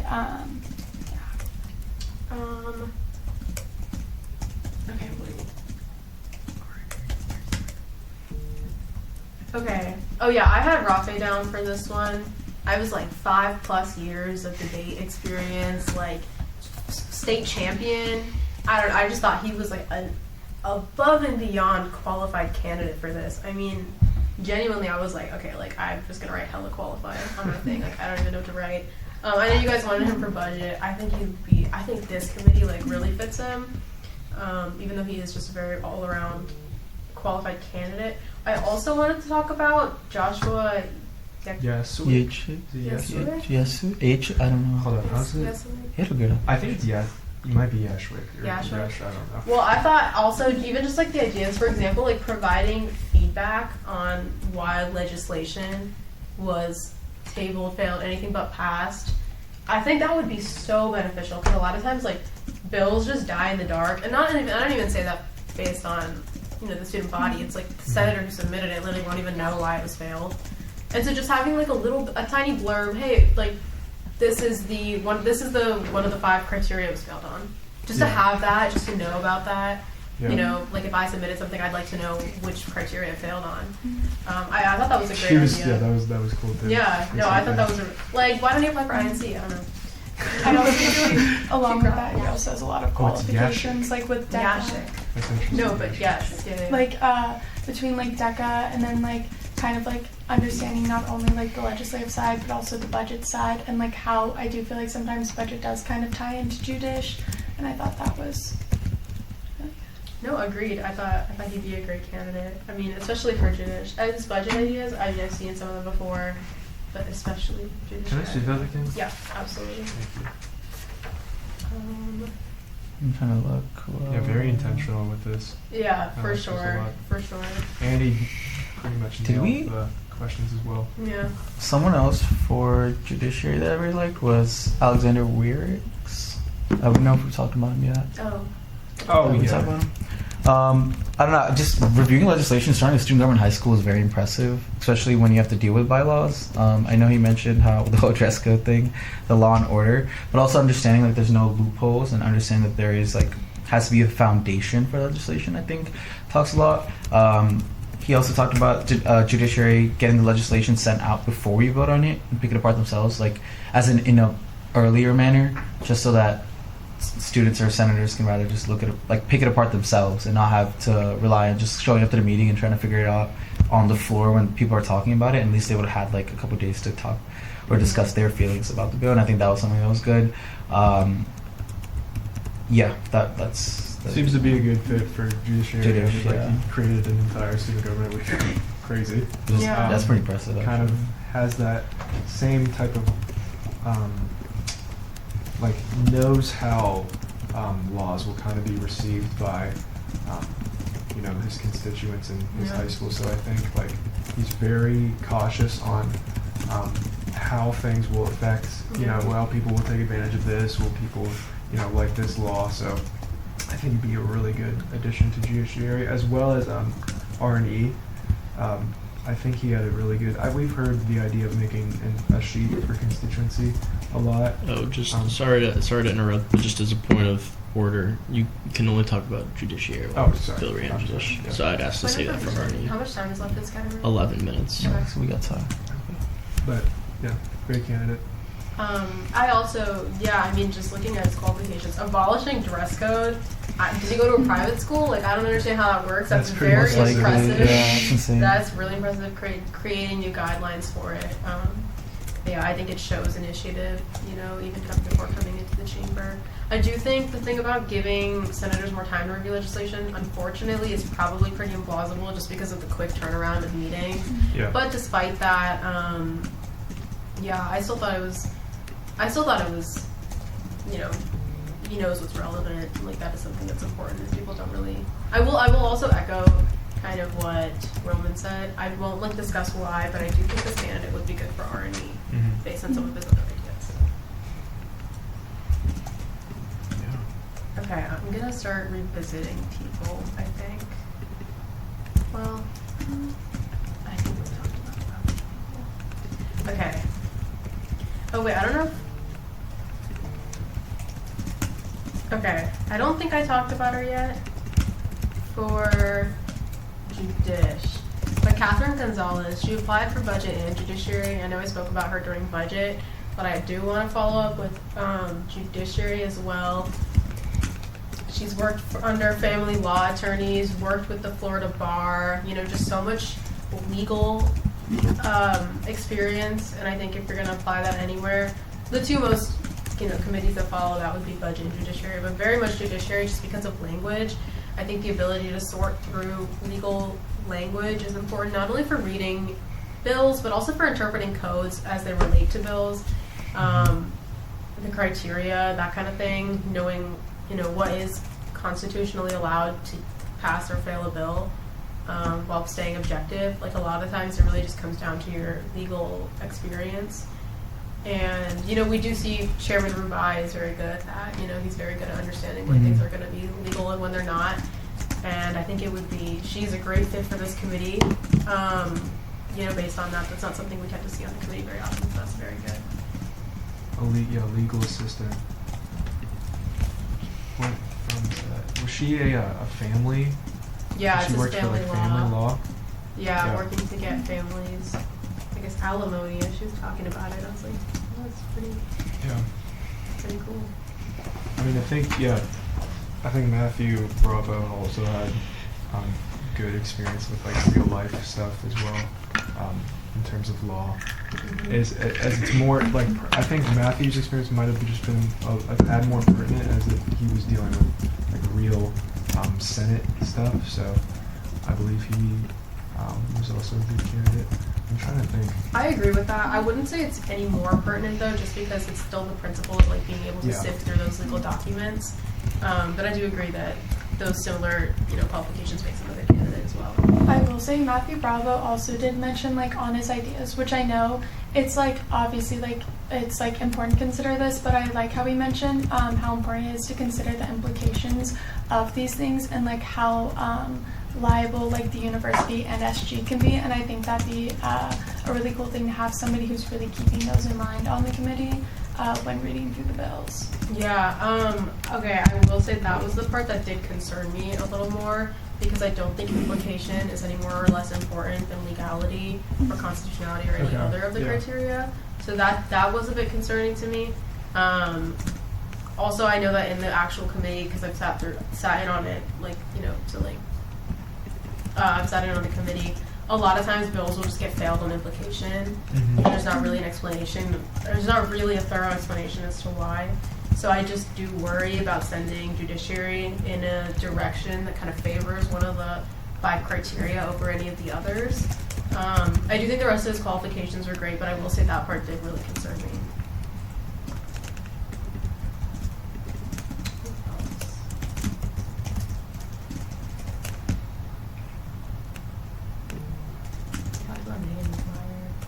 Yeah. Point of information, how much time is left?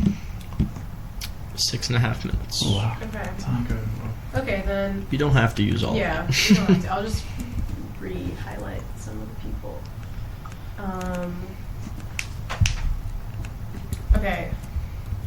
Adriana Sella, Hunter Monson. I think if anyone has a con on Hunter Monson, please feel free to voice it, because I think out of all of these judiciary applicants, he really stood out to me, especially because we've also just seen the work he's done, in the chamber in terms of legislation. Legislative machine literally understands that committee, and its process is like the back of his hand. So I think he is such a qualified person for that. Catherine Gonzalez really impressed me. Adriana I already talked about, and Austin Britton as well. I really think Austin was a very good candidate, answered all the questions, did great on that, and a really good interest, good connection about how the foundation of teaching senators to write legislation, how that, helps the expediency of the committee.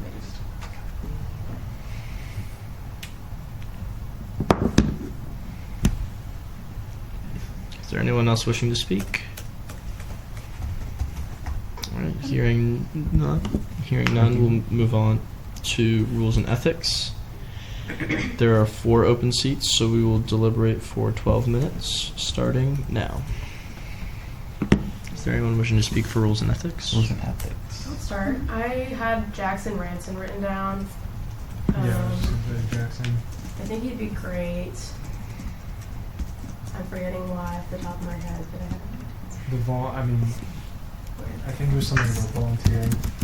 Oh yeah. With rules and ethics, hasn't Sammy been talking about that for a while too? So yeah.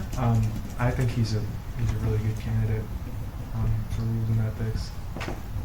No, I agree. Service is becoming a big part of that. Yeah, absolutely. Just trying to find my notes. Yeah, I'm trying to look through mine as well. There's so many applicants. I have 14 pages and my word keeps stopping. Yeah. No, literally. Volunteered at local food pantries. Yeah. Part of the UF Global Legal Empowerment Brigade. Interested in promoting inclusivity. Has planned outreach for the disabled community. I think, especially with all of this experience, I think he'd be very good on rules and ethics. I think he has a niche for certain groups on campus, and I think having that volunteering requirement in place on rules and ethics could probably be he would know where help is needed and where we could best use that volunteering time. So yeah, I agree. I also want to say Alexander Wirsch. Where is this? He applied for Army. Is it Wirtz? I thought I don't know, I really liked what he had to say, especially when he talked about, constituency. It even in my caucus, being like MPL, I get like a million freaking emails a day, being like, I don't know where I'm at in my constituency. How do I find out? And I'm like, you have to send an email. Like, we don't have it accessible. It used to be something that the previous Rules and Ethics chairwoman had like on an Excel sheet, and she would send it out, and you could just access it at any time.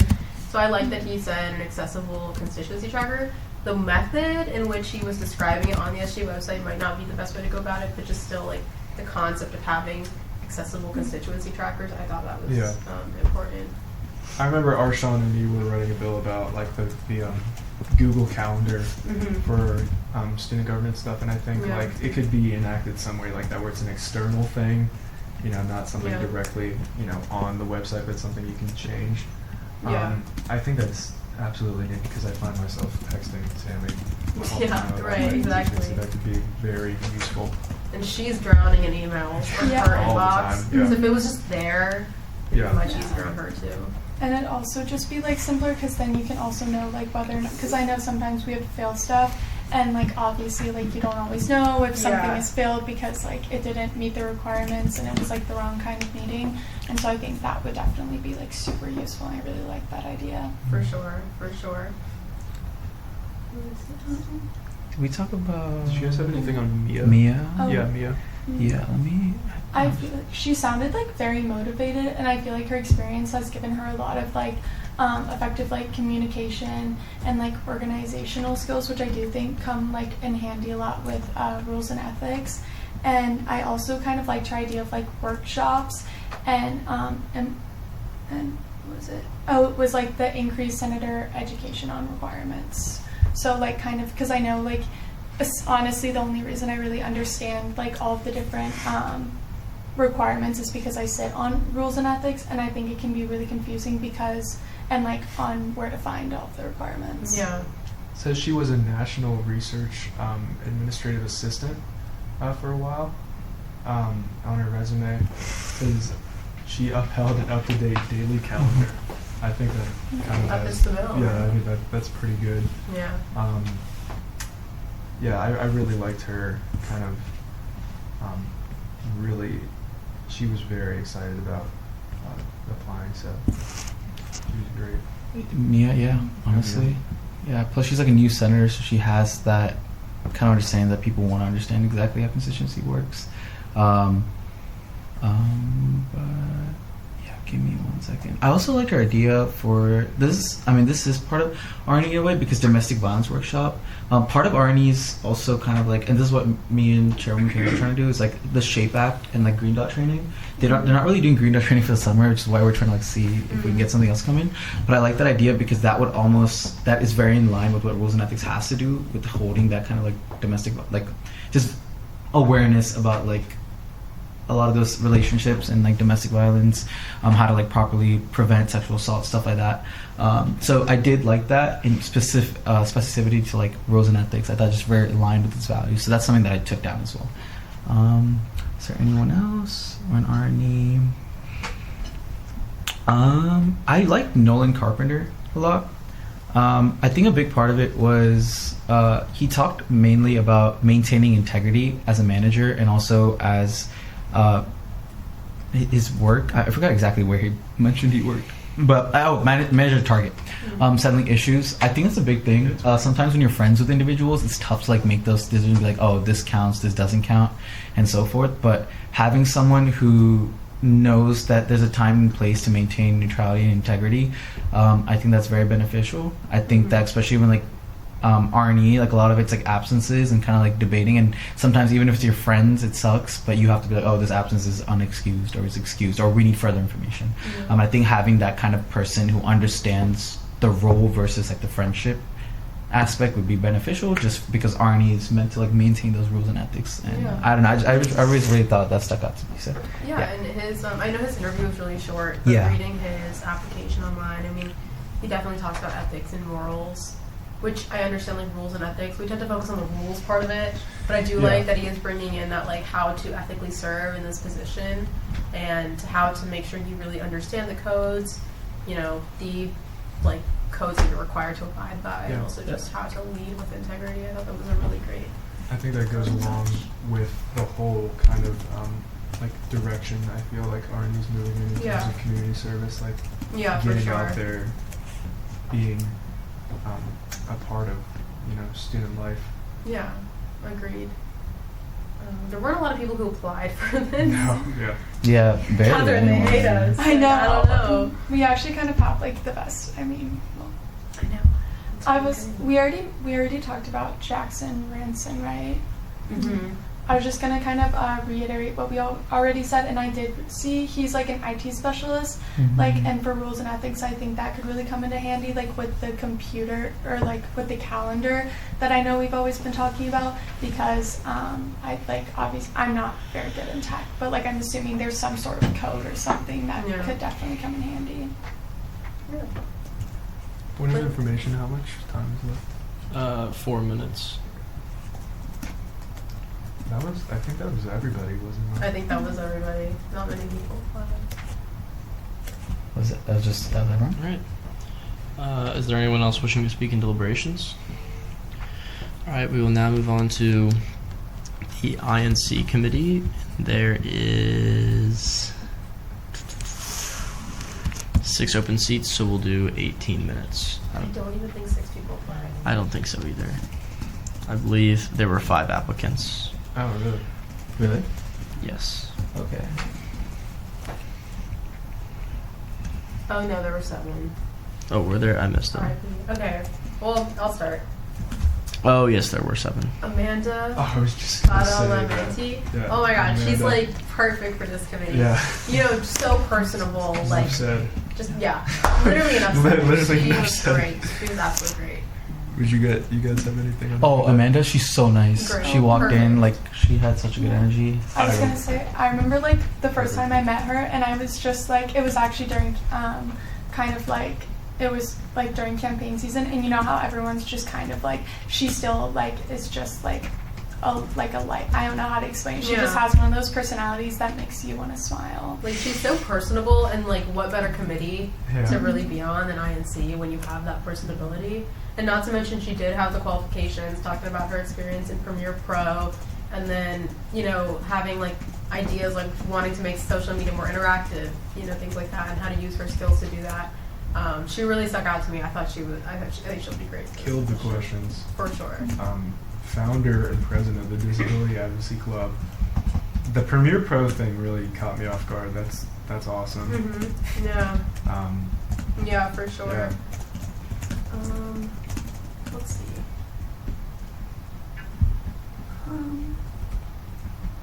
Have we mentioned Penny Garza? She obviously like she's had experience like being an editor in chief of a magazine, and she's like had a lot of experience in running social media, and I feel like, did she mention something about like a student-led PR firm, which I think is really important, and I feel like that would be like very useful for INC, and like to kind of like up our usage of social media to kind of be more transparent with the student body. I also want to talk about John Lobeck. I mean, okay, well, he runs social media tabling for his work. He worked for Yik Yak and broke a national record. Pretty cool. And then wanting to use the social media to highlight resources and programs like rec sports, other wellness services. Very clear vision of what he wants to do. Yeah. I really appreciated that, because a lot of times people come in and they're like, let's make this better, but like he really had an idea of what he wants to do with the social media. So yeah, I thought he'd also be a great candidate. Not too much ambiguity with Yeah. what he wants to do. I wrote touch grass. He wants to, highlight like Wahlberg, interested in wellness. It's it's so important. I being a preview staffer this year, like I've been introduced to like all of the. I'm required to talk about the what is it? Just resources on campus for people. And like stuff like Gatorworld, like some of the stuff I didn't even know about, so that is extremely useful for how crazy UF can be. So I think Kishon had some good stuff. We keep hearing about an editable document to track constituency. Please, that would be so awesome. I think that was a great idea. And I know everybody has been like wondering about the mentor-mentee thing, so I love how he touched on that. Yeah. I'd like to see what he has, what his plans are for completing that, because that is super needed. I know it was helpful just for what we had within our own caucus, like having somebody older to kind of guide you through. Yeah. Senate is extremely needed. So. Do you have something? You go ahead. Oh, I was just gonna mention Amanda Badalamenti. I really liked how she kind of brought like a new thing to the table with she's like very proficient in video editing, and I feel like we could definitely kind of like utilize that in Senate. Maybe like I feel like was it one of like the last interviews we did, like somebody brought an idea about like a day in my life, like that could be really useful, and like kind of putting that all together, and once again just like connecting to the student body more. Could not agree more. She was perfect. She was a great candidate. I do want to talk about Antonio. I was surprised he applied for INC. I feel like normally he's like a budget judish kind of guy. But he talks about in his application how the social media can be used to really get the word out to populations on campus that are just unaware or underserved. He talks about graduate students, but he kind of just also talks more broadly about just students who could be using this information. And then he has his list of ideas, regularly publishing a Senate newsletter using AI scan minutes for efficiency. I know that's something that's been talked about, is using it as like a translation tool, like a language model as a translation tool for minutes, which is very smart. Probably one of the more ethical ways to use AI throughout the legislative process, as well as for efficiency in this committee. I think that was great. And then, he talked about more like photos and more content being taken of senators, because often Senate is just kind of like an ambiguous, like, oh, that's Senate. You don't know what it looks like who is Senate, what is Senate. So I thought that was something really interesting, because like nobody has said that. Yet actually, like, thinking back to my time on INC, that was literally always a problem. Ethan, one of the old chairs, he'd be like, does anyone have any photos? Because I'm trying to make a post. And we don't have any pictures, so we would send in like random pictures. Yeah. I feel like the like first real photo we have of Senate is like the group photo we did on like the last day of class. Mm-hmm. Yeah. Wasn't that Chair Wentworth's like kind of whole initiative was to make a newsletter? And hers, the newsletter was kind of her thing of like putting it out but for what he was kind of saying is to use like minutes. But the way that you could get the minutes is because like AI has like translating features that are it just like is a like the same. Think of like the same AI that like Google Translate uses to do speech to text, that kind of thing. Like using that AI scan minutes, it does like your grammatical errors. It'll fix all those things for you. Just like a language model. I mean, that's kind of what he describes here. Also, the thing with the photos. Also, I've seen Chairwoman Wentworth going in that direction a little more of getting content, and I think that fits the bill.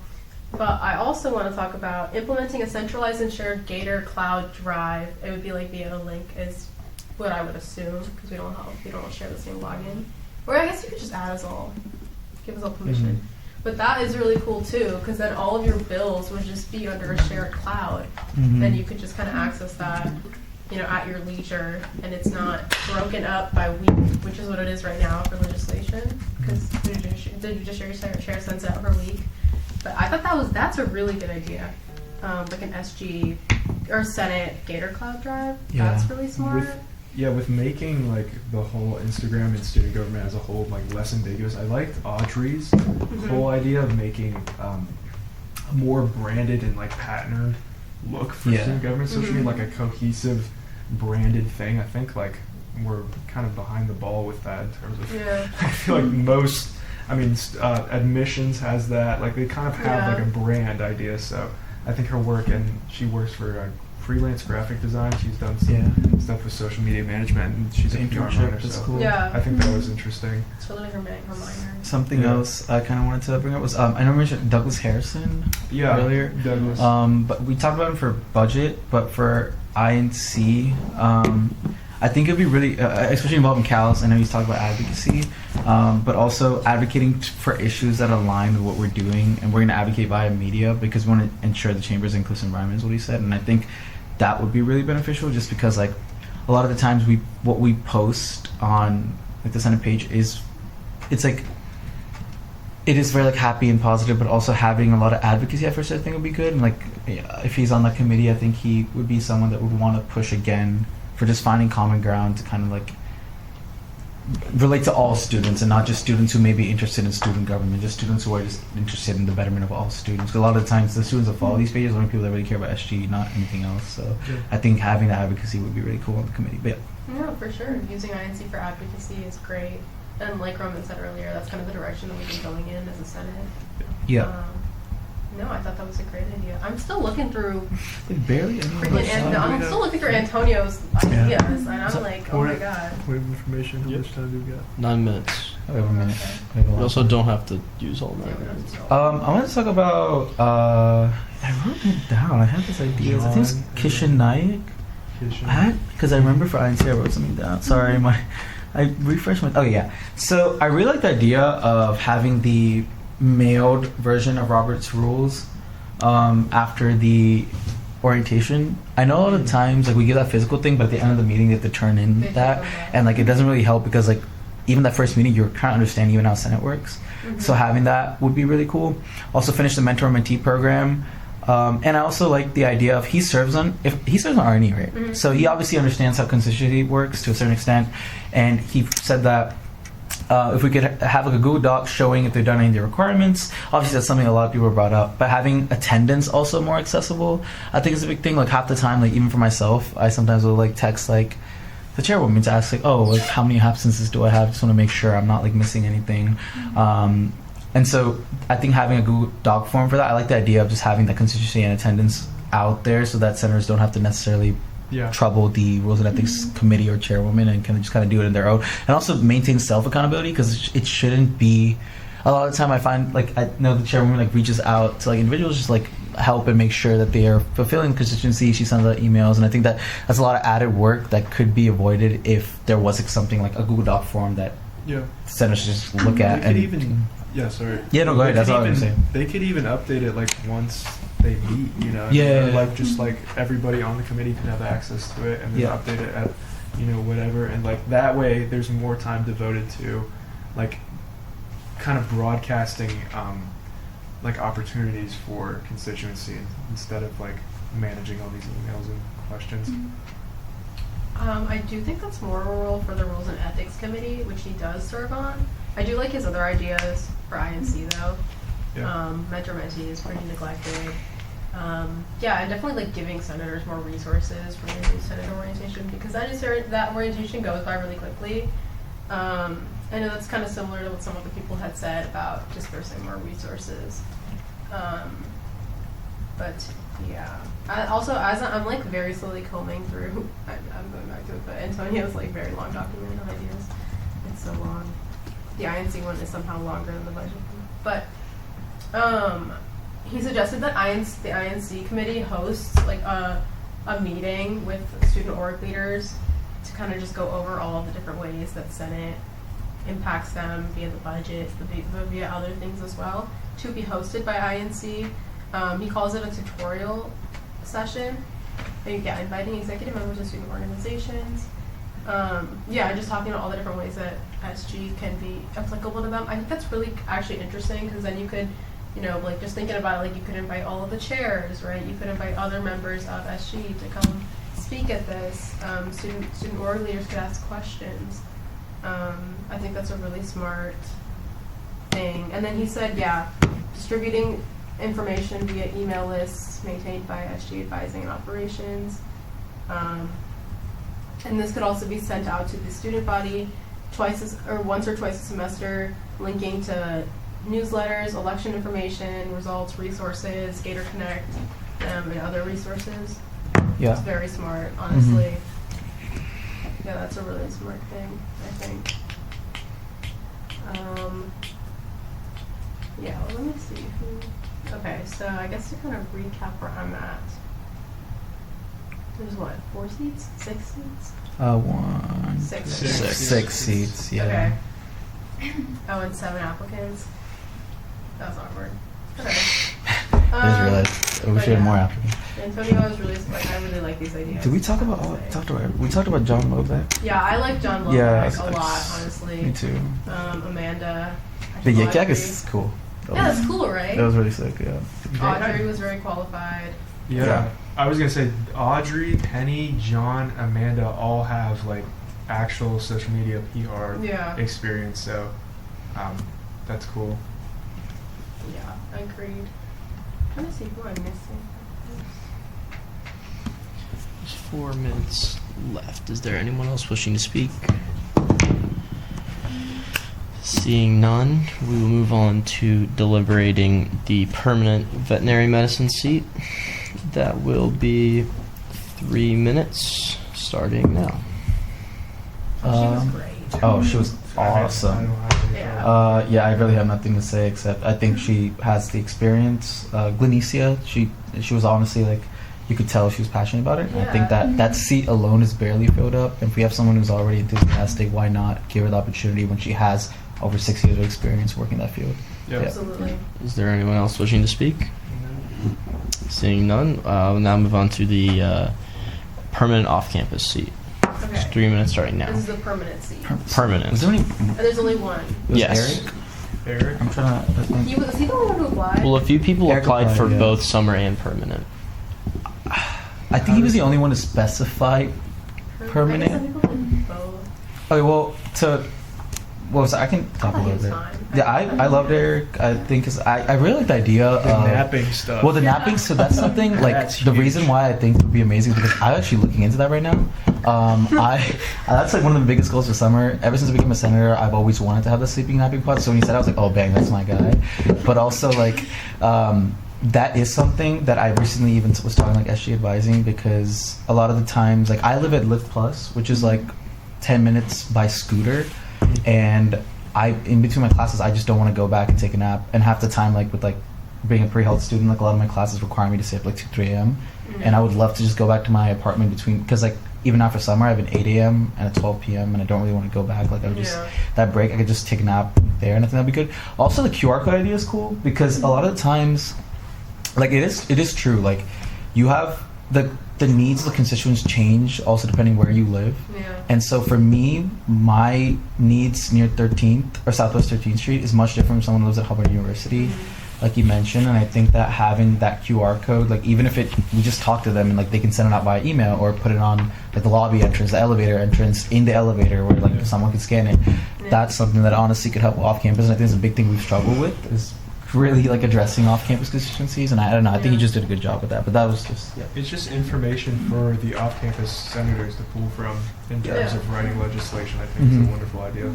I was gonna say I also really liked how he kind of like elaborated on his ideas, and like since he does have such an extensive knowledge and has held like other positions and other sides of like SG, I think that could be really beneficial. And like because then there are different ways for us to like collaborate with like other cabinets and whatnot. And I really liked how he was kind of able to like elaborate on like where all the supplies and money and budget would come from.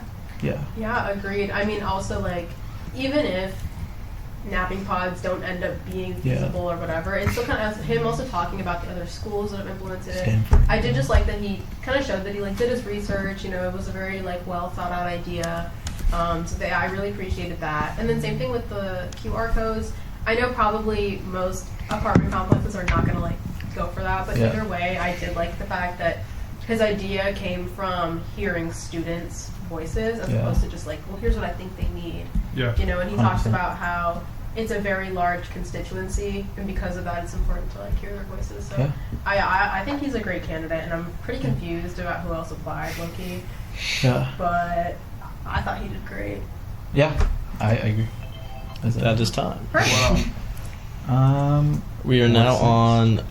What I'm just gonna do is 21 minutes as a block for off-campus summer. Okay. And we have 4 summer A, 2 summer C, 1 summer B. Okay. Starting now. Okay, I can talk about, I guess, for summer C. Like, Okay. Yeah, I guess some are C. I don't know. Okay. It's so weird. Let's just do it like we should stick with one. Okay, so we can go summer A then. We'll go ABC. Okay. Yeah, we'll go ABC. All right. For summer A, someone that really stood out to me was Gabriela Castro. Sorry, I'm bringing up. The reason why I say this is because. Sorry, I'm trying to. So many. Okay, I met her during Get Us Tomorrow, and she was. She mentioned that. Obviously, she's going to her second year, so she's coming out freshman year. But working together with people who made progress and building on foundation, I think is a really big thing to acknowledge. Because a lot of times when you are a freshman, and I know for myself, I had a lot of ideas, but I didn't really know where to start. And I think that working, especially because it's just summer A, like the 6 weeks, she probably has the opportunity to just work on what's already being done instead of bringing something new and then not following through on it, and then she leaves. And I kind of like that she brought that up. Also, as I mentioned, the Get Us Tomorrow, having that ability, just seeing her like passion, kind of that motivation to even join Senate in the first place is a big thing. A lot of times, like I went and spoke at that conference and spoke about my time in Senate and how like a lot of different learning lessons, and to have her kind of like follow up on it, unlike a lot of people, it just stood out to me. But yeah, I think that I just thought her application kind of stood out to me because of that, and yeah, that was something I brought up for something. Okay, I will say her application, when she said build off the foundation of progress that's already in SG, that I can't say I felt the same about that answer. Fair. I was like, okay, like I thought there was going to be like a follow up to that, Yeah. or like these are some of the projects that I'd like to work on or something, but it felt very general and kind of just like, well, I'm not going to be there for very long, so I'll just like work on like some stuff with other people, which would be valid, I think, if there was a little more clarification as to kind of what that meant, Fair. as opposed to just like this is like a casual answer. I did like, I think his name was Grant. Yeah, Grant Newman. He was Grant good. Newman. I liked him. Yeah, I mean, came with some specific stuff. I thought also his knowledge about, I think he was alluding to Transportation Caucus. That's is what he's alluding to there. Yeah, he didn't know the professional No, which term. is fair. I like that. Yeah. There's a lot of little terms, caucus, ad hoc, like committee. There's a bunch of terms. Bike lanes in Turlington. Honestly, when That's he was like saying not a that, bad I was idea. trying to imagine that in my head. I was like, that could work. Have you seen people get hit? Yes, Like with I that? Oh, it have. happens. Oh yeah, same. I I've have seen a people ton. get hit. Oh, Yeah. my little got hit, and That's then the insane. biker told her it was Her sorry, fault? this isn't. Yeah. No, but no, it's valid. No, I feel like No, that's but smart. it's- Like you put the lines, and that way, even if they cross over pedestrians a little bit, pedestrians at least know where to look for bikes. Like, I don't know. I thought that's something to be explored. I thought that was interesting, and he had a means of kind of going about it, which would be through Transportation Caucus. So yeah, I thought that was something that was interesting. And then I don't have anyone else specified for summer A. Those were really the only two that I think we had asked. Unless I missed Mac was as well. Mac said he was, or yeah. Wait, Mac. Mac kind of talked about, I don't know if it's the accessibility of student services, and he mentioned that he's like a I see. yeah Mac.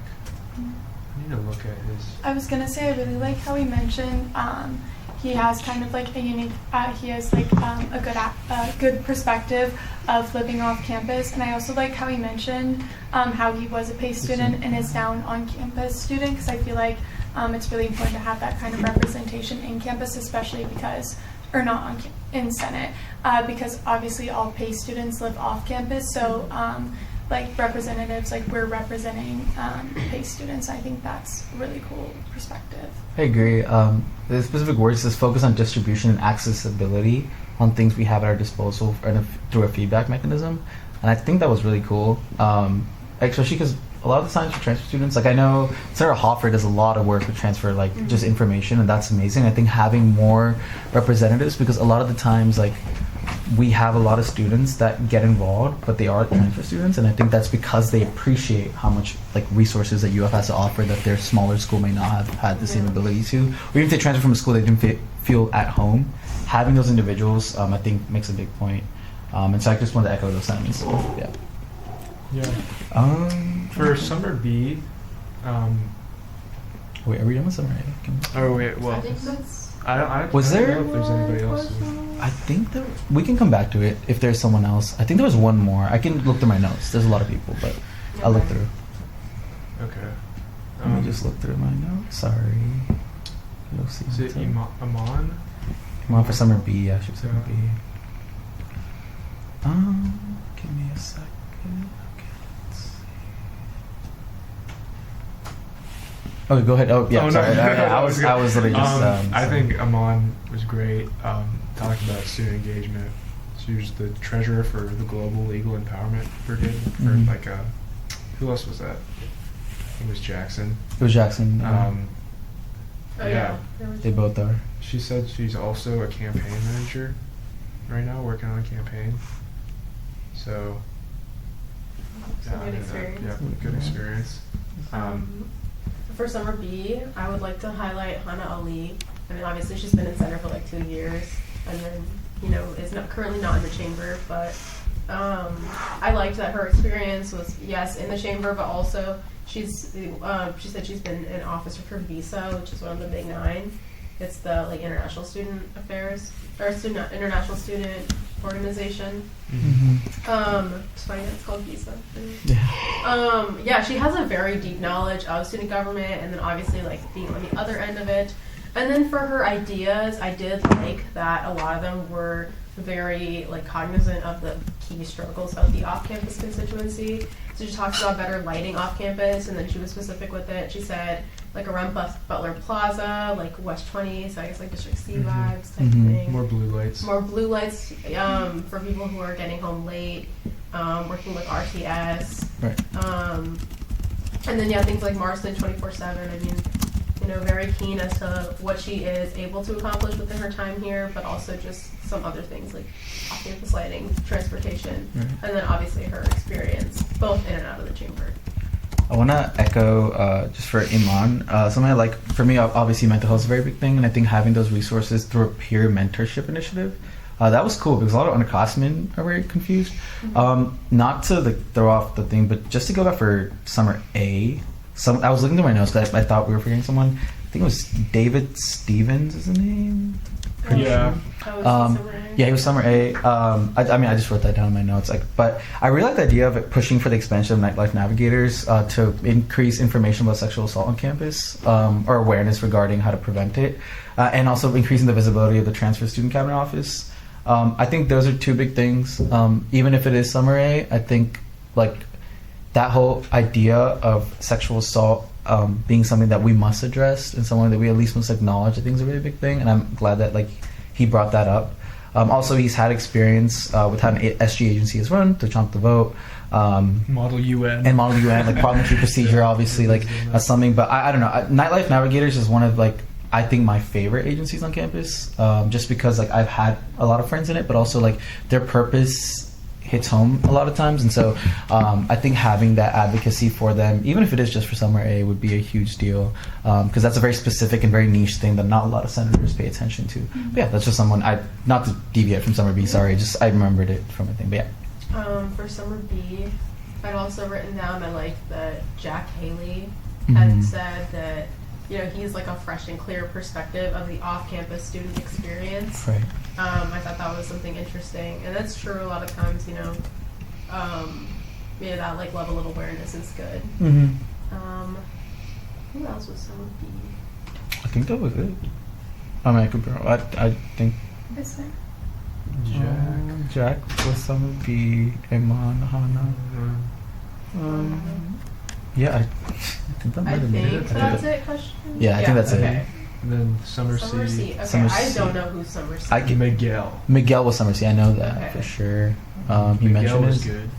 Miguel was good. I'm trying to look at my notes for him. Miguel Delgado. He wanted to make a more personalized advising system, which is something I think has been kind of championed by some of the class centers. Yeah, I'm sorry. I didn't mean to no, yeah, go ahead. I've seen his experience in STAR as an ambassador, and he's actually one of the very few people that's vocal. A lot of times with my ambassador program, the biggest struggle I would have to deal with is ask people to be vulnerable, or not ask them, but hope that they would be vulnerable, because dealing with prejudice and discrimination is a very sensitive topic, and having the ability, he was one of the few or 3 or 4 people that will continuously share their experiences, and I think that's a really big thing, because he says he talked about being a first-gen student and protecting others by using your voice, and I think that's something we need in the chamber. We go to PWI, and having that representation, I think, is a really good thing. And I liked how he wants to also... Oh, I really like the idea of the buddy system, the on-campus and off-campus. He was like, yo, what's going on? And even with the carpooling or one-on-one mentorship, I think that's a really great idea, because a lot of the times you see there are overlaps between things that affect on-campus and off-campus students, but there are also very large disparities. And so understanding the efforts that can be taken to find common ground that can help all students, irrespective of where you live, I think that's a really cool thing. And I know that he's a freshman, or going to the second year. So having this kind of like approach and mindset, I think, would be really good. And I think having the ability to serve as a senator during summer C would develop him into like a stronger leader. Yeah. But yeah, I just, No, I echo that. I also liked when he was talking about STAR, he talked about how it's important to listen, not only to talk as a leader, but also to listen. Really and quite honestly, with the off-campus constituency, I mean, there is a lot of diversity and a lot of struggle with 100%. A lot of the constituents and struggle that they face. And I just thought that would be a really great quality to have for the off-campus constituency. For sure. I don't even know who. I don't know who else applied for Summer C. I'm like trying to we could sift, but I think we're done. See, is anyone else? Is there any more deliberation? Ryan. Mac was Summer A. No, he wrote in his thing, I'm for Summer A. Like, that's very helpful. Yeah, I don't know anyone else. Yeah, I'm gonna talk to SGA about seeing if we can advise the application. What I could very misleading. Or even like put a note like, hey, just let us know which one. We don't have to uproot the whole thing, but we could always. I mean, I don't know, but we could always table that extra seat. I know they could all just reapply. I don't know for the extras please clarify. Because it's a summer C. So now we're left with an extra summer C seat, and I don't really know who. I know I'm like like the other ones, you kind of figured it out, but I don't like who. I don't know. We could. I'm open to tabling this. There's two, right? There's two. So one Miguel, one we would fill with Miguel, the and the other other's table, and someone can open. Yeah, I'm fine with that. I literally cannot tell. Same. Unfortunately. Okay, that sounds good. What's if that's it, right? Okay, and then for summer C, did we say like this includes Hume? Sorry, Jeremy. No, this is off campus. Just off campus. We'll do the other few seats after. Okay. That's everything. Anyone else have comments? I think my last comment was I really do want to push for Hana Ali for off campus for summer B. There's only one seat for summer B, and her application, her interview was really good on almost like every criteria I can think of in my head. Especially the ideas were so specific to the constituency. That's one thing with off campus because it's also so general. You know, with District A, B, it's a little more like specific. With districts or with off campus, people tend to just like give ideas about the school and they neglect like their actual constituency, which I get it can be a lot, but she just had very specific things that would benefit all of off campus, as well as some stuff for on campus, but that still is geared towards off campus students. And so that's Hana Ali for some of them. We will now move on move back, I guess, to 3 minutes. We will talk on the accounting summer seats. It'll be 3 minutes. Holler? Holler? Yes. I'm not really sure. I think he was fine. Yeah, honestly, I think he was good. Yeah. Eagle Scout. Yeah. He is an Eagle Scout. That takes a lot of effort. Enough said. That's more than enough. Max is an Eagle Scout. That's. They always I think say I you're an knew Eagle that. Scout for life. Oh yeah, That's you are. That makes sense. Were you an Eagle Scout? Mm-hmm. Oh wow. Whoa, big time. Wow. Yeah. So yeah, it makes sense. Yeah, I don't know. Like, Wait, Eagle Scout's like the highest. That's the highest. Yeah, it's like Girl Scout Gold. Yeah. Are you 6 years? I am a Girl Scout. I didn't. Oh, I'm sorry. Sorry. That's not on the minutes. So count. Yeah. If y'all are. That's good. All right. Seeing the deliberations have ended, we'll move on to the journalism seat. One person, I honestly love Matthew. I think JCA is a really big thing. Your services ambassadors for the journalism school, and I've had experience in the forces runs. Just a really kind person, honestly, like just willing to listen to everyone from both sides. I think we need that, especially with journalism, where a lot of the media portrays a lot of different things. I think having that would be really good, and also understanding what constituents want and connecting with students. I mean, I just liked his application or interview rather. Yeah. Another reminder for him is remember he did say summer A. Okay. Oh, Just right. a reminder for everyone. Yeah, I mean, it's okay. He also like if Just a reminder maybe that- he said he would be willing maybe for summer B, so maybe he really loves Senate summer A, and it's like, oh wait, you know what? I want to come back. I don't. Moves around his whole schedule. No guarantees, but Yeah. maybe. So that's something I want to put out there. But yeah, I that's feel why I like had this to say. candidate, too. He was very thorough in his answers. Like, Any other? All right, seeing that. Since Hume and Sophomore had one applicant and it was the same person, we'll just do 3 minutes to discuss the applicant and which seat. Okay. And starting now. I think we use it all. For River, I think might be a good fit for Hume, only because I think that we have sometimes a lack of like dorm representation.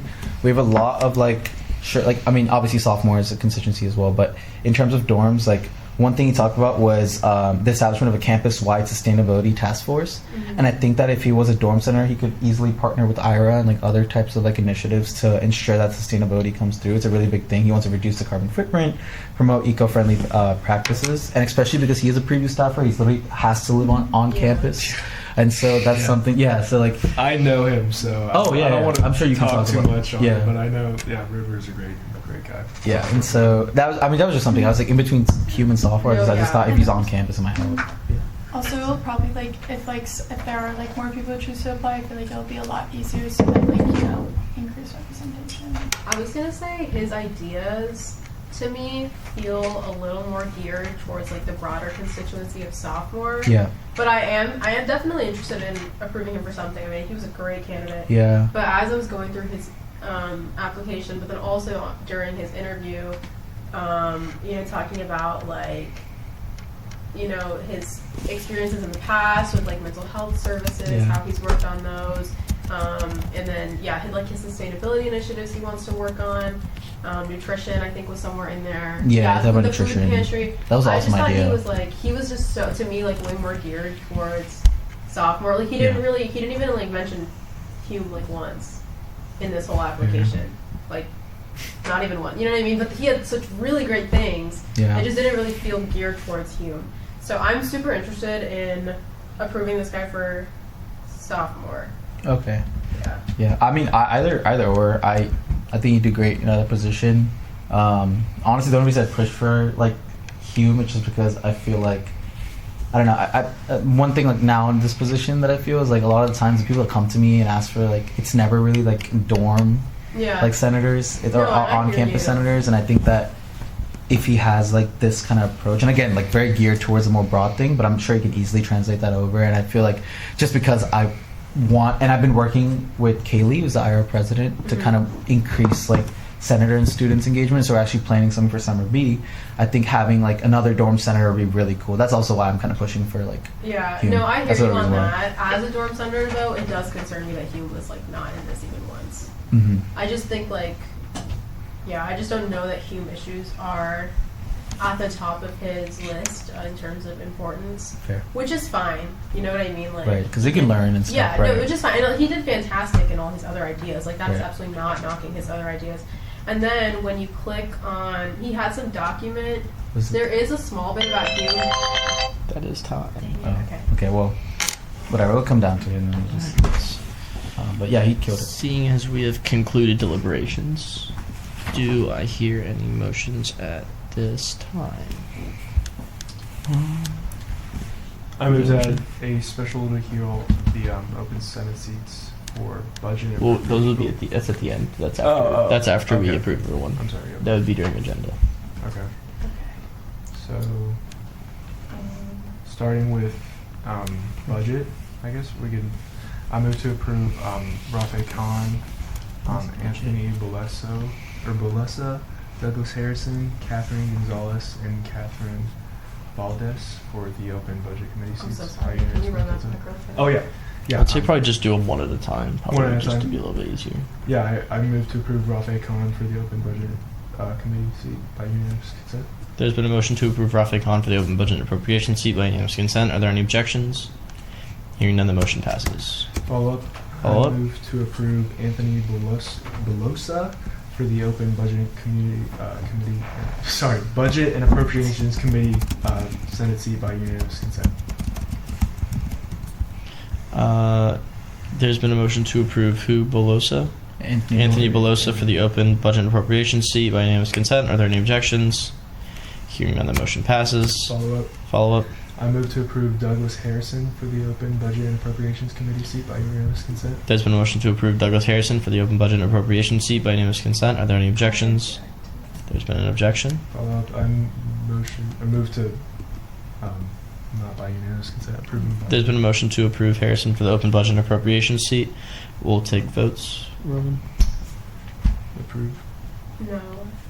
Yes. Yes. I will abstain in a vote of 3 to 1 to 1. That motion passes. Follow up.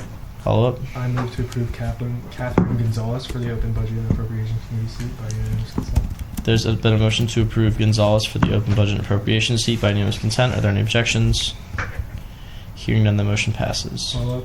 Follow up. I move to approve Catherine Valdez for the open budget and appropriations committee seat by unanimous consent. There's been a motion to approve Catherine Valdez, whatever you say, for the open budget and appropriations seat by unanimous consent. Are there any objections?